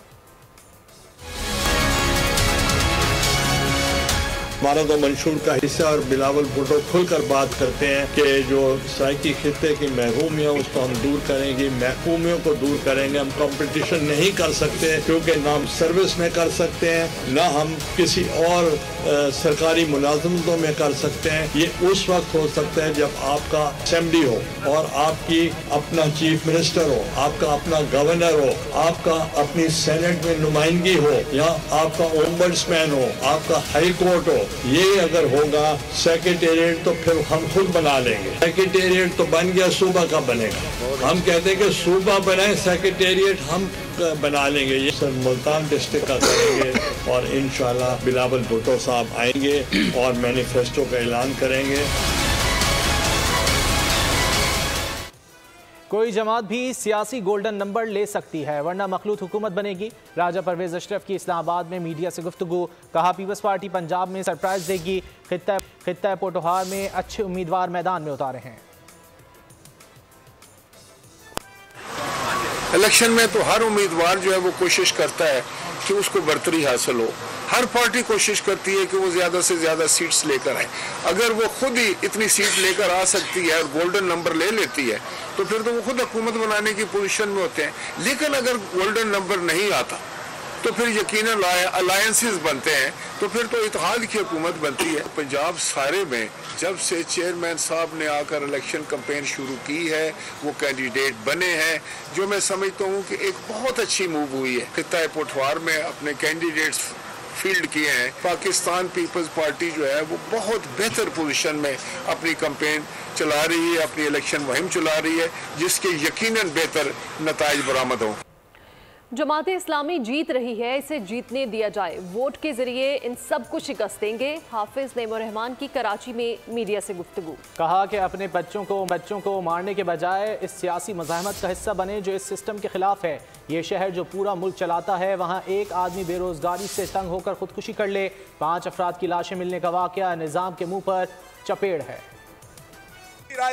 और इसके नतीजे में जो जीते वो जीत जाए, जो हार जाए वो हार जाए। जमहूरियत इसी को कहते हैं। मर्जी के नतीजे हासिल करना तो जमहूरियत नहीं होती। पहले ही लोग बहुत मायूस हैं, पहले ही लोग बहुत परेशान हैं, बेरोजगारी है, महंगाई है, इस अजाब में जल रहे हैं। और जब लोग ये समझते हैं कि अब हमारे लिए इस पूरे अमल का भी कोई फायदा नहीं है, तो इससे क्या फायदा होगा? पाकिस्तान को नुकसान होगा, पाकिस्तान के आवाम को नुकसान होगा, पाकिस्तान की मईशत को नुकसान होगा। कराची टैक्स देता है तो मुल्क चलता है, कराची टैक्स देता है तो 98% रेवेन्यू कराची से सिंध का जनरेट होता है। कराची के लोगों को अपनी ताकत को समझना चाहिए। 47 सूबाई असम्बली और 22 कौमी असम्बली की नशिस्तों का ये शहर है, आज भी ताकत रखता है। इसकी ये ताकत है, इसकी मर्जी से सूबाई हुकूमत बने, सूबाई हुकूमत चले, सूबाई हुकूमत गिरे। जमात इस्लामी अगर जीत रही है तो उसे जीतने दिया जाए। और अल्हम्दुलिल्लाह अवामी राय के सर्वे बता रहे हैं कि जमात इस्लामी पेशरफ्त कर रही है।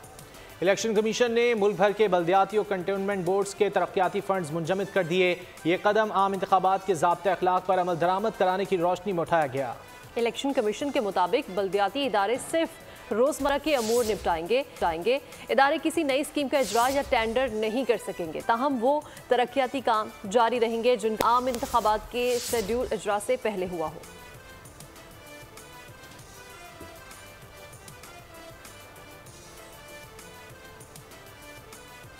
इलेक्शन कमीशन ने मुल्क भर के बल्दियाती और कैंटोनमेंट बोर्ड्स के तरक्याती फंड्स मुंजमद कर दिए हैं। ये कदम आम इंतखाबात के ज़ाब्ते अखलाक पर अमल दरामद कराने की रोशनी में उठाया गया है।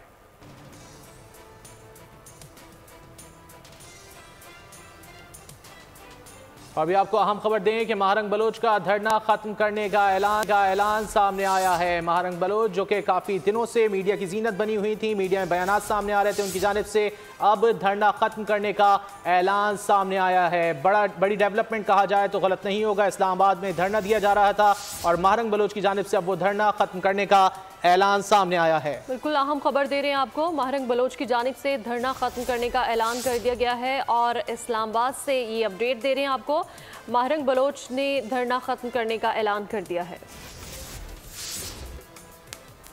फैसलाबाद में आम इंतखाबात के लिए सियासी गहमा गहमी में तेजी। हल्का PP 118 में सहूलियात का फुकदान है। अहले इलाका का कहना है कि सीवरेज निज़ाम अबतर सड़कें टूट फूट का शिकार है। तालीमी इदारों और सेहत आमा की सहूलियात भी बेहतर ना हो सकें। मज़ीद जान लेते हैं ब्यूरो हेड गुलाम दस्तगीर से।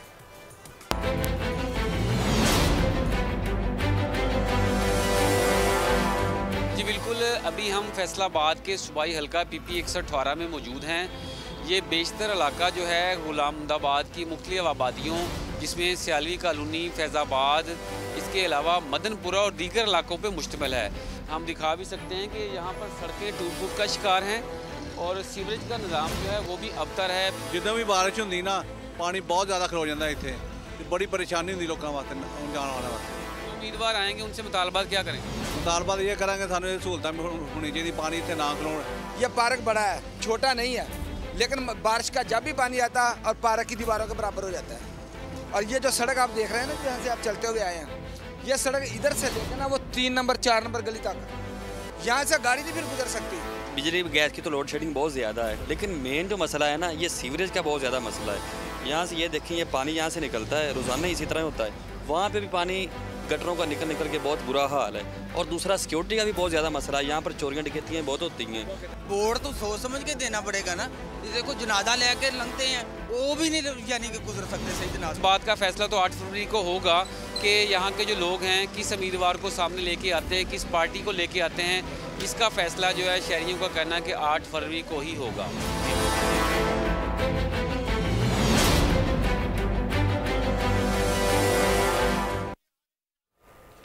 मुल्क भर में इलेक्शंस की फजा, आप किस जमात को और क्यों वोट देंगे, बोल के सवाल पर शहरियों का क्या कहना था, आपको दिखाते हैं। जाता हमारे मोहल्लों में काम नहीं होता, इससे बेहतर हम वोट किसी को डाले ही ना। MNA MPA वजीर आजम ये तो जितने भी आते हैं अवाम के लिए कोई भी कुछ करने नहीं आता। अब इलेक्शन में ये नुमाइंदा आता है, उसको वोट देते हैं तो उससे काम करने में मजा आता है। जिसने तरक्याती काम करा है इंशाल्लाह वोट हम उसी को देंगे। हमारा रुझान जो जा रहा है वो अपनी पीपल्स पार्टी की तरफ जा रहा है। नंबर 1 है पीपल्स पार्टी और इंशाल्लाह जीतेगी भी शक्कर से, पीपल्स पार्टी जीतेगी। हम वोट देंगे पाकिस्तान पीपल्स पार्टी को। उसकी सबसे बड़ी वजह यह है कि जो भी तरक्याती काम हुए हैं पाकिस्तान की तारीख में, वो पाकिस्तान पीपल्स पार्टी के दौरे हुकूमत में हुए हैं। इलेक्शन नहीं है, ये सिलेक्शन है। अभी तक जितने भी इलेक्शन होते हैं वो सिलेक्शन है। आज़ाद उम्मीदवारों की तरफ जाएंगे, क्योंकि बाकी जितने भी हैं हमारी पार्टीज, नून लीग हो जाए या पीपल्स पार्टी हो जाए या MKM हो जाए, उन सबको हमने पहले ट्राई किया हुआ है। हमारा दिल ऐसा भर गया है कि हम किसी को नहीं दे बिस्तर में सो जाएं। मैं पाकिस्तान तहरीक इंसाफ को वोट दूंगा। इसकी बुनियादी वजह यह है कि मैं समझता हूँ कि उन्होंने अपने दौर हुकूमत में जवानों के लिए काफ़ी अच्छे इकदाम लिए हैं। मैं PTI को वोट दूंगी। पाकिस्तान पीपल्स पार्टी को वोट देंगे, इसलिए देंगे क्योंकि जब भी उनकी हुकूमत आई है उन्होंने जॉब्स प्रोवाइड किए हैं, जो जितने भी ये महंगाई है इसको कंट्रोल किया। मैं अवामी नेशनल पार्टी को वोट दूंगा क्योंकि तालीम में सबसे ज़्यादा काम मेरे ख्याल में अवामी नेशनल पार्टी ने किया है। बिलावल को वोट देंगे इसलिए वो अच्छा पार्टी है। यहाँ तो जो जमीयत उलमा इस्लाम है या खामी पे है ना, उनकी अक्सरियत है तो जाहिर है उनमें से किसी को देना पड़ेगा। वोट जमीयत उलमा इस्लाम को देंगे। उसके किरदार से हम बाखबर है, उसका किरदार से हम मालूम है कि उसका किरदार क्या है। वोट कौन सा बंदी काम करे, मुल्क के लिए अच्छाई करे तो उसको हम वोट देगा। जी इंशाल्लाह जी, वोट सिर्फ नवाज शरीफ का और तरक्की को वोट देंगे इंशाल्लाह। वोट तो PTI को देंगे, वजह आप जानते हैं, इंशाल्लाह हमारी कोशिश है। वोट देंगे अशरफ साहब को जी, उनकी शख्सियत पे दे रहे हैं और पीपल्स पार्टी को दे रहे हैं। नेक्स्ट टाइम भी वोट दिया हमने PTI को, अब भी PTI को ही देंगे। हम शेर को इसलिए वोट देंगे, उन्होंने बहुत अच्छे तरक्याती काम किए हैं। इस बार हम जी पिछली दफ़ा भी नून लीग को वोट दिया था, इस दफ़ा भी हम मुस्लिम लीग नून को वोट देंगे। हम शेर को ही देंगे जी सर जी, इसलिए बस वो ही काम करा रहा है, काम होते हैं, किसी ने और ने कराया ही नहीं। इंशाल्लाह PTI को देंगे।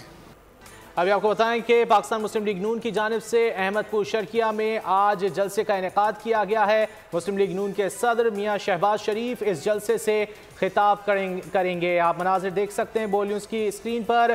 शहबाज शरीफ का हेलीकॉप्टर भी यहां पर पहुंच चुका है। अब से कुछ ही देर बाद शहबाज शरीफ इस पिंडाल में मौजूद होंगे, जहां पर कारकुनान पहले से मौजूद हैं और कारकुनान का जोश जज्बा बड़ा दीदनी नज़र आ रहा है। और इस वक्त आप देख सकते हैं कि मियां मोहम्मद शहबाज शरीफ का हेलीकॉप्टर पहुंच चुका है और अब से कुछ ही देर बाद वो दीगर रहनुमाओं के हमरा स्टेडियम में स्टेज पर मौजूद होंगे और वो इस जलसे से खिताब करेंगे। पाकिस्तान मुस्लिम लीग नून की इंतखाबी मुहिम भी अब जोरों पर नज़र आ रही है। पाकिस्तान पीपल्स पार्टी की जानिब से भी मुख्तलिफ इलाकों में जलसों का इनेकाद किया जा रहा है। आज मियां नवाज शरीफ की जानिब से भी NA 130 में इंतखाबी रैली का इनेकाद किया गया है। दूसरी जानिब अहमदपुर शर्किया में मुस्लिम लीग नून के सदर शहबाज शरीफ खिताब करेंगे, जबकि दीगर रहनुमा भी इस मौके पर खिताब करेंगे। कारकुनान की एक बड़ी तादाद इस वक्त अहमदपुर शर्किया क्रिकेट स्टेडियम में मौजूद है और हाथों में पार्टी परचमों की जो है वो देखे जा सकते हैं और मुख्तलिफ जो तबका फ़िक्र हैं उनसे ताल्लुक़ रखने वाले अफराद इस वक्त जलसागाह में मौजूद हैं। मुस्लिम लीग नून के सदर शहबाज शरीफ अब से कुछ ही देर बाद इस जलसे से खिताब करेंगे, जिसका इनेकाद मुस्लिम लीग नून की जानिब से अहमदपुर शर्किया के क्रिकेट ग्राउंड में किया गया है। बड़ी तादाद में कारकुनान इस वक्त यहाँ पर मौजूद हैं और हाथों में उन्होंने पार्टी परचम उठाए हुए हैं, जबकि दीगर रहनुमा इस वक्त स्टेज पर मौजूद हैं और तमाम तर तैयारियां मुकम्मल हैं। और अभी आपको बराह रास्त कराची लिए चलेंगे, जहां पर एमकेएम के रहनुमा न्यूज़ कॉन्फ्रेंस कर रहे हैं। ये बातें करेंगे साबिर भाई, असल में वो थोड़ी सी तफरी भी लेना चाह रहे हैं यार, तो आप देने तो तो मैं इसके साथ जी अली हाँ ये जरा सब कल आपका भी ले लेते हैं सर, आपका भी ले लेते हैं, इनका भी एक सवाल है, ये पूरा इलेक्शन हमारा फारिग कराने के चक्कर में। हाँ जी जी कर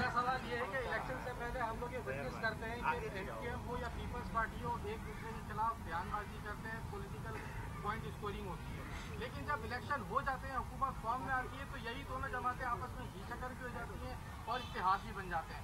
क्या इस दफा भी यही इम्कानात हैं मौजूद? बस ठीक, मैं समझ गया आपका सवाल, इनका भी सवाल ले लेता हूँ। ये आपने बड़ा अच्छा सवाल किया है। ये कराची से कौमी असेंबली की 13 और सूबाई असेंबली के 28 नशीसें जीतने का दावा किया, आप क्या कहते हैं? जी जी अच्छा, ये दोनों को मैं मिला देता हूँ यार। आप देखिए, घी शक्कर अगर हो रहे होते तो ये अभी बता रहे हैं कि सईद गनी साहब ने हम पर ये इल्ज़ाम लगाया कि हम नहीं जीत रहे हैं। मसला ये है कि ये सारे बयानात जितनी भी सेकंड लीडरशिप है ना पीस पार्टी की, ये हम निकाल के ना क्लिप रख रहे हैं। जब 8 तारीख को इलेक्शन हो जाएगा ना और ये वोट मांगने आएंगे प्राइम मिनिस्टर का, तो सबसे पहले तो ये मैं तमाम पीस पार्टी की सेकंड लीडरशिप को कह रहा हूँ, अपने नामों के साथ हम देंगे कि अब वोट मांगने आए हो ना हमारे पास, क्योंकि हर दफ़ा ये वोट ही मांगने आते हैं हमारे पास, चाहे नवाज शरीफ हो चाहे कोई भी हो, हम नहीं जाते किसी के पास। तो अब ये बैलेंसिंग वोट होंगे, तो फिर प्राइम मिनिस्टर के उम्मीदवार भी है पीस पार्टी के मोहतरम जनाब बिलावल साहब, तो आएंगे तो वोट लेने हमसे। अब कैसा अच्छा मज़ा आएगा जब हम ये 4 से नाम देंगे कि अब वोट तो हम आपको चले देंगे कि आप जीत जात के आ रहे हैं, लेकिन मसला है कि पहले तो इनको फारिग करें, है ना, जो हमारे खिलाफ है इनके। तो मैंने खबरदार किया है तमाम सियासी जमातों के हमारे खिलाफ बयानबाजी ना करें। दूसरी बात यह है कि घी शक्कर की बात नहीं है मेरे भाई, हमने जब भी मुआहदे किए हैं आवाम को दिखा के किए हैं, लेकिन इस दफ़ा जो मुआहदा है, जो एक सवाल भी किया था ना आपने, पहले से मुआहदा कर लिया, और हमने तो एक बहुत बड़ी तरमीम सामने ला के रखी है कि जितने भी ज़िले हैं सूबाई खुद मुख्तारी के लिए हमारी पूरी जद्दोजहद है कि भाई सूबे को खुद मुख्तारी होनी चाहिए, वो हो गई। तो उसके बाद डिस्क्रिमिनेशन शुरू हुआ, तो अब हमने जो रखा है कि हमारा मुआहदा उसी के साथ होगा जो आइन में, क्योंकि हमारे पास इतने वोट तो नहीं है गिनती के, लिहाजा ज़िलों को एम्पावर कर दिया जाए, हर ज़िले को एम्पावर कर दे पूरे पाकिस्तान के अंदर, और उसके साथ ही उसी के साथ ही ये पाकिस्तान के मसाइल का हल भी है। आखिर में मैं ये दुआ करूँगा।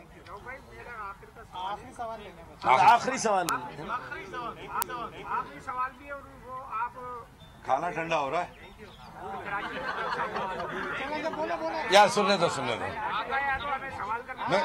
भाई, मैं तो सुन रहा हूँ यार, आप मुझे बोलिए यार। आप दूसरी जानिब मनाजिर देख सकते हैं कि शहबाज शरीफ का काफिला डाल की जानिब रवा दवा है। मनाजिर आप देख सकते हैं कि गाड़ी के अंदर शहबाज शरीफ मौजूद हैं और अब से कुछ ही लम्हों बाद वो पिंडाल में मौजूद होंगे और कुछ ही देर में वो इस जलसे से खिताब करेंगे। कुछ देर कबल शहबाज शरीफ बजरिया हेलीकॉप्टर यहाँ पर पहुँचे थे।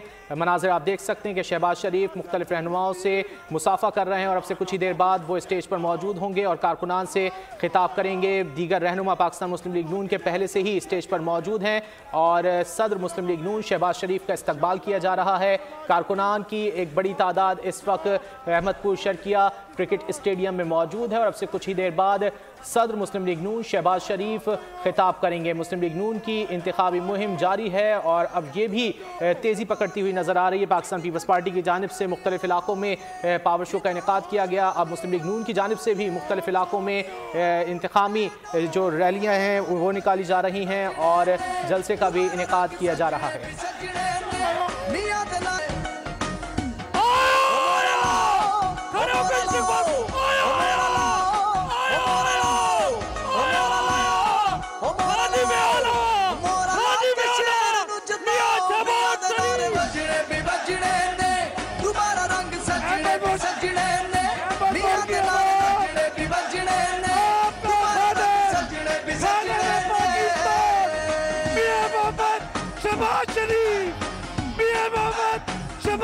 दस सैलाब आया जनूबी पंजाब दे विच ते मैं मुजफ्फरगढ़ दे विच सा, मैं रहीम यार खान सा, मैं डेरा गाजी खान सा, मैं लिया सा, मैं भक्कर सा, मैं अहमदपुर शर्किया, हर जगह मौजूद सा अल्लाह ताला दे फजलो करम नाल मगर कोई एहसान नहीं सी।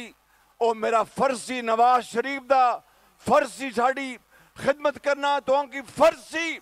और ओदे बाद जो तबाही आई, सड़कां तबाह हुईयां, फसलां तबाह हुईयां, ओ रब्बे जुल जलाल दी ओ गवाह है कि मैं उस वक्त तक मैं तुहाडा पिछा नहीं छड़िया जब तक कि मैं पिंड पिंड करिया करिया जाके हरकिया वालो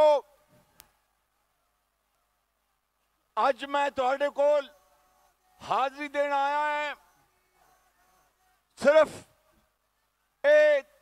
तुहाको गुजारिश करना आया है कि भावलपुर जिले दी खिदमत 2010 तो लेके 18 तक, चाहे भावलपुर शहर होवे, चाहे अहमदपुर शर्किया होवे, चाहे हासलपुर होवे, जड़ी भी जगह होवे, सड़कां बनाइया। नवाज शरीफ ने मोटरवे दिता, नवाज शरीफ ने मोटरवे दिता कि नहीं दिता? गल करो।